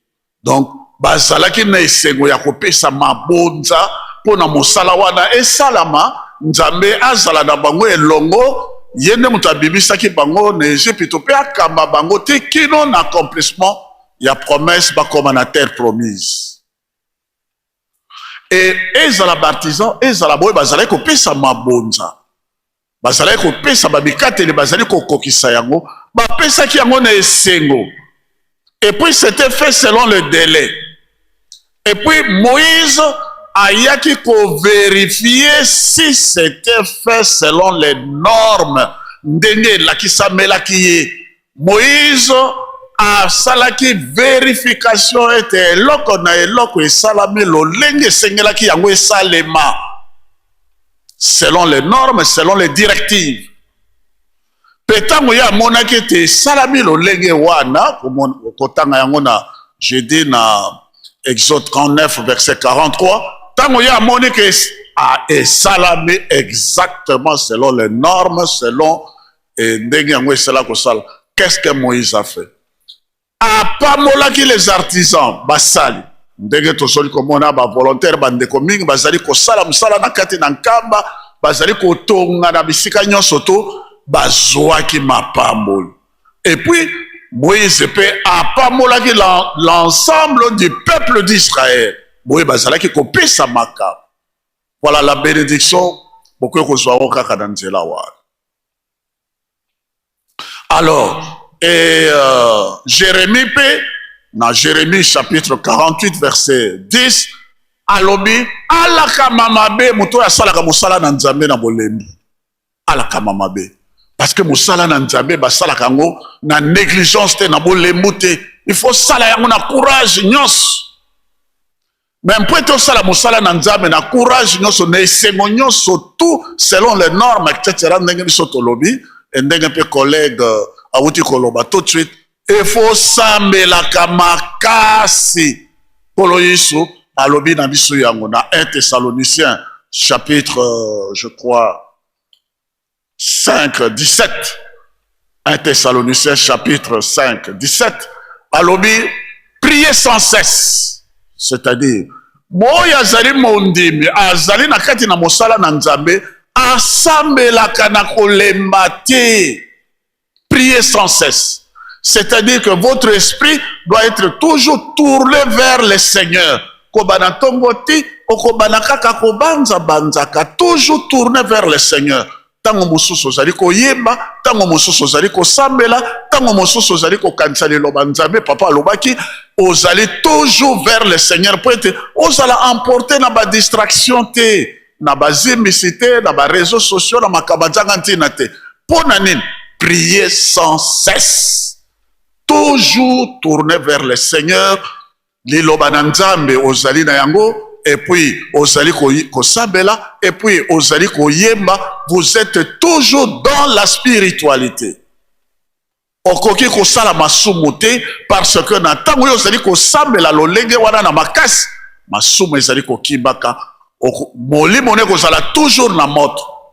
Yangwana nzambe alobaki ndenge collègue alobaki na Josué que ce livre de la loi elongwaka na monoko na yo te otangaka yango. Et puis Dieu ajoute on méditaka makambo ezali na kati jour et nuit, c'est-à-dire sans cesse, jour et nuit. Ezala moto ezala moyo ozali kaka kobanza banza makambo oyo Moïse atikelo le livre de la loi elongwa na yo te. C'est alors que tu réussiras dans tout ce que tu entreprendras. Okolonga kaka na makambo nyonso oyo yo okosala. Batata ba maman bazimbisi bazali kobebisaka mosala biso tala kaka depuis 1921 Nkolo Yesu apesi biso apesi liloba le 5 avril 1921 alobi nkamba oyo ezali Yerusaleme na sika. Yerusaleme na sika. Alors Maman Mouila lobi ndima mosala nga na kopesa yo maboko. C'est un esprit de sacrifice, un esprit de prière. Maman Mouila zalaki ko sambela na kolemba te. Toka matankoko ki sambela yangwana pe bazala kopesa poison mbala na mbala. Elle a fait plus de 9 na poison pour nanine. Elle priait tout moment. Maman Kinzeb. Elle était forte. Pour nanine na mabondeli à tout moment maman Kinzeb. Tozali pe na sanza oyo ya juillet le 2 avril ezala mama Kempa Vita ezala mama Mouyo ba mama oyo nyonso balongaki na mosala na Nzambe bazalaki toujours na mabondeli moyen distraire ye ezali te toujours dans la prière yango wana Esaïe a prévenir biso depuis Esaïe je crois chapitre 62 verset 7 Esaïe a lobi bino baye bozali ko rappeler souvenir ya Yerusalem botika Nzambe tranquille te bopesa ye repote bosala bozala kaka na kotungisa ye bozala kaka na kopene na ye simbisi ndenge ya alobaki na bajeune kibati pene kaka kibati asengi boye bopesi alemba te kibati bozala kaka na ye mpo na nini mpo akomisa Yerusaleme ekoma mboka ya nkembo mpo na mabota manso bakuya awa engebene liloba ya papa Kimbangu depuis 1921 ete bokuya mabota manso ya bokili bobima awa na Yerusalem yango wana pe tata molio mosantu papa Simon Kimbangu kiangana alobi kibati bokoki kotika tranquille te alemba te à tout moment il faut musala et salama longa oyo biso apesa ngo na délai il faut le 12 octobre et si là tokotika tranquille te asengi tracteur asengi mutuka asengi biloko wana kibati tokotika tranquille te c'est Esaïe qui a prévenu Esaïe 62 verset 7 botika ye tenté pour akomisa Yerusalem elika ya mabota manche pona Yerusalem bato bakozwa mapamboli tozali kotonga Yerusalem mpete bo topambolama yango depuis Apocalypse 21 verset 2 à 6 biso tozali kotonga mpo apangwisa bisoli na miso na biso akawusa yango na mapamboli e na mapamboli yango totonga Yerusalem tozala kibati po ete tolonga tozwa mapamboli pasi ya moto mwindo esila engebene ye moko nkolo na boyena ya mibale papa dialonga na lobaki soki botongi Yerusalem te pasi na bino kosila te donc Yerusalem na nkebo na misalo oyo nyonso bato bazali komona batracteur baza komona banani bazimbisi c'est normal Apocalypse 13 verset 5 à 6 bacholi batuki bakozala et où c'est parmi bato mwindo Apocalypse 13 verset 5 à 7 liseke ekobana kaka kotuka kochola kofinga Nzambe pona nini bolemba mais bolemba te parce que mapambo ezali epai na bino biso nde tozalaki baum biso nde toza kotonga Yerusalem na sika Nzambe apangwisa mpisoli na biso na patience na kosenzela na mabondeli na makasi tolemba te po elonga ezali epai na biso obanaki mosala komisa yango na suka Nzambe apambola yo na kombo na tata mwana tata molio mosantu. Merci papa pasteur. Papa Sylvain.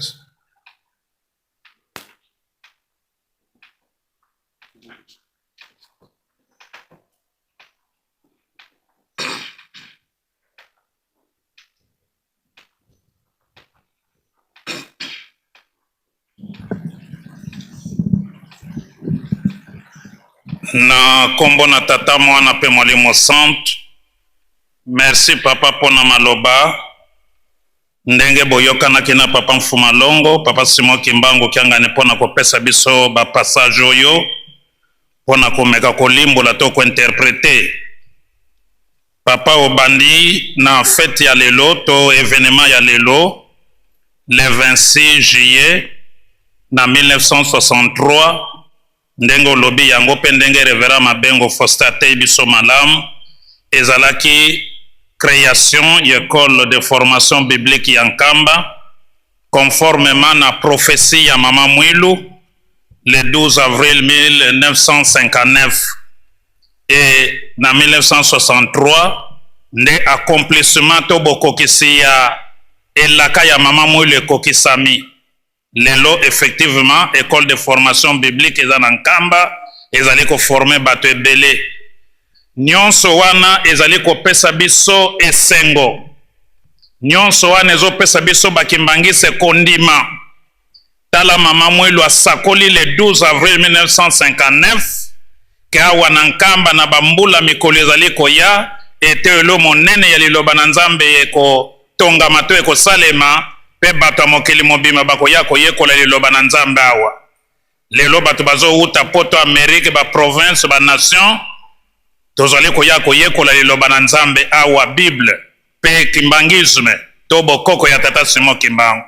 Donc pour dire que tozala ne sengo eloko wana ezomatisa mpe kondima na biso ke tala na 12 avril 59 mama Mwilu asakoli mpe ye kokokisama.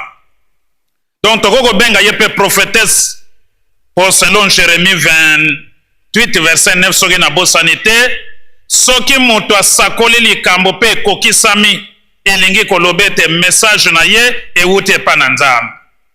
Donc mama Mwilu asakoli mpe ekokisami. Ebongo oyo ebele papa Simon Kimbangu asakolaki. Oyo ebele bamvoala basakolaki. O lelo papa Simon Kimbangu kyanga nazo sakola. Tozala na kondima ekokokisama kaka. Yango toyika mpiko to cede na ba distraction te.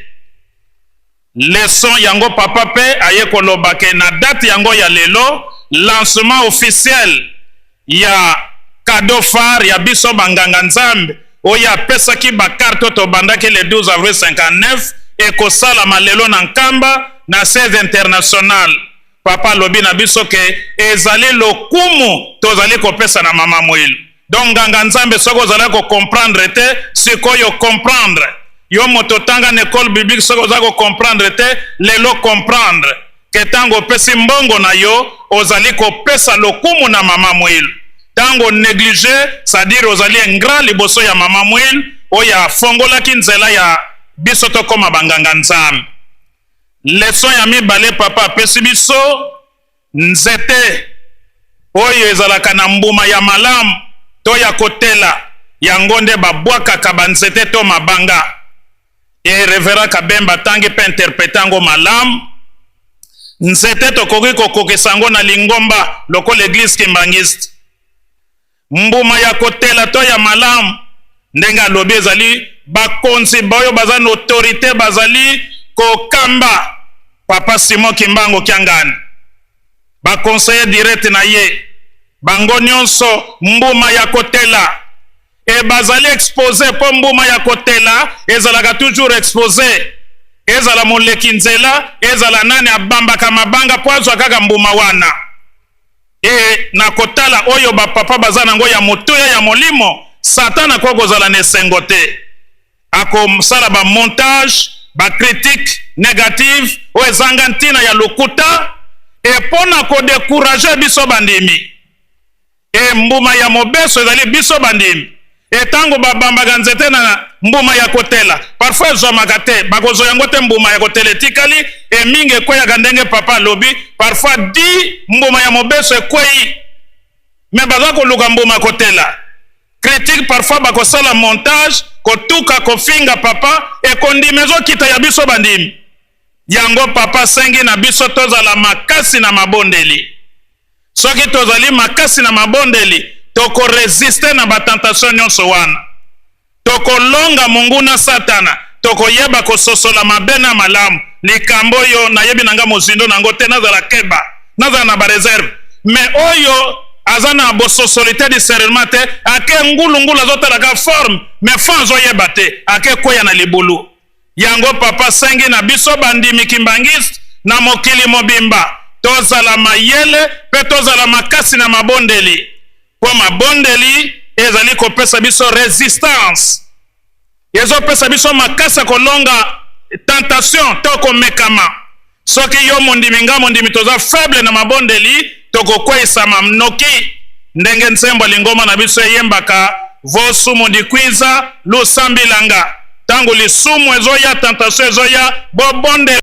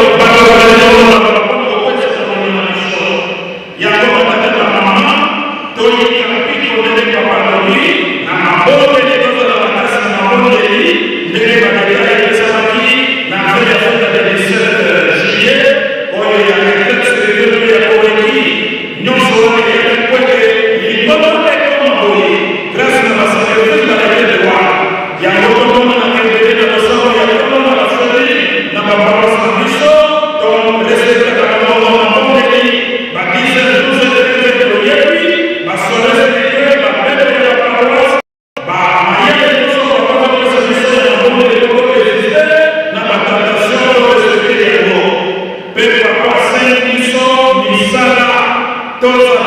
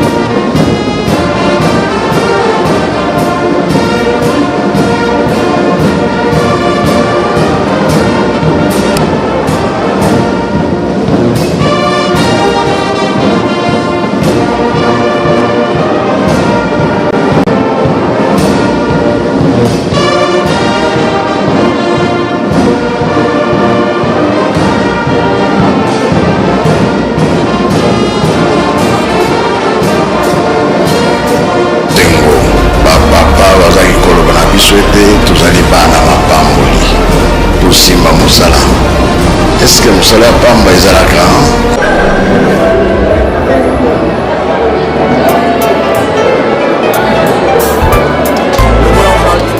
Bonjour à tous et bienvenue sur cette chaîne YouTube Presque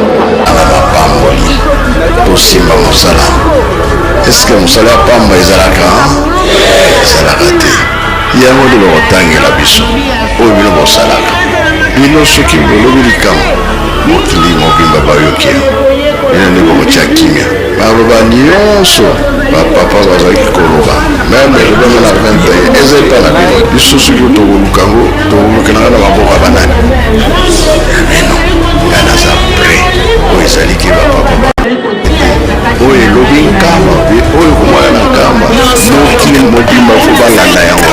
Bayoka yango. Aloba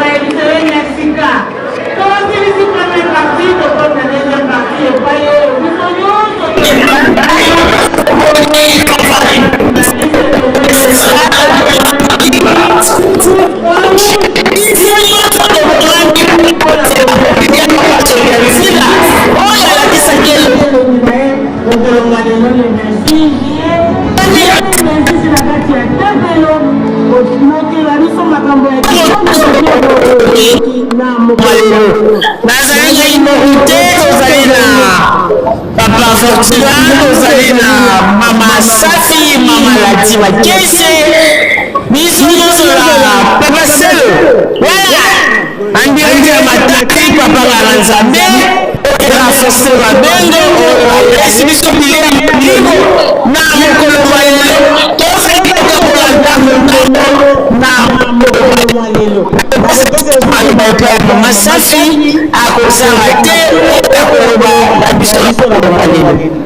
Madono mingi mama bebe kapita kweli wa mama hapa kama Yerusalemu siku ya juma siku kuu ile baba Mungu anatuonyesha kama sisi wote tukuje katika kanisani kumpatia asante kwani ametuchunga masiku 6 kufika leo siku ya 7 kweli tuko na furaha kubwa kabisa hapa kama Yerusalemu tunaona dunia mzima inaingia kwa kuweza kuona kuangalia baba mheshimiwa mkubwa Mungu katikati yetu. Tunajaliwa na furaha kubwa kabisa. Tunafundishiwa leo siku ya 26 mwaka wa 7 mwaka wetu nao hapa kama Yerusalemu. Fasi tunasikia mahubiri makubwa kwa baba Revera Papa Faustin anakipatia mahubiri yake katika Zaburi 119 mstari wa 105 anatupatia pia katika Kutoka 12 kwanza kumoja tena 17 anatupatia pia katika amri 12 zetu za kanisa kabisa. Anayetupatia pia katika Mwanzo 3 kumwanzo, anayetupatia pia katika Mathayo 4 kwanza kumwanzo tena 11, anayetupatia pia katika Petro wa kwanza 2 kufisha 9, anayetupatia pia katika referensi yake Malaki 2 tena 7. Kweli anatupatia mahubiri makubwa. Kwako nasema leo ni siku kabambi.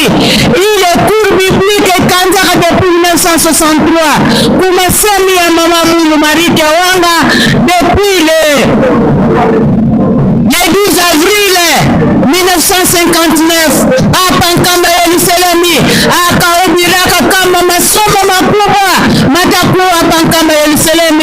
Ni tuliona depuis 1963 masemi makubwa, masomo makubwa makajelewa hapa Nkamba ya Yerusalemu kama cours biblique. Ni ile wanatutisha sisi wote dunia mzima kwa kuja kusoma cours biblique. Tunaona kutoka kwa waheshimiwa wakubwa wa kanisa wako napita kwa kuweza kuongolea mheshimiwa mkubwa Papa Simambanza conseiller direct wao wale wako napita.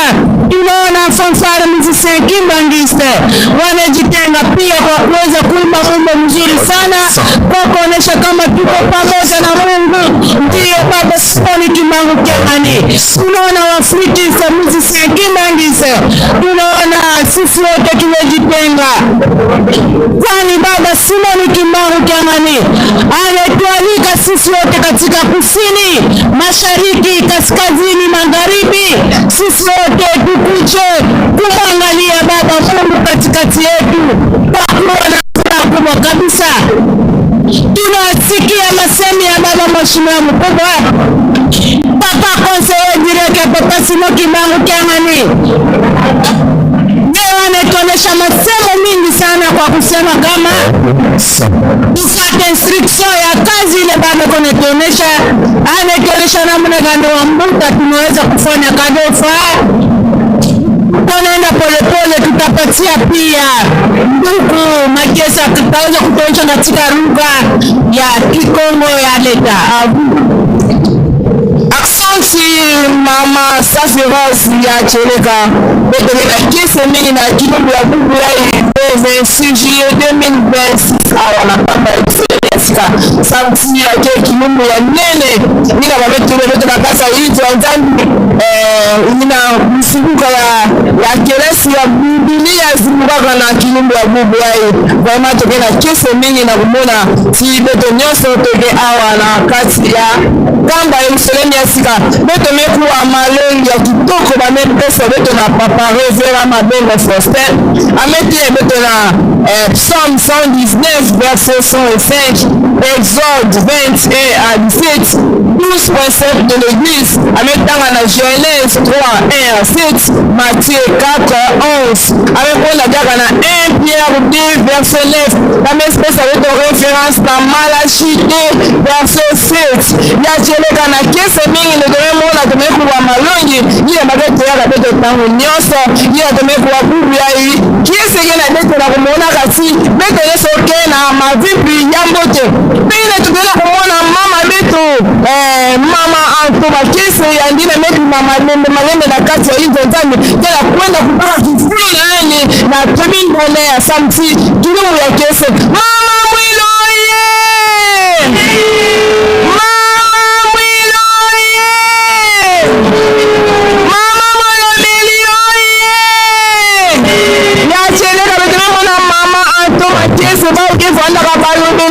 na papa na batata wetu nyoso na banzanda beto na kese neso dememona mama alokona baka kifulu na ani na tibi ndane na bintangu tangu tobevingi na bobimi ya papa Fuma Mbanza samti yani mekuza monisa ilu ya Papa Simoni Kimbangu Kiangani na kati ya tepelo beto nyoso be ala dance beto meko wa fanfa Kimbangisa ya kukula pe MSSK bimvuka ya nkembo penzi tusu kena namu na ndambu beto nyoso bakorise peke namu na ndambu nyawina na tango efuteli mwenyewe na Papa Ferdina ya ndiaka yetu bila benyo nini kena kuita awa na tango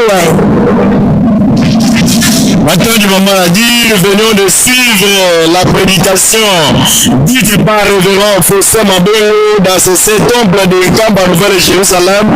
C'est dimanche 26 juillet 2026. Il a tiré ce serment dans le livre de Psaume 119, 105, Exode 20, 1 à 17, 12 préceptes de l'église, Genèse 3, 1 à 7, Matthieu 4, 1 à 11, 1 Pierre chapitre 2, verset 9, avec comme référence à Malachie chapitre 2, verset 7. Là, nous voyons la sortie du conseil du chef spirituel en charge de l'économie et développement, Papa André Mbenza, qui va petit à petit prendre place du haut de la tribu. Papa,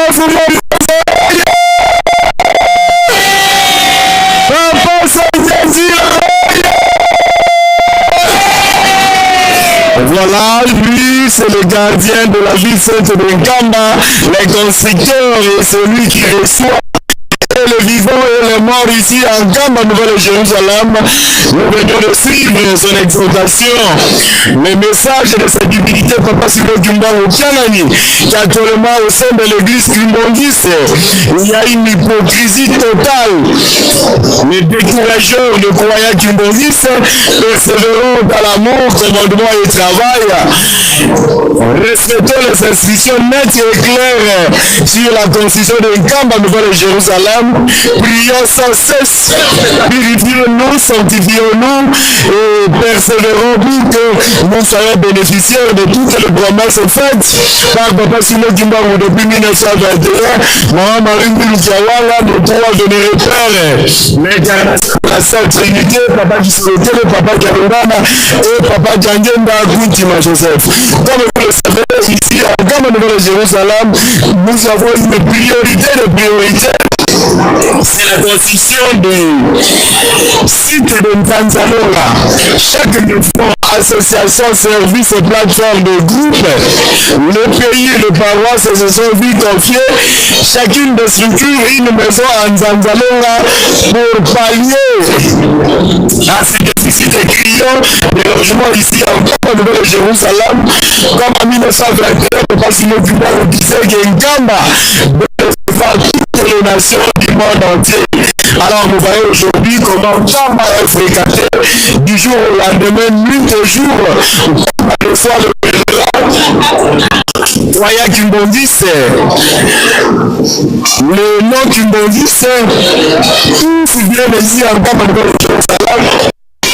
Autorité politique administrative, autorité coutumière, les religieux, tous viennent en Nkamba Nouvelle-Jérusalem, soit pour suivre le message de sa divinité, Papa Silo Kimbangu Kianani, chercher solution aux différents problèmes qui rongent chacun de nous, chercher la bénédiction ou la guérison à sa maladie, Nkamba devient la solution à tout le monde. Voilà. Pour construire nos infrastructures dignes de son nom pour accueillir les pèlerins ici en Nkamba, persévérer, mettre en pratique l'opération Colonna pour nourrir les pèlerins. Voilà les recommandations de sa divinité, Papa Silo Kimbangu Kianani. Comme vous le savez, Maman Marie Mouloukiawala Nditani avait prophétisé depuis le 12 avril 1959, le jour même qu'elle allait passer le bateau de commandement à son fils cadet, Papa Djangenda Kuntima, devenant ici ainsi le premier chef spirituel de l'église Kimbongiste et bâtisseur de cette période. Elle avait prophétisé la constitution d'une école de formation ici à Nkamba, Nouvelle-Jérusalem. Quelques années plus tard, c'est qui, en 1963, l'école de formation biblique a été créée ici à Nkamba, Nouvelle-Jérusalem.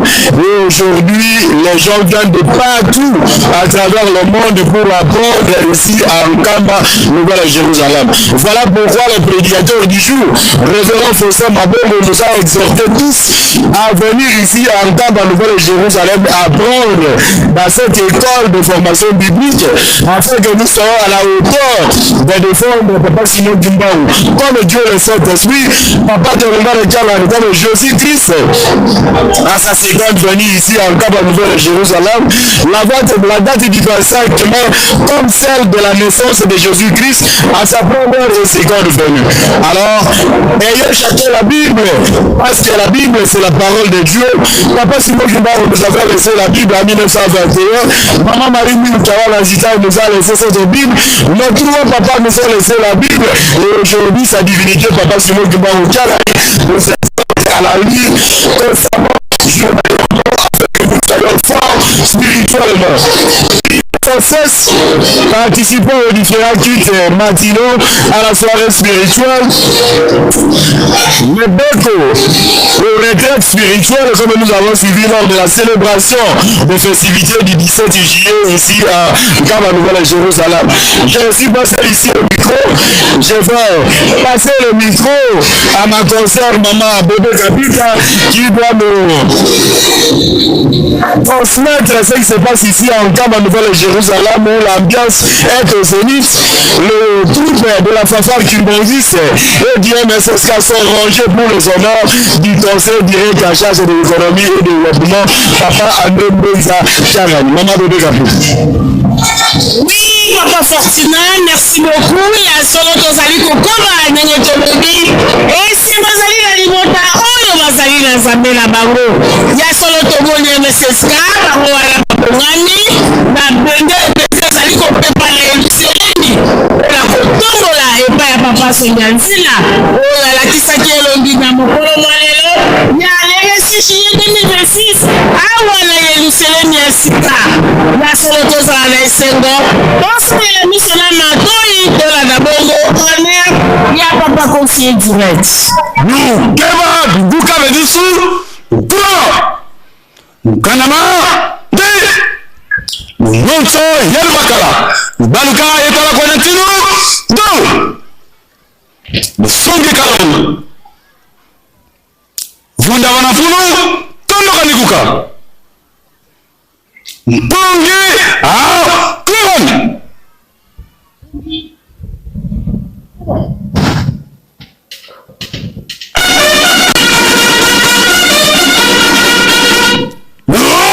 Susuka Mkanama Mkunda Mkunatini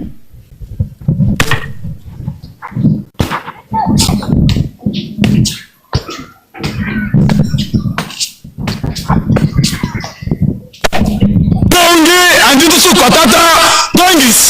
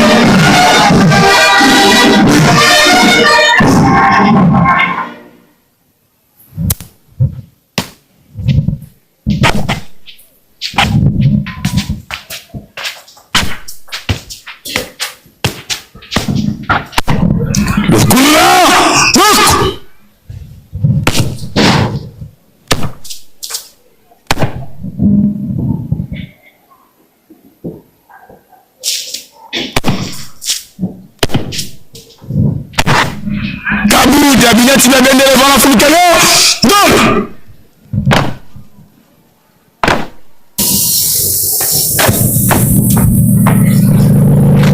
ibuka mendi tusu baluka kolomaso donc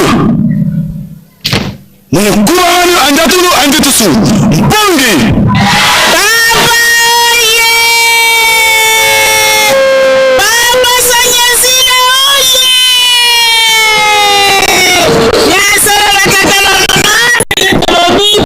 Esse é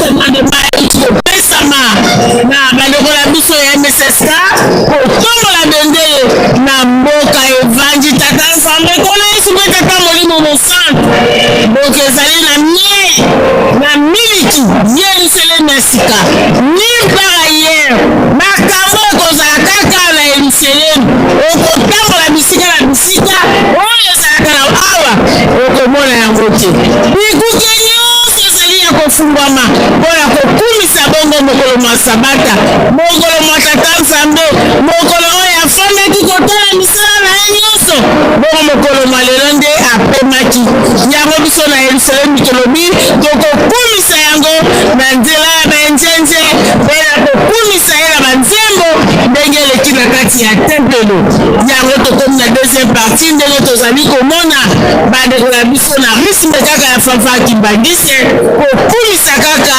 Yerusalemu kokumisa kaka mokolo mwa tata nzambe tozalaka na esengo soki balobi toya na ndako ya Yawe oya koyoka bilia ya bomoi oyo ekobikisa biso yango tolobaka ntango nyonso tata mama esika ozali kotika mwana na ndako te zuwa mwana yaka na ye na eglize po yembe azali na molimo nyonso ekoleka mpo akoyoka ye mpe akobika balobi tolongola badistraction ya pambapamba oyebiki ozali na kati ya Yerusalemi bisika nyonso ozali tokende koyekola bible kende kosala cours publique ntango tozali bajene ozali kotambola bakotuna yo likambo okozanga ndenge ya kopesa réponse mpo makambo nyonso oyo kati ya lingomba na biso elobama utakala mpe ezali na kati ya bible bongo ngai na yo tolingi kosala cours publique te tolingi koyekola te ozali kopesa kaka bapromese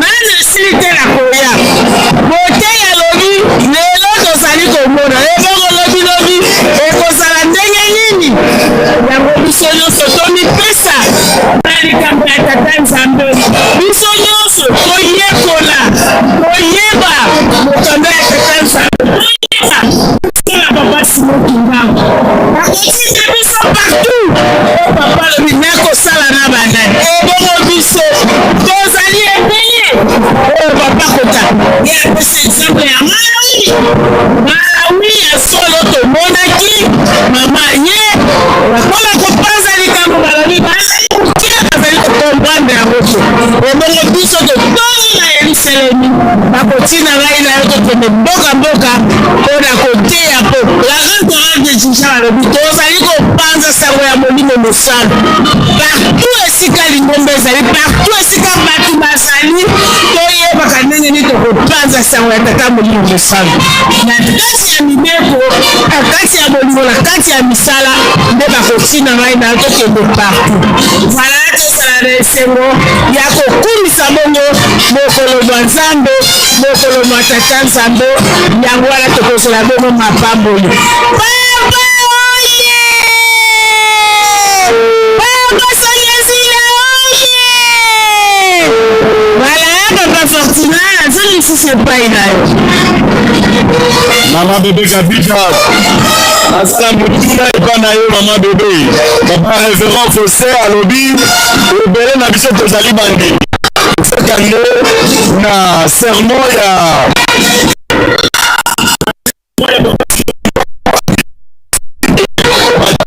atikilaki biso nini biblia mama lula alobi atikeli biso biblia asengi mpe nzembo nzoka nde ebele na na banganga nzambe na bandimi bandroide ezali kokute te cher me tozangi biblia nde aexporte biso yo olobi nini olobi boniboni na biso bajeune na likambo etali bible tosombaka babible te totalaka yango te toyaka na yango te na nzambe nini mama bebe ezali bongo bible makambo nyonso ezali na kati ya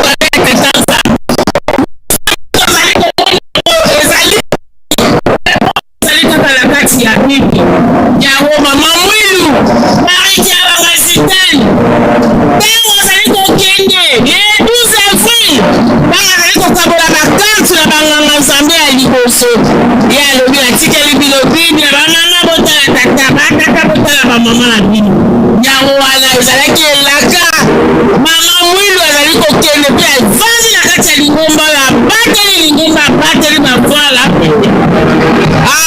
bamvoala babo makambo nyonso ekende kitoko kitoko yango besika nyonso ozali bible ezali bonduki ya mondi libonge ezali bonduki ya mondi nyonso ntango ozali komedite okolonga na distraction kotalaka mafinga ya ndenge na ndenge oyo ezali koleka bongo na internet papa fenti donc elingi koloba toyaka na batelefone te totanga bible na telefone te epekisami na lingomba na biso papa kuma mbanza papa nde mbenza kiana na lobi soki oye na ndako ya nzambe kanga telefone kotia na vibre te na silencie te kasi kanga yango sauf baresponsable ya lingomba nde balobi na ntina ya mosala monene oyo toza nango na kati ya lingomba mpona baurgence yaka na telefone kasi kosalela yango te soki obengami mpona urgence ya lingomba nde obimi libanda kosalela mama bebe tala likambo ebele na biso kosalelaka batelefone na kati ya ndako ya nzambe soki batuni nazotala bible nzoka nde ebengami makasi kotala bible na kati ya telefone esomba bible physique mama bebe ezali bongo bible ezali bible telefone ezali telefone omela meme makomi yango mpe oyo ezalaka na kati ya telefone na nzela akimaka nango ozomona yango mpe ya kosembola malamu te ntango osombi bibilia na yo ozali kotanga mpe ozali kokomprendre nini oyo moteyi azali kotanga nini oyo moteyi mpe azali tolongwani na badistraction ntango oyebike na ye na yerusalemi mpona kobikisa milimo na ngai mpona kotonga yerusalemi mpona te ya tata nzambe soki okoti na distraction motola mayele na ye wala tomoni nécessaire bango wana bazali kobongama mpona koleka defile liboso ya yemei papa songe nzila papa fati voilà tokoretenir ete na ndako nzambe tokoyaka na batelefone te tosoma babiblia soki obengami mondimi na lingomba tata molimo santo zala na bible na yo yaka na yango na ndako ya nzambe ya tongo na soirée spirituelle mokolo ya yenga mpe na bisika biso tokosanganaka toyaka nango totalaka biblia ezali mama na likambo oyo tokokendelako mokolo malelekama te papa simoki mbangu atikelaki biso biblia na 1921 mama mwilu bamvoala mpe papa simoki mbangu kiangani azali korekomande biso mpe bible yango nde ezali première source na église kimbongise anor ya bible tozali na banzembo tozali na bamessage ya banzambe na biso mpe bongo na bongo de religion l'ambiance est au zénith ici en Nkamba Nouvelle-Jérusalem où nous venons de sortir du septembre de Nkamba nous sommes dehors pour l'achat de 14 fois du pas 9 4 fois 4 le cadeau demandé par le patron de la 4e génération sa divinité papa Simon Kimbongo pour la mobilité ici en Nkamba Nouvelle-Jérusalem 100 $ par pasteur diacre diaconesse et catéchiste 6 ans de échelons différents cadre de l'église, chacun doit te donner 150 $, les autres 200 $, 250, 350 $. Alors faisons-nous violence afin que nous arrivions à acheter ces 3 véhicules. Demande spéciale de sa divinité, papa Simon Kimbongo à nous clergés du dirigeant de l'église. Si le mouvement, association, service et groupe parviennent à acheter ces engins sur demande du patron de la 4e génération, pourquoi pas nous le clergés? Maman Sifa, à ce moment de ça ici en Nkamba Nouvelle-Jérusalem, l'ambiance est zénith. Papa Diocre, le responsable de l'ICD, aujourd'hui, vous venez de Matari, la direction générale a organisé l'opération Latisanda Nandambo. Comment ça se prépare à Matari, au cours central, et ici, au siège international de l'église, et bien sûr, du Kimbangis, à vous. Merci beaucoup, révérend. Ma tombe mingi, samna, vous pouvez savoir que minga. na jambo nini kila kumuna ete tata sundenzi tata kumambanza ametuza pesa beto jambo nini sema na kubamula beto moyo na yeye imetala kisalu na kutalaka eti kisalu na uke mama ya jamu na inza ndima yake tembelaka kisika nyosho beto utele na jamu mkuta wimula beto jamu ya laksana na nzambe ya kejamu mosi anene pe ya mfunu kwa soli ya soi general kutaka sadila yao yekena kusalama na mbanza ntamba yekena kusalama na mbanza matadi na province nyoso ya Kongo Central yake na kusalama na fasumusi ya mbote pamba vile na nzambi mwa mungu ya ile 26 juillet 2026 wakati ni mosi anene kena kumonisa ete mama mungu kawanga nzitani kisaka tingila yao na mbele nyoso mkekusa kama kinananzambi kula temoka na kamba liseleni ndio kuna buwai kata sumansina mkita bamula beto moyo na kutumula beto eti bisali kuza vane ya ngolo beto lemba njutu ve beto lebakara ve beto vonga ve mpamba ve bisali ya kenya mwosi ya nene bisali yake na kutomola bisali yake na kumorikisa nene ya kati na dirundu kimbangise mpamba ve bolingo mibeko pe bisalu na bisalu kuna kede kumonisa betu kebetina kusala tia kunyamba manzenza kuli ya ikele mama mmoske ya mmoje betina kutela matono mingi na kususumu na beto pamba ve beto bankara befu wanaka kulemba beto bankara befu wanaka fonga nchitu beto bankara befu wanaka kulemba nanga bakera kufinga beto bakera kufinga beto imbi bakera kulemsa beto kasurudu wai bamekinya beto beto lemba ve beto fonga nitu ve beto kula sala ngolo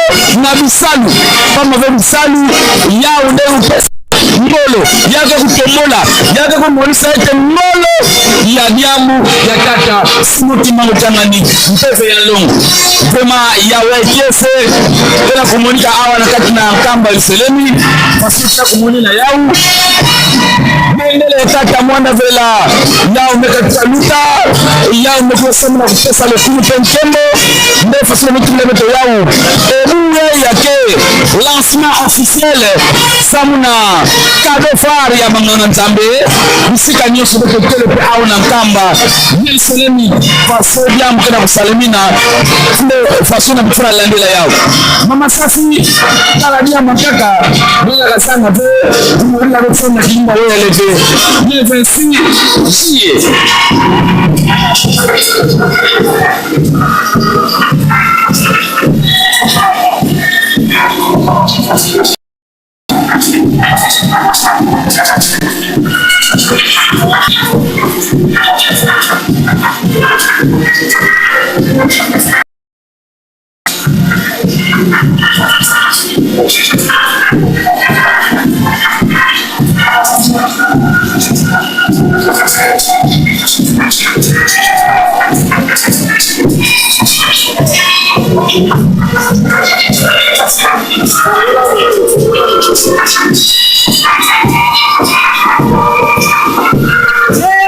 Sikukuu wale hapa tuko hapa kwa kuonesha kama tuko kumbele ya baba mheshimiwa mkubwa Papa Benjamin Kangani. Yeye anatuonesha kama leo ni siku kubwa ya kukumbuka 1963 kwa kuonesha kama Yerusalemu anaomba mapendo, anaomba kazi, anaomba maombi kama Yerusalemu anaomba kufuata instruction yenye kutoka kwa baba mheshimiwa mkubwa. Mungu katikati yetu ndiye baba Simon Kimbangu Kangani. Leo ni sikukuu ya kukumbuka kundi biblike ililakiwa kwa mama Mwulu Marie depuis 1959 ikafanyika katika 1963 kwa kuonesha kama mama mtakatifu mwenye kusema ukweli na inaonekanika katika dunia mzima. Ni sisi wote tunafurahiwa na kufurahisha mama Mwulu Marie kama nzitani mwenye kutusimamia sisi wote katika dunia, kwani sisi wote tuko pia kama watu wote. kwa kufuata amri, kazi na mapendo. Tuungane kabisa sisi wote, tukue kama vile mawingu kwa kusema leo ni siku kuu, mtu na mtu, operation Latisa Nganga Nzambe. Avu papa.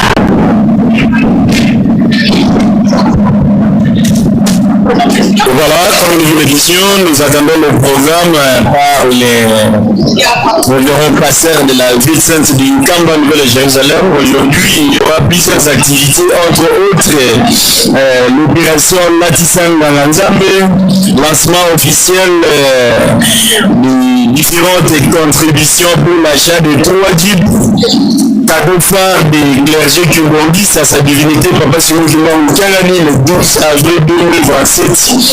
Comme vous le savez, le maître mot de ces jours, sa divinité Papa Simon Kimbangu Kiangani nous a exhorté à éviter l'hypocrisie au sein de l'Église, la complaisance et les antivaleurs qui ont été domicile au sein de l'Église. Persévérons-nous dans la prière, mettons à pratique la théologie qui nous dit amour, commandement et travail.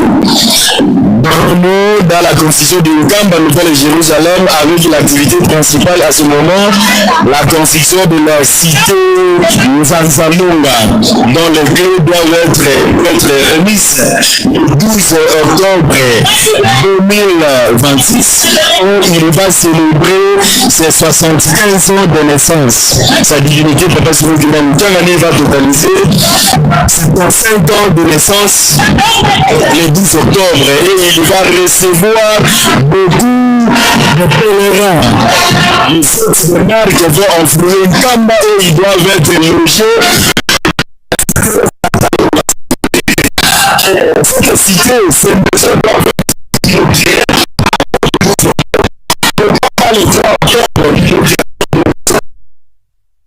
va loger ces fêtes de marque. Alors, nous devons nous consacrer tous, nous mobiliser comme un seul homme ces travaux.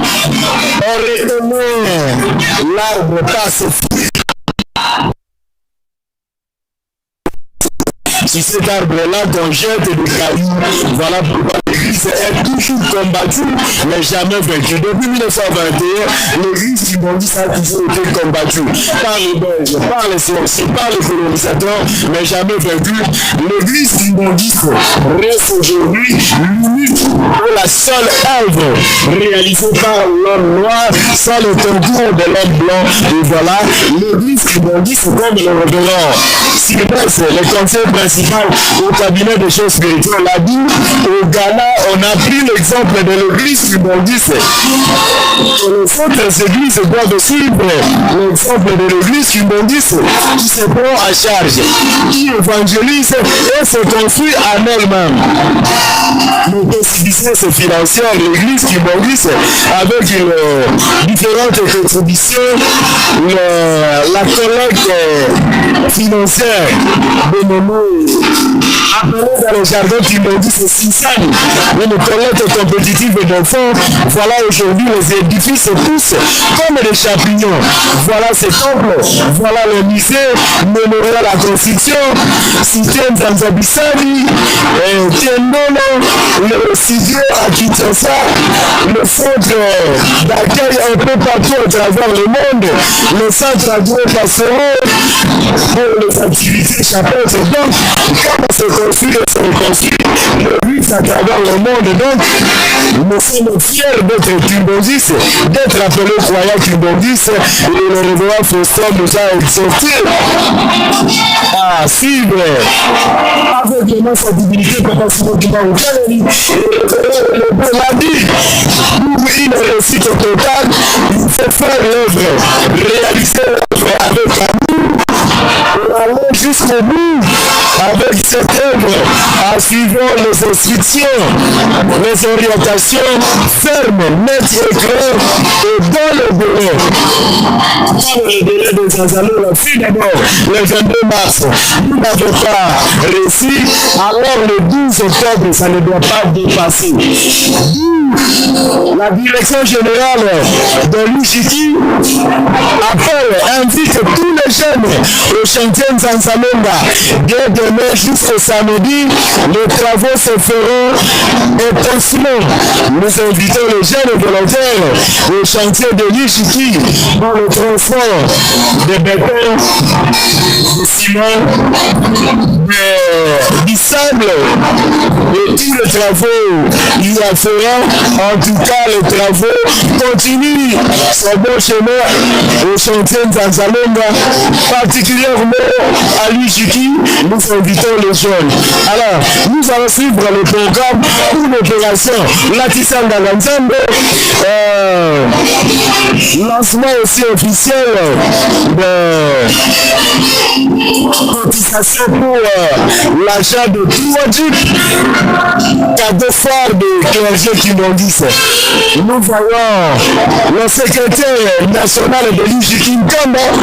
Je pense que dans lancer l'opération Latisanga Nzambe, papa révérend secrétaire national de l'IJK Nkamba, programme pour l'opération Latisanga Nzambe, c'est comment?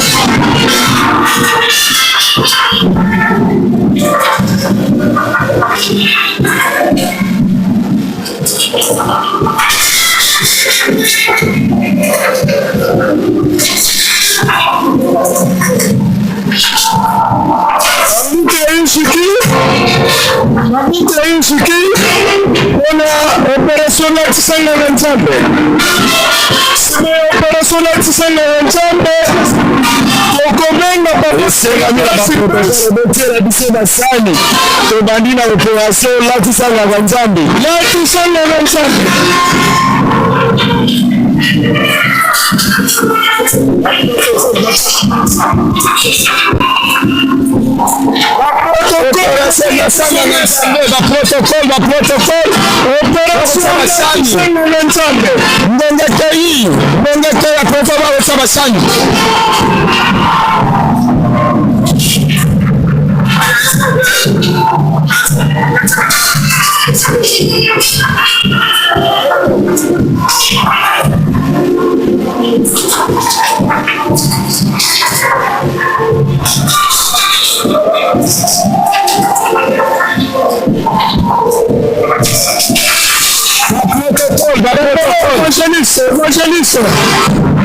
Évangéliste de la ville sainte.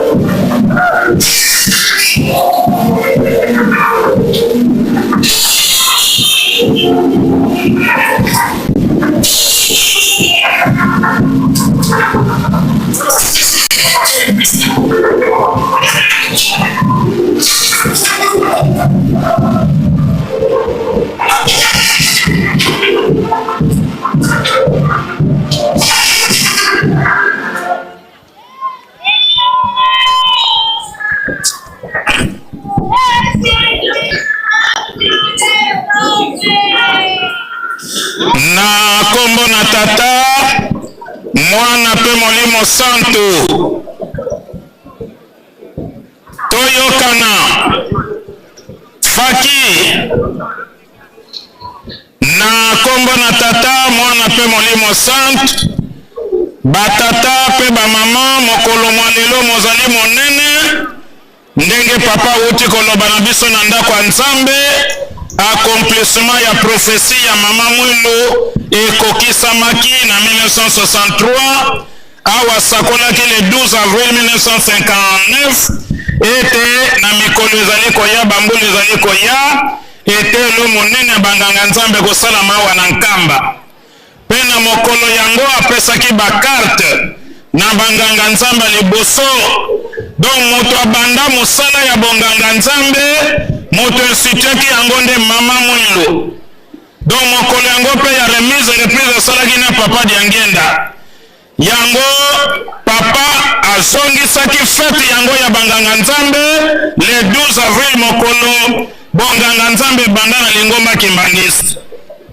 nde mbula oyo le 12 avril ezalaki première édition banganga nzambe na mwa motango mokuse papa toyaki kosurprendre ye na cadeau phare ya jeep mpe babible misato asepelaki mpe akamwaki alobi soki oyo ezali bino banganga nzambe tolobi papa ezali biso amonaki volonté na biso yango ayaki kosenga biso na édition ezali koya na 2027 3 pick-up ya Land Cruiser boyebi ezali cher ya sika nde na kotala monene ya likambo esengamaki na nganga nzambe nyonso $100 mpe baye nyonso batanga na ekole biblique tokoka kosomba yango soki moto nyonso akopesa na kotala motuya ya bapikepe ata moko tokoka kosomba te nzambe asengi tata asengi liboso biso tozali bana na se ntango ye asengi biso esengeli tokokisa mpe topesa ndenge papa alobi lokola mama Mwilu moto abanda likambo yango ntango biso tozali kopesa mbongo kepe wana tozali kolakisa bonganga nzambe na lingomba Kimbangisi nde ekeselon bafonction à partir ya paroisse section baza na $150 na baprésident communauté ya territoire ya bamouvement association pe service bapasser ya division unique communaux territoriaux ainsi de suite na baprésident provinciaux ya bamouvement association service baza na $200 seulement barepresentant provinciaux bachef ya bamouvement association service ya niveau national bazali na $300 seulement nde baprésident de collège na badirecteur baprésident généraux ya bamouvement association service bazali na $350 donc na bapasser ya baparoisse eza na poto esika collège eza te bango mpe baza na $300 nde lelo awa na 16 international esika tata mokonzi ya bula afandi nde tozali kobanda lancement na lotomo na ye ndenge papa alobi na ndako ya nzambe na yango lancement ezali kosalema na kombo na tata mwana mpe molimo centre topesi nano maloba na papa yende nganga nzambe ya monene yende motindami ya tata mokonzi abule papa Simon Kimbangu Kiangani oyo asengi biso 3 pick-up akozanga liloba te otango atindaki nga na Kinshasa kolanse mpona mbula oyo ye moko mpe atindaki $100 na ye dek asengaki $25 me ye moko apesaki $100 yango awa lancement toyebi te yango topesi papa maloba tolanda na bokebi nyonso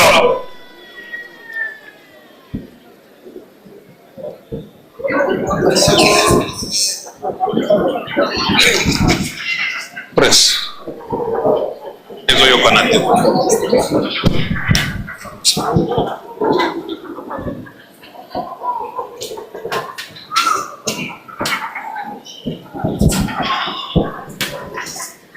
tolanda na bokebi nyonso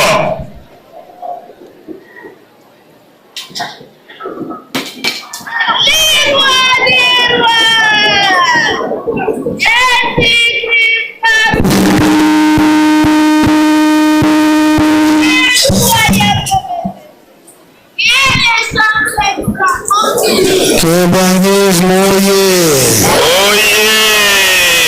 Kamba oye! Banganga Nzambe oye! Tata Mulimo Santo, Papa Simon Bumba Mukengali, Yea Abandi Likambongo, Yango Atindi enveloppe oye zana kati yomoko Papa Sylvestre, Oya Kozango, Oye Basogi, Nini zana kati. Beta kama mboko makasi.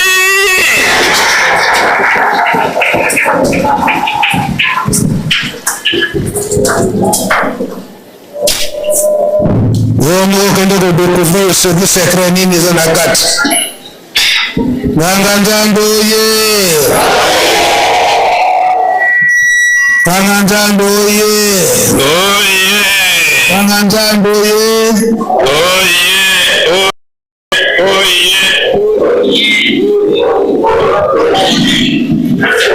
Tolingi bisa. Toli ya lelo toyoki yango ata babwakili biso mabanga tolemba te mosala nini oyo eyeki mpasi na mokili mosala ya tata Nzambe ozonga nsima ozonga nsima te Papa Sylvestre topesi ondira toyeba todécouvrir secret tata Mulimo Santo. Merci papa pona maloba na kombo na tata mwana pe Mulimo Santo tangu tofongoli enveloppe papa tindi pona lancement officiel ya opération cadeau phare mama révérende Makese Kiangani Sandola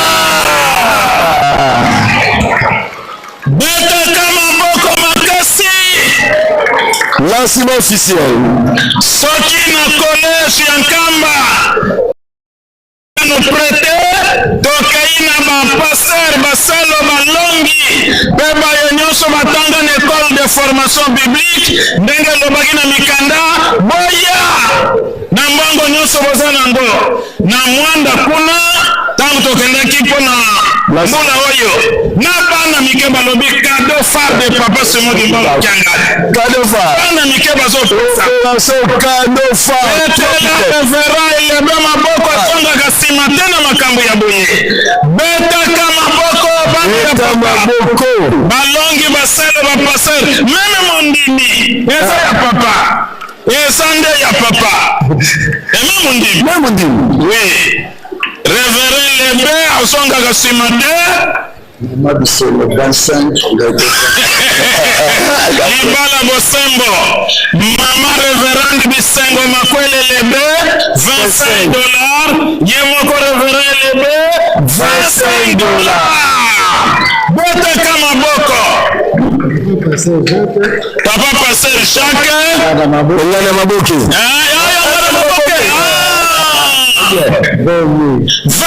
Avance, betela kaya maboko.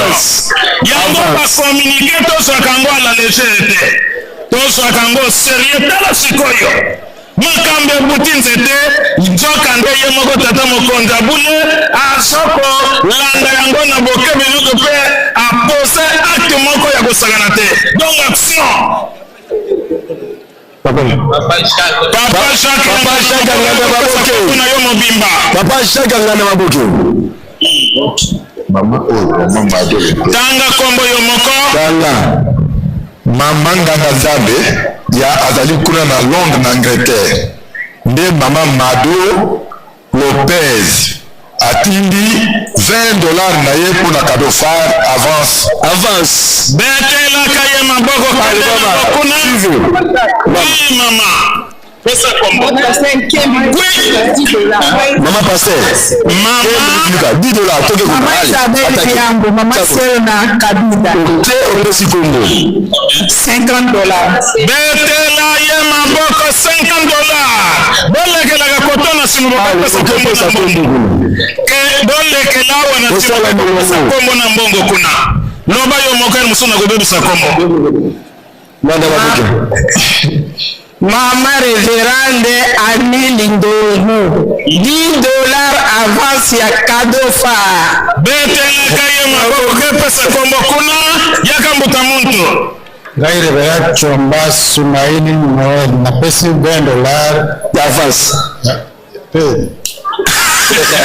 betela ye maboko yakamama bandongi baselo bapaser pe bayebotanga na ekole bibiki toya mama Selo mama Arakao Christine Combien? $20 ouais kende kopesa kombo na mbongo batata bamama banganga nzambe boya po ete toleka na makambo mosusu mama yaka donc bato bazwaki likambo lokola kosaka na papa journaliste lelo likambo eboti nzete kombo ya mama mbikila mama pasere mbikila azali te yango wana tekaki $30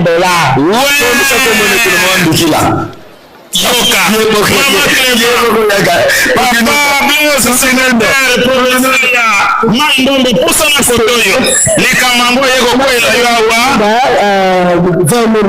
olandi te nalandi te mama Selo mama Clément azalaka selo affaire combien $20 très bien pusana papa secrétaire Révérend Mangala Blaise, secrétaire provincial Maïndombe, likambo ekweli ngai nakoki kotika te na pesi 5000 francs.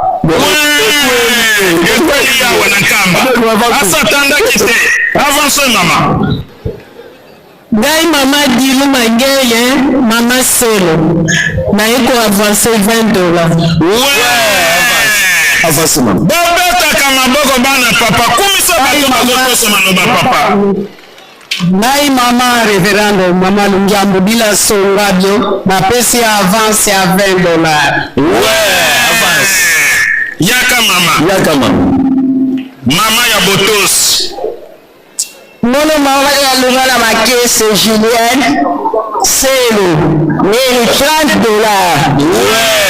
mama ya lungala tata journaliste papa asali biso surprise asaleli biso surprise mpona kolobaka likambo oyo atieli yango motema awa ye moko apesi nani akozanga kopesa tina bandimi bato mitema malamba akozanga te elingi bagrade nyonso selo bafonction ya moto na moto bon nayebi te soki bato mosusu bazali oyo eza coup d'envoi oyo eza coup d'envoi de opération so bandi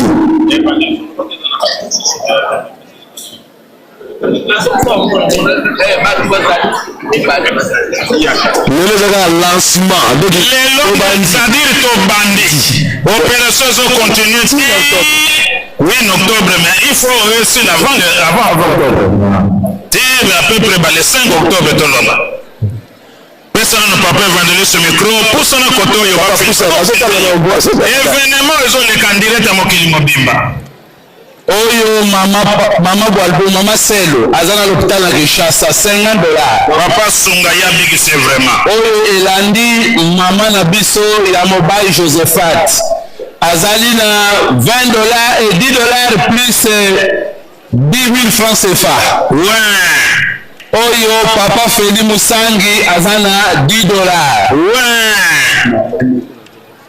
aza na hôpital mais souci maloba papa kokwea te papa bigisa bango yoka ye wana ye alobi yango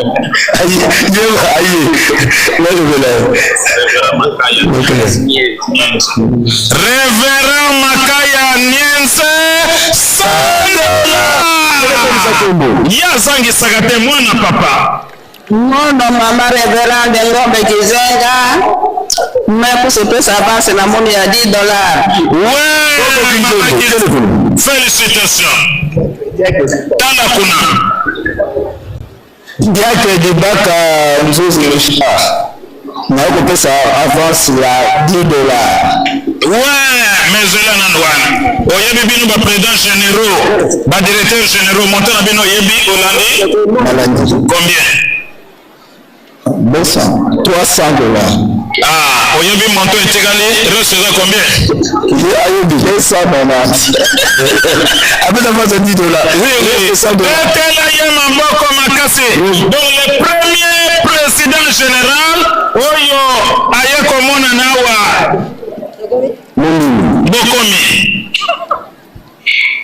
pesa mama micro baluka balola yata la papa soka na lipambo limbala moko nga mama sero babila liboti Béatrice pe moteya ça c'est ta 5e promotion la pesa avance ya $5. Ouais maman yekona félicitations mama posana wa mama Tamaka papa ngai mama pasteur lelo boba Célestine na pesa avance ya 30,000 francs. Ouais c'est kono lekiwa ngai mama selo ama eshimbe Sidonie na pesa avance ya 23,000. Ouais lokola $10. na kombo patamo na peta tamu 60 ngai papa Simon Lubangi Mwemba na pesi secrétaire général ya Faki na pesi na avance ya $10. Ouais Dai passer Chifunda Chumbe wa Kolosi yakawa na fête ya le 8 juillet mais to côté la classe de na yoki sango la fête ya cours biblique école de formation na paie $100. Félicitations toi c'est ça ma pasteur oyoki moninga nga révérend Kamwimba Jean pasteur communal ya Manika na Kolosi toyoki sango toyebi yango malgré toza na mobembo toyaki tokoti formation biblique awa na ye kopesa $20 l'avance avance à $20.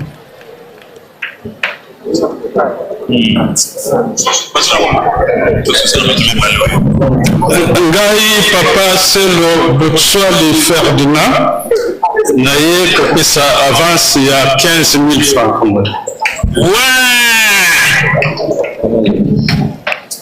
ngai mama longi nzango na ye kopesa avance ya $10.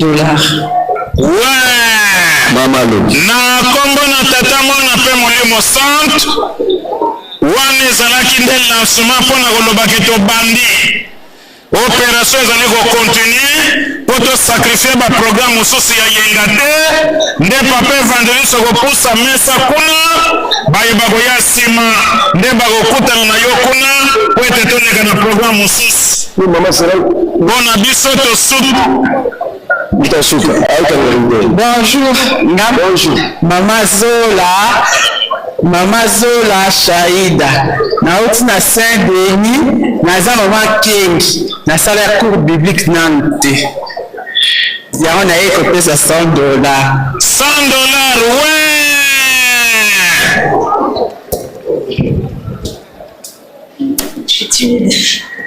ngai naza mama Ndongo Makies naza nkengi na Paris Saint-Ouen pe naza moyekoli na école biblique 179e promotion et napesi papa $300.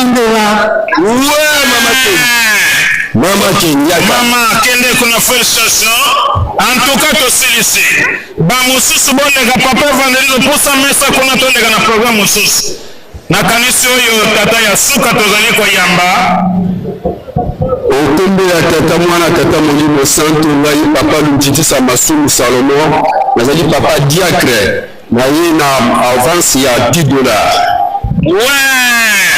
pona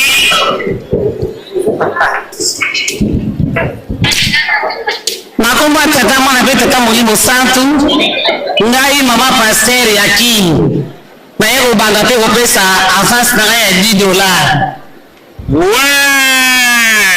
mpona lelo tosuki nanu wana na kombo na tata mwana mpe molimo santo amen baye nyonso toza na mwa retard tokokuta na papa evangeliste mesana ekozala kuna merci beaucoup tozongisi mikro epai ya papa de la ville tosengi na bambuta ya ishiki rapidement toya mpona opération latisangaka nzambe bambuta ya ishiki rapidement toya na opération latisangaka nzambe Mbuta Ishiki, Papa Jamaloudi, Révérend Jamaloudi, en entendant que c'est la Mbuta Ishiki, Fliki, Soumani Sopona opération 3000 francs.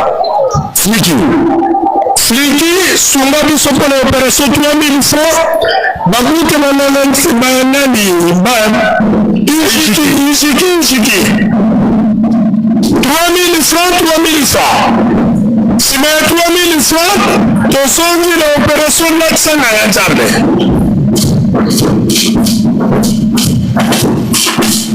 3000 francs. 3000 francs.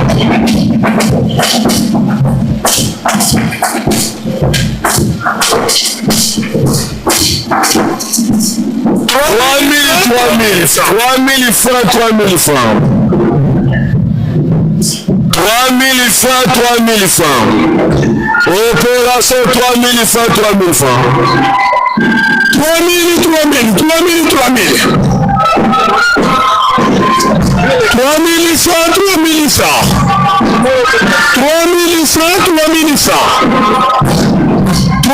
francs. 3000 francs.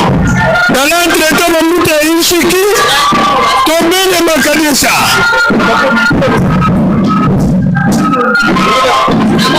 Révérend Léo Kissilimeso.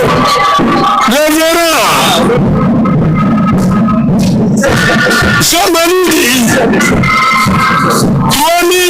3000 francs. 3000 francs. 3000 francs.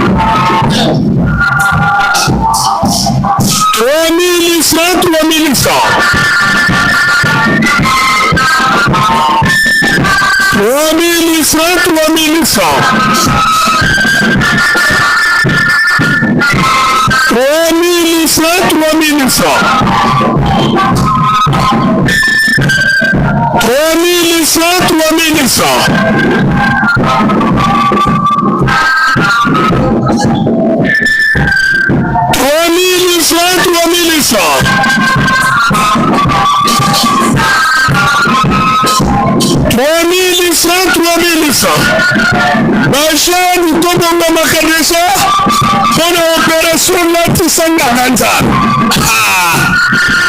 On ne peut pas sans l'opérance. Aïe. 3000 francs. 3000 francs.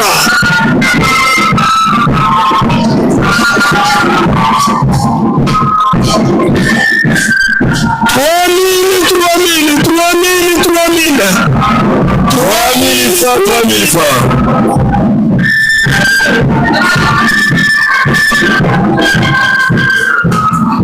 Opération 3000 francs.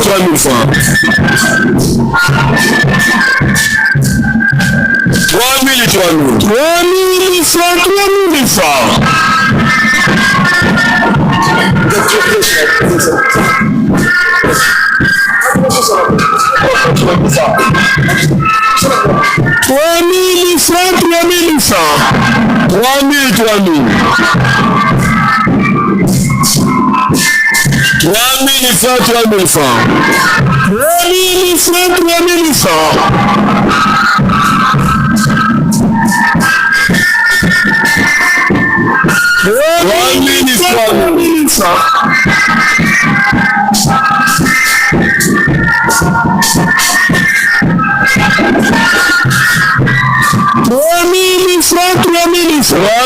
3000 francs. 3000 francs.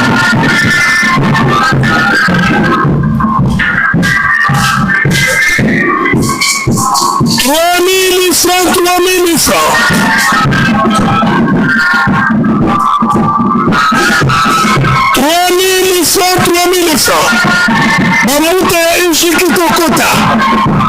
3000 francs.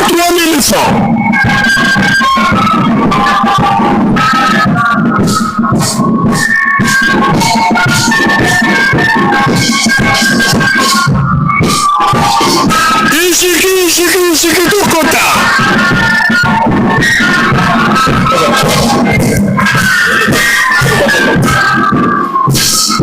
Pour une opération, la Sananga Nzambe. des opérations de Kenzela Moko. À chaque tonne, un protocole. Dès que tu as mis les cellules, c'est ton bandit. Jeune union, c'est bon libéla, bon libéla.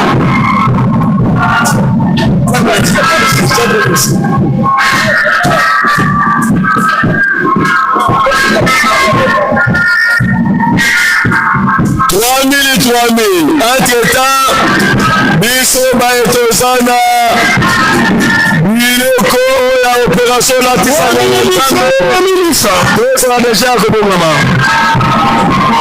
bamouvement topusana na l'entretemps injikri opération latisanga na nzambe opération latisanga na nzambe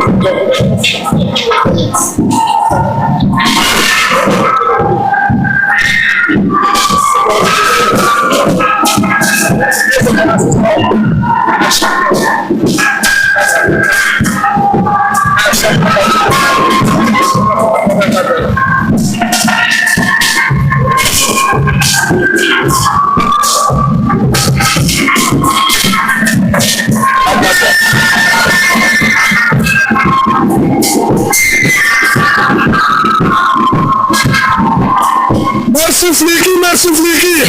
Tozali kowana na mbembe, merci Fliki. Merci Fliki. Tozoleka na opération mususu.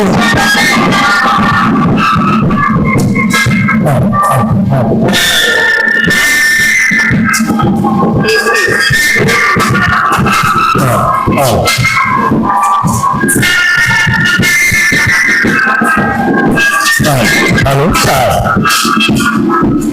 Merci Fliki.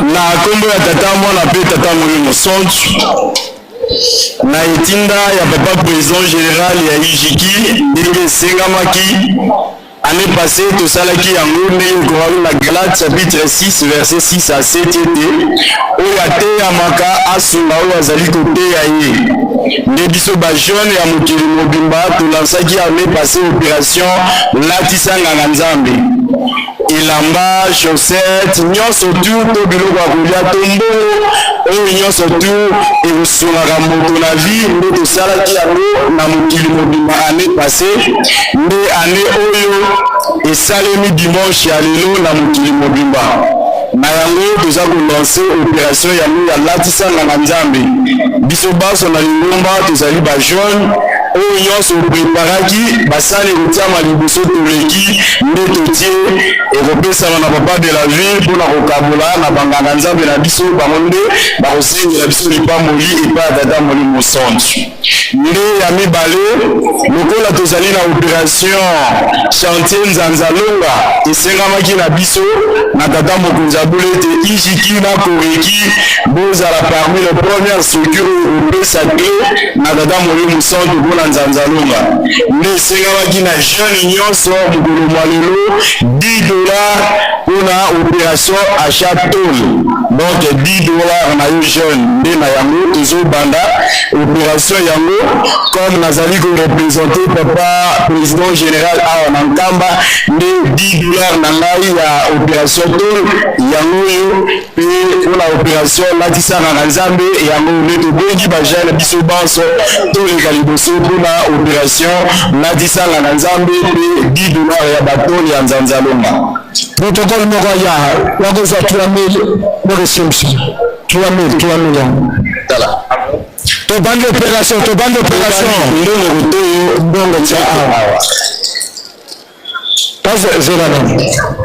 Il faut comment? Nous allons la tout amène. Ça les a tout amène. C'est la scène.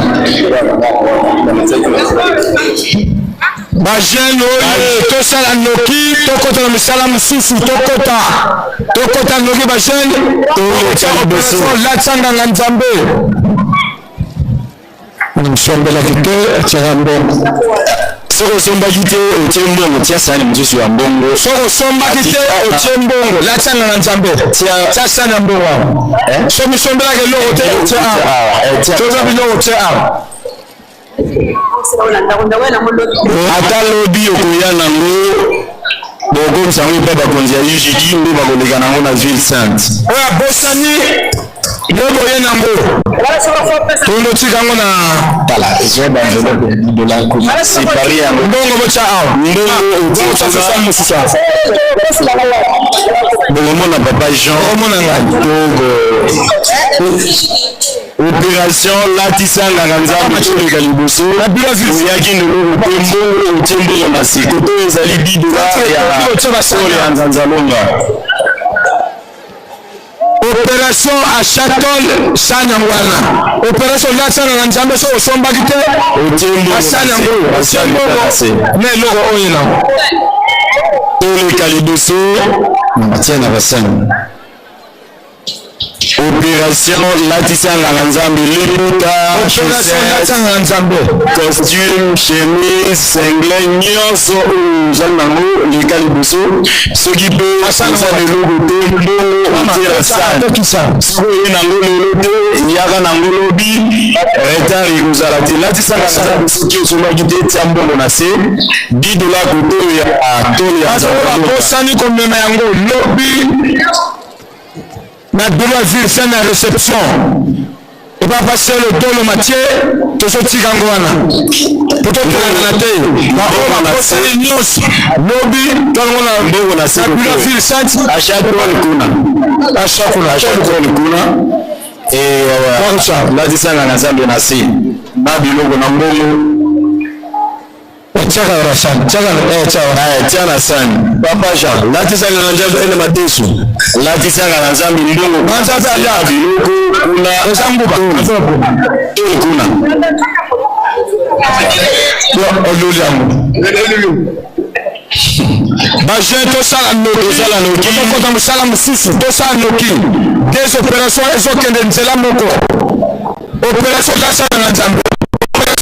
Bosombi tolo wanzanza Nzanzalonga pa opération ezokenzela ye la kana Nzambe ochetonda yokuna kona Nzanzalonga tosema pamboli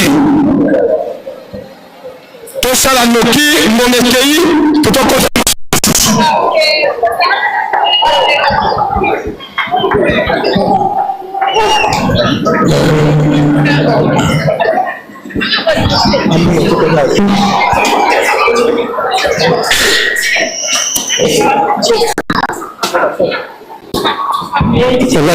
latisanga na Nzambe soki mbongo otie na se soki tole otie mbongo kuna tala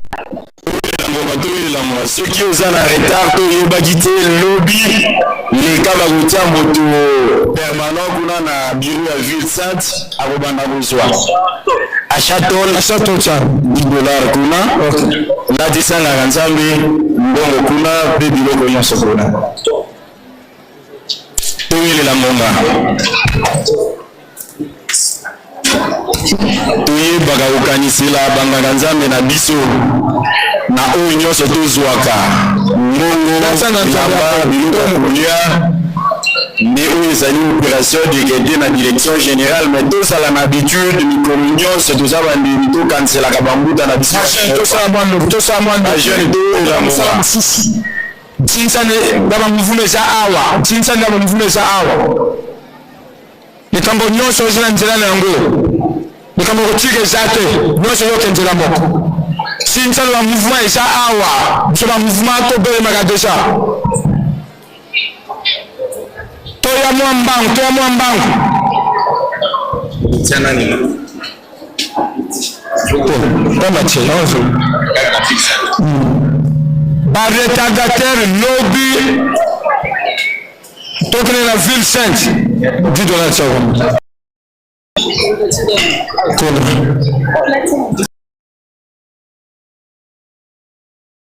Papa azala neti miroir na ville sainte. Kaka ville sainte va dans le match.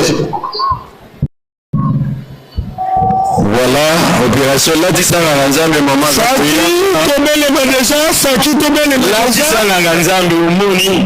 To sali kaka na 30 minutes. Félicitations maman. Défilé là tu sens la nzambe emonani. Tozo sala défilé. Tozo tuwa muke kuna na basa. Là ya to le kona opération là tu sens la nzambe. Voilà. Faki belema déjà. Baye tozali na retard to lobby papa Mathieu akozala permanent tozoki défilé simsani na biso ekozala na défilé pendant 30 minutes tosilisi. Voilà natisanga nzambe tetiela sikuna opération tolo oyo bandeko la mapamboli ya sika naki pasteur ya sika. En tout cas, na baïté sur retard, peu baïté, baïté de nous allons qui distrait, lobby papa Mathieu à nous a permanent qu'on a na bureau. Faki to pusana. Misonnier ce sont du Faki à bandi kobeta, to konti malamoko na défilé. Mbongo nyonso sana ngo tutie na sani.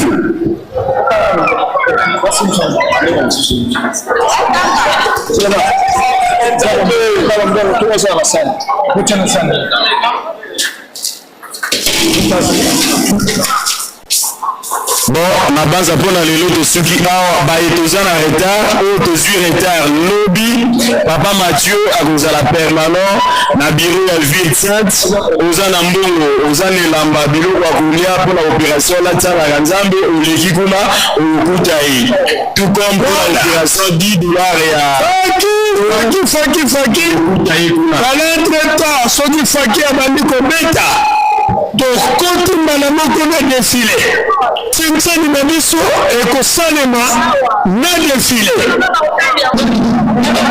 Voilà kende simsa mbongo oyo kende simsa papa ezala na nzambe yo zwa sani oyo kesimsa mama yaga mama oya tobe kende basimba ke mbongo ngoyo becha mbongo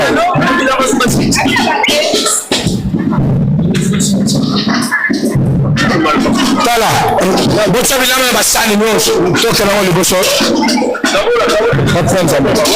boso na basani topusa eza biloko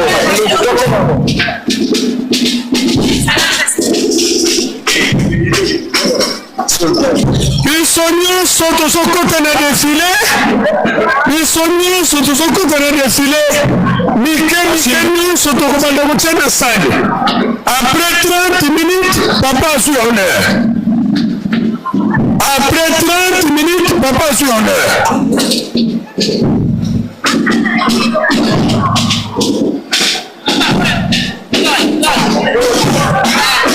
Bova sano tikali wana nana wana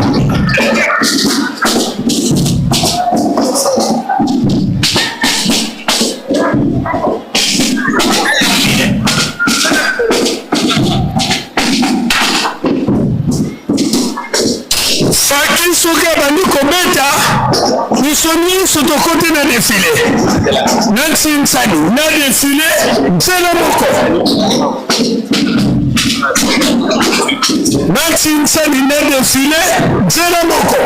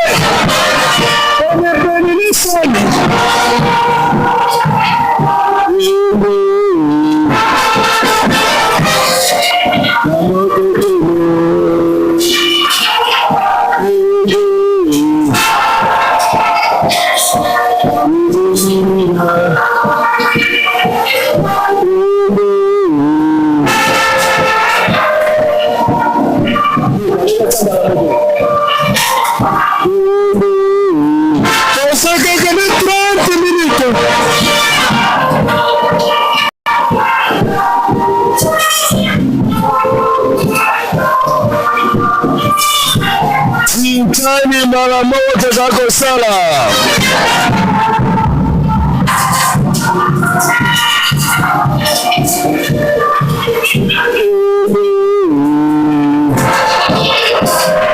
Voilà. Toza kosala mbala moko tintani ya dimanche.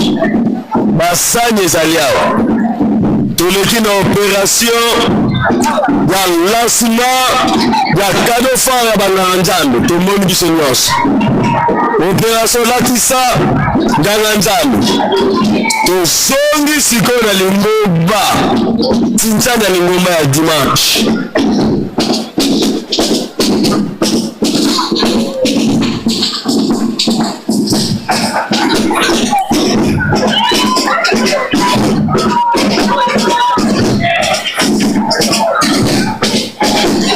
Avis de recherche, toza kolukama matondo ya Presqu'île Nkamba, bazali koluka yo makasi ya matondo oza wapi? Tulakunga.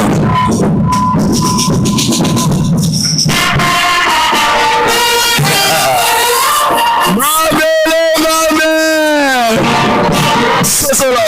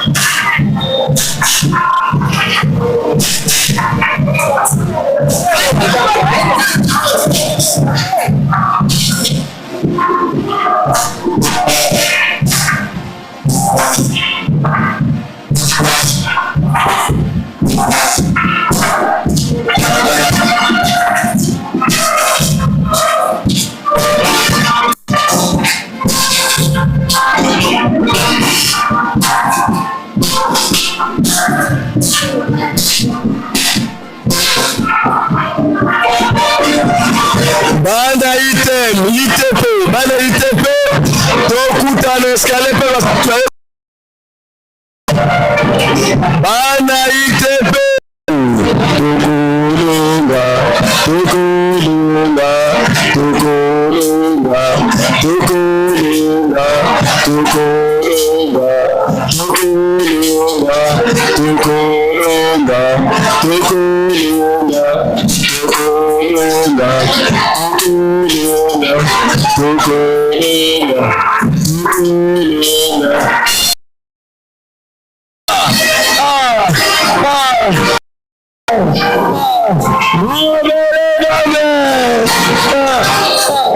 Oh,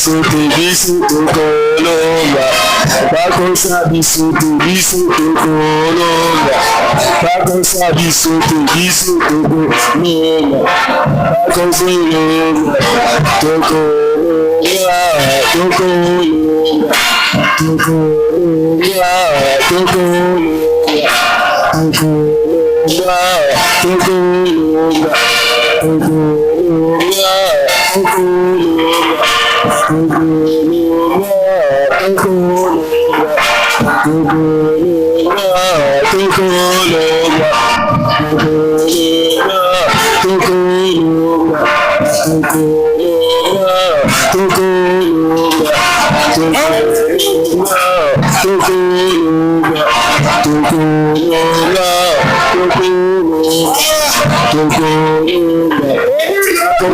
biso tokolonga bakosa biso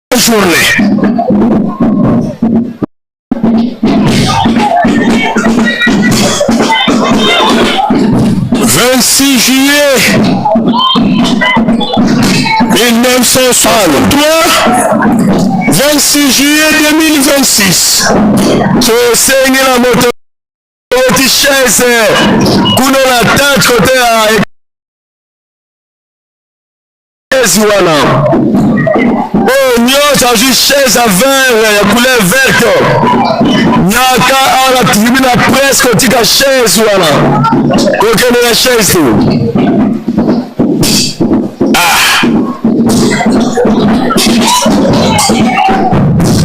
tunakunga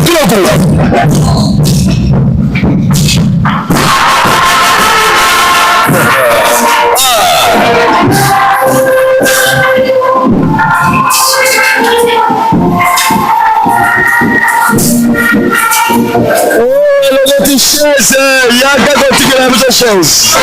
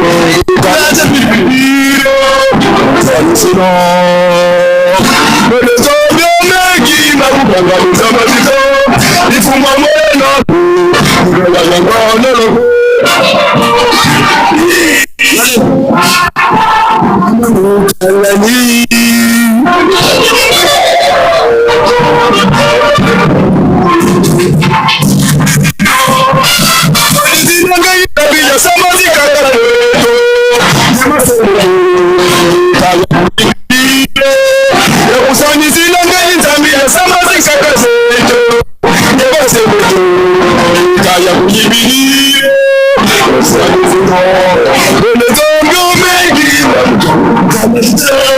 Kumamela Kayayangana Kwame Donezongo mengi Marutanga Mizamezito Kumamela Kayayangana Kwame Donezongo mengi Marutanga Mizamezito Kumamela Kayayangana Kwame Donezongo mengi Marutanga Mizamezito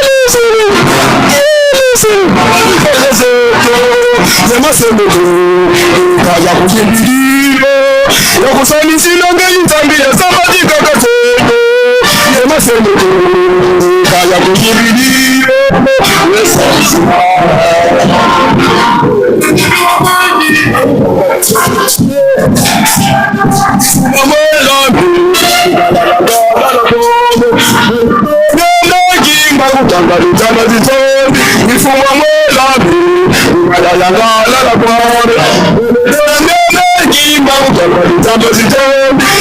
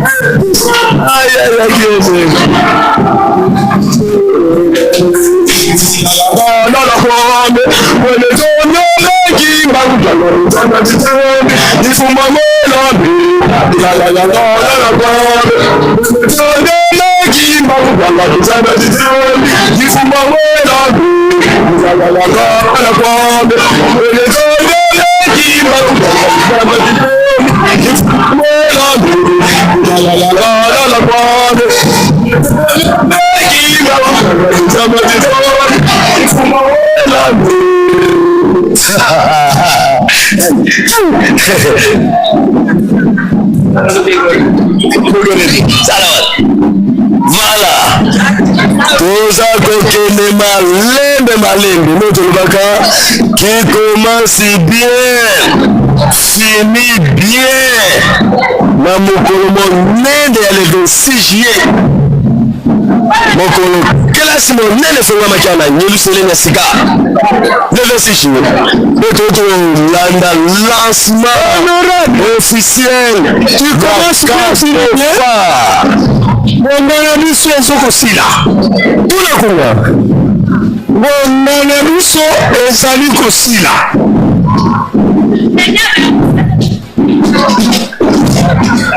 ngongana biso ezosila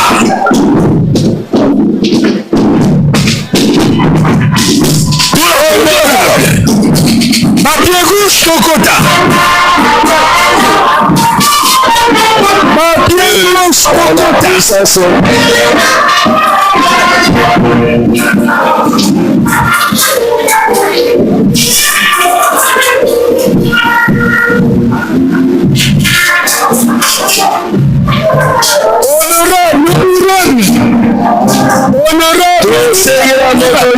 comme la jeune fille Nyaka totika na tribune ya presse na tribune ya presse jeune fille comme la meilleure tire la tribune ya presse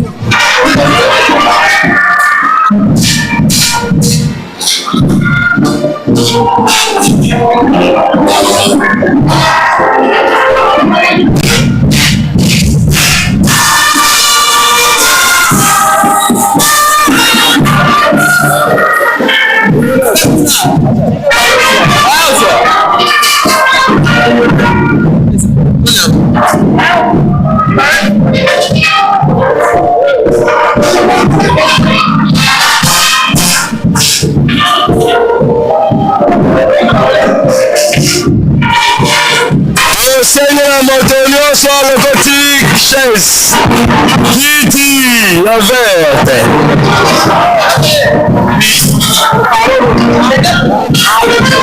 obéissant à notre Dieu tout puissant.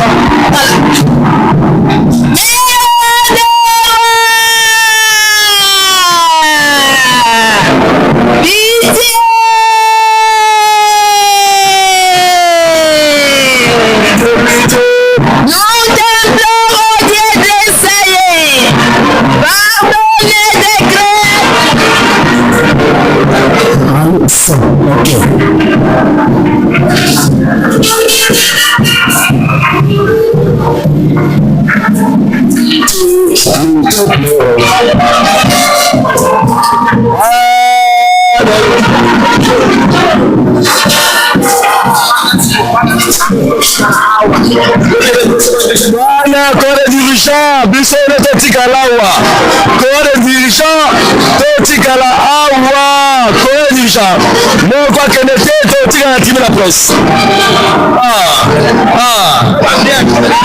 wana la grand corps de dirigeant soki église esili biso nyonso totikala awa na tribune ya presse tozala makasi répétition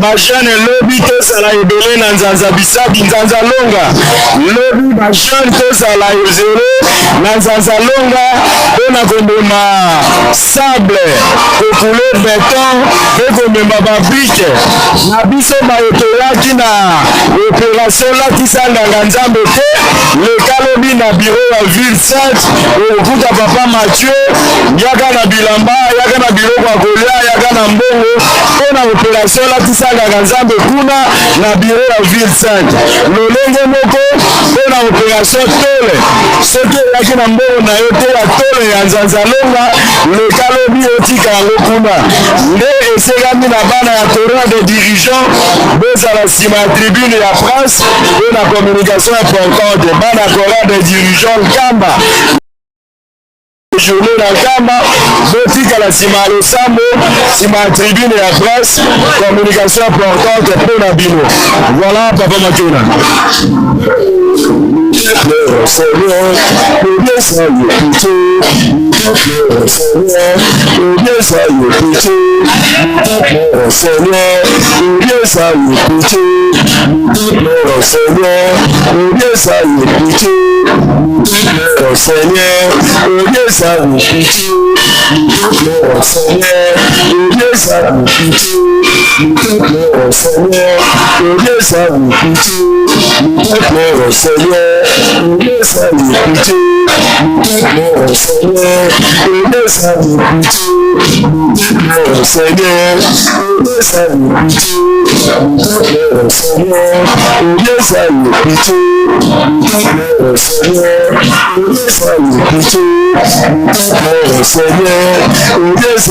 y est pitié, Seigneur, bien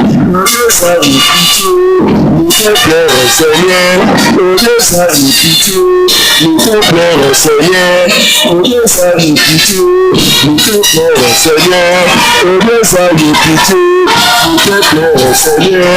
y est pitié, Seigneur, Seigneur,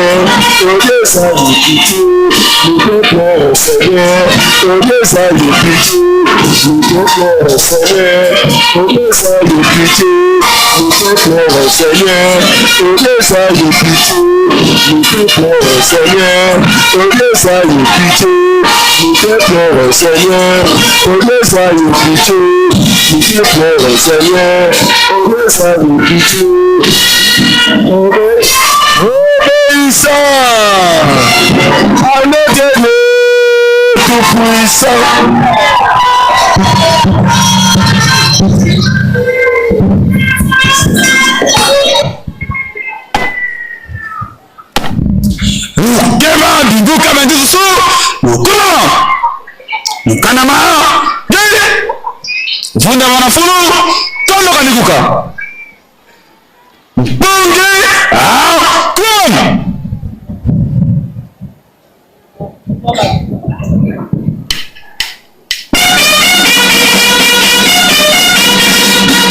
no sasa muka tingu mukanama gele mukunda mukuna fini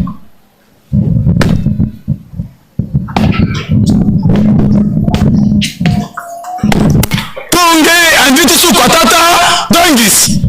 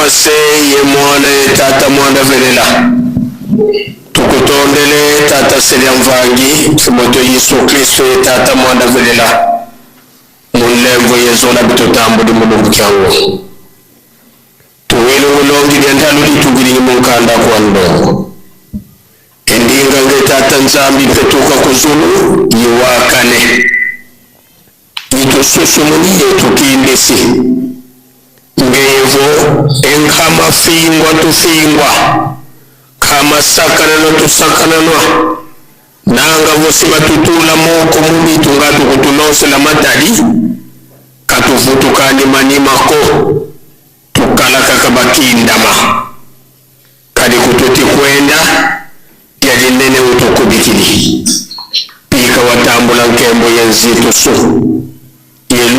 yeluti lila musiami saluku ikululu wetu mwene mpe mavangamani mulungu kia ulu za ufulweki mukuma kia nkinzi kwa beto banganga nzari beto kukamba iwunu tuveni kuda mvua paskinu manavo muntu tukabeki kazaya vuja dinene detu kutuvingila bana beto mpe bayindulivu masemetu banganga za nzambi nga bafwene mukintsukwa batuvwatisi batudikili tata mwana velela nzambi kuvila kanani kuna mietoko ekuma bana yebatekuluko beto inkutanunina ubasakumuna ubalungalunga lemfukila mpekondo kwao kwa minu yekutalani biwa masumo makidwene kiawoko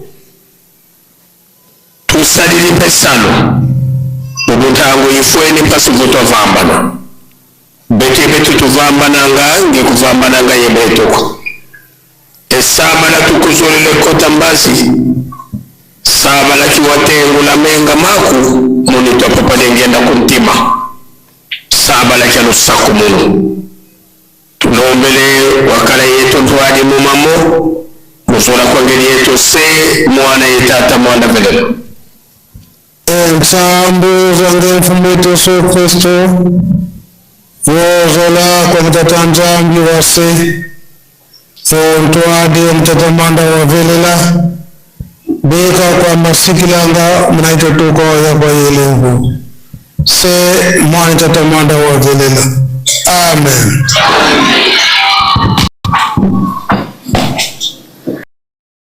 Wakunda Kuratini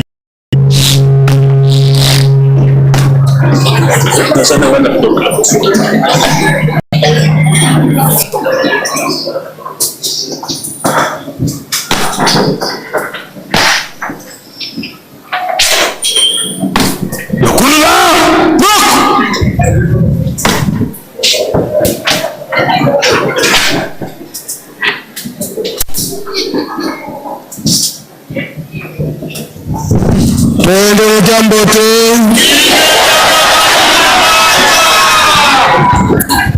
Kabuda binati ya beleva africano donc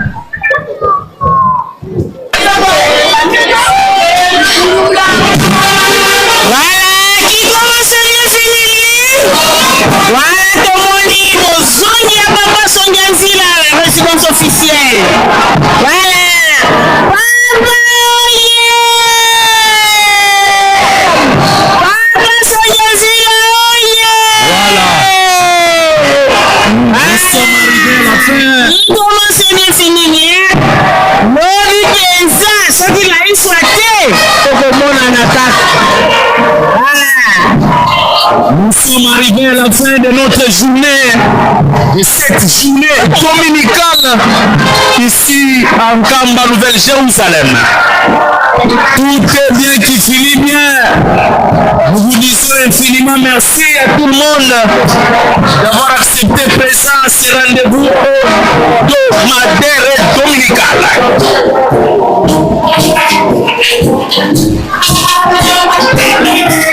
Papa Oye!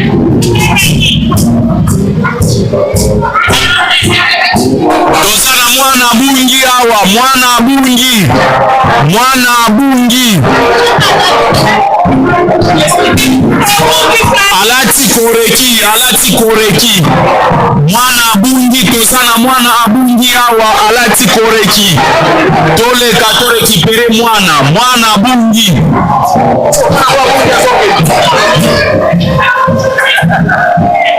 Mwana abungi. Mwana abungi tozana mwana abungi awa. Voilà. Nous voici arrivés à la fin de cette journée dominicale consacrée à la louange et à l'adoration de Dieu créateur. Nous, c'est Emani Mafo, Papa Albert Mundaï, sous la coordination technique de Papa Paulé Kanoumani, Papa Fredina, Maman Bébé Kapita et tous les héros dans l'ombre qui ont concouru à la réalisation de cette journée dominicale. Tout est bien qui finit bien, Maman Marie, les héros dans l'ombre. Côté régie finale, nous avons Papa Reddy, Papa Eder et tous les héros dans l'ombre, Papa Patrick Mbokani, tous les héros dans l'ombre du côté régie, audio et télé. Nous étions en direct sur YouTube, Presqu'In Kamba officiel. Nous étions conjoints avec nos amis de la Ratelki. Tout est bien qui finit bien à l'instant. Nous nous retrouvons demain à partir de 5h30 pour premier cloche. À 6h c'est le culte va débuter. Emani Mafo, c'est moi. Big dédicace à tous les membres qui composent MKB, Maman Judith, Maman Perpétier, tous les héros dans l'ombre MKB. Big dédicace à vous. L'ambiance était totale. Totalité parfaite. Ici, on est tous ensemble. Merci beaucoup de rendez-vous pour les marchés. La rencontre de la qui manque. Merci. Les rendez-vous pour les dimanches prochains.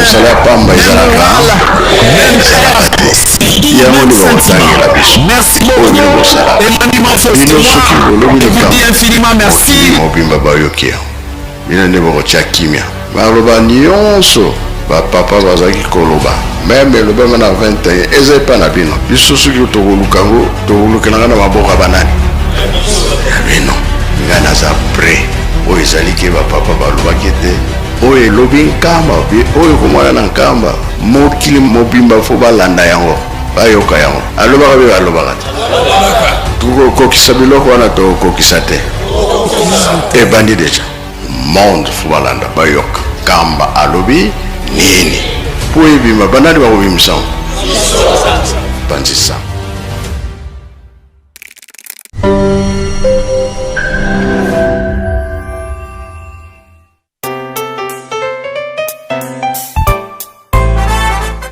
Bonjour à tous et bienvenue sur cette chaîne YouTube Presqu'In Kamba, une nouvelle chaîne créée officiellement pour vous donner l'actualité d'un Kamba dans différents programmes comme l'émission Plateau des pèlerins, l'émission Opinion des visiteurs d'un Kamba. Bref, toute l'actualité de Kamba sera disponible tous les jours sur cette chaîne YouTube.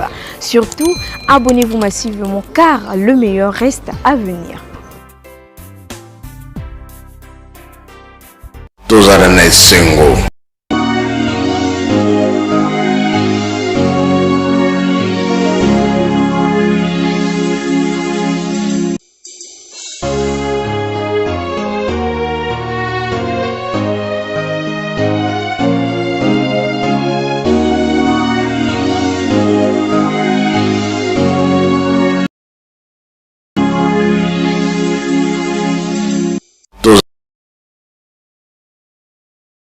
biso ete tozali bana mapamboli tosimba mosala.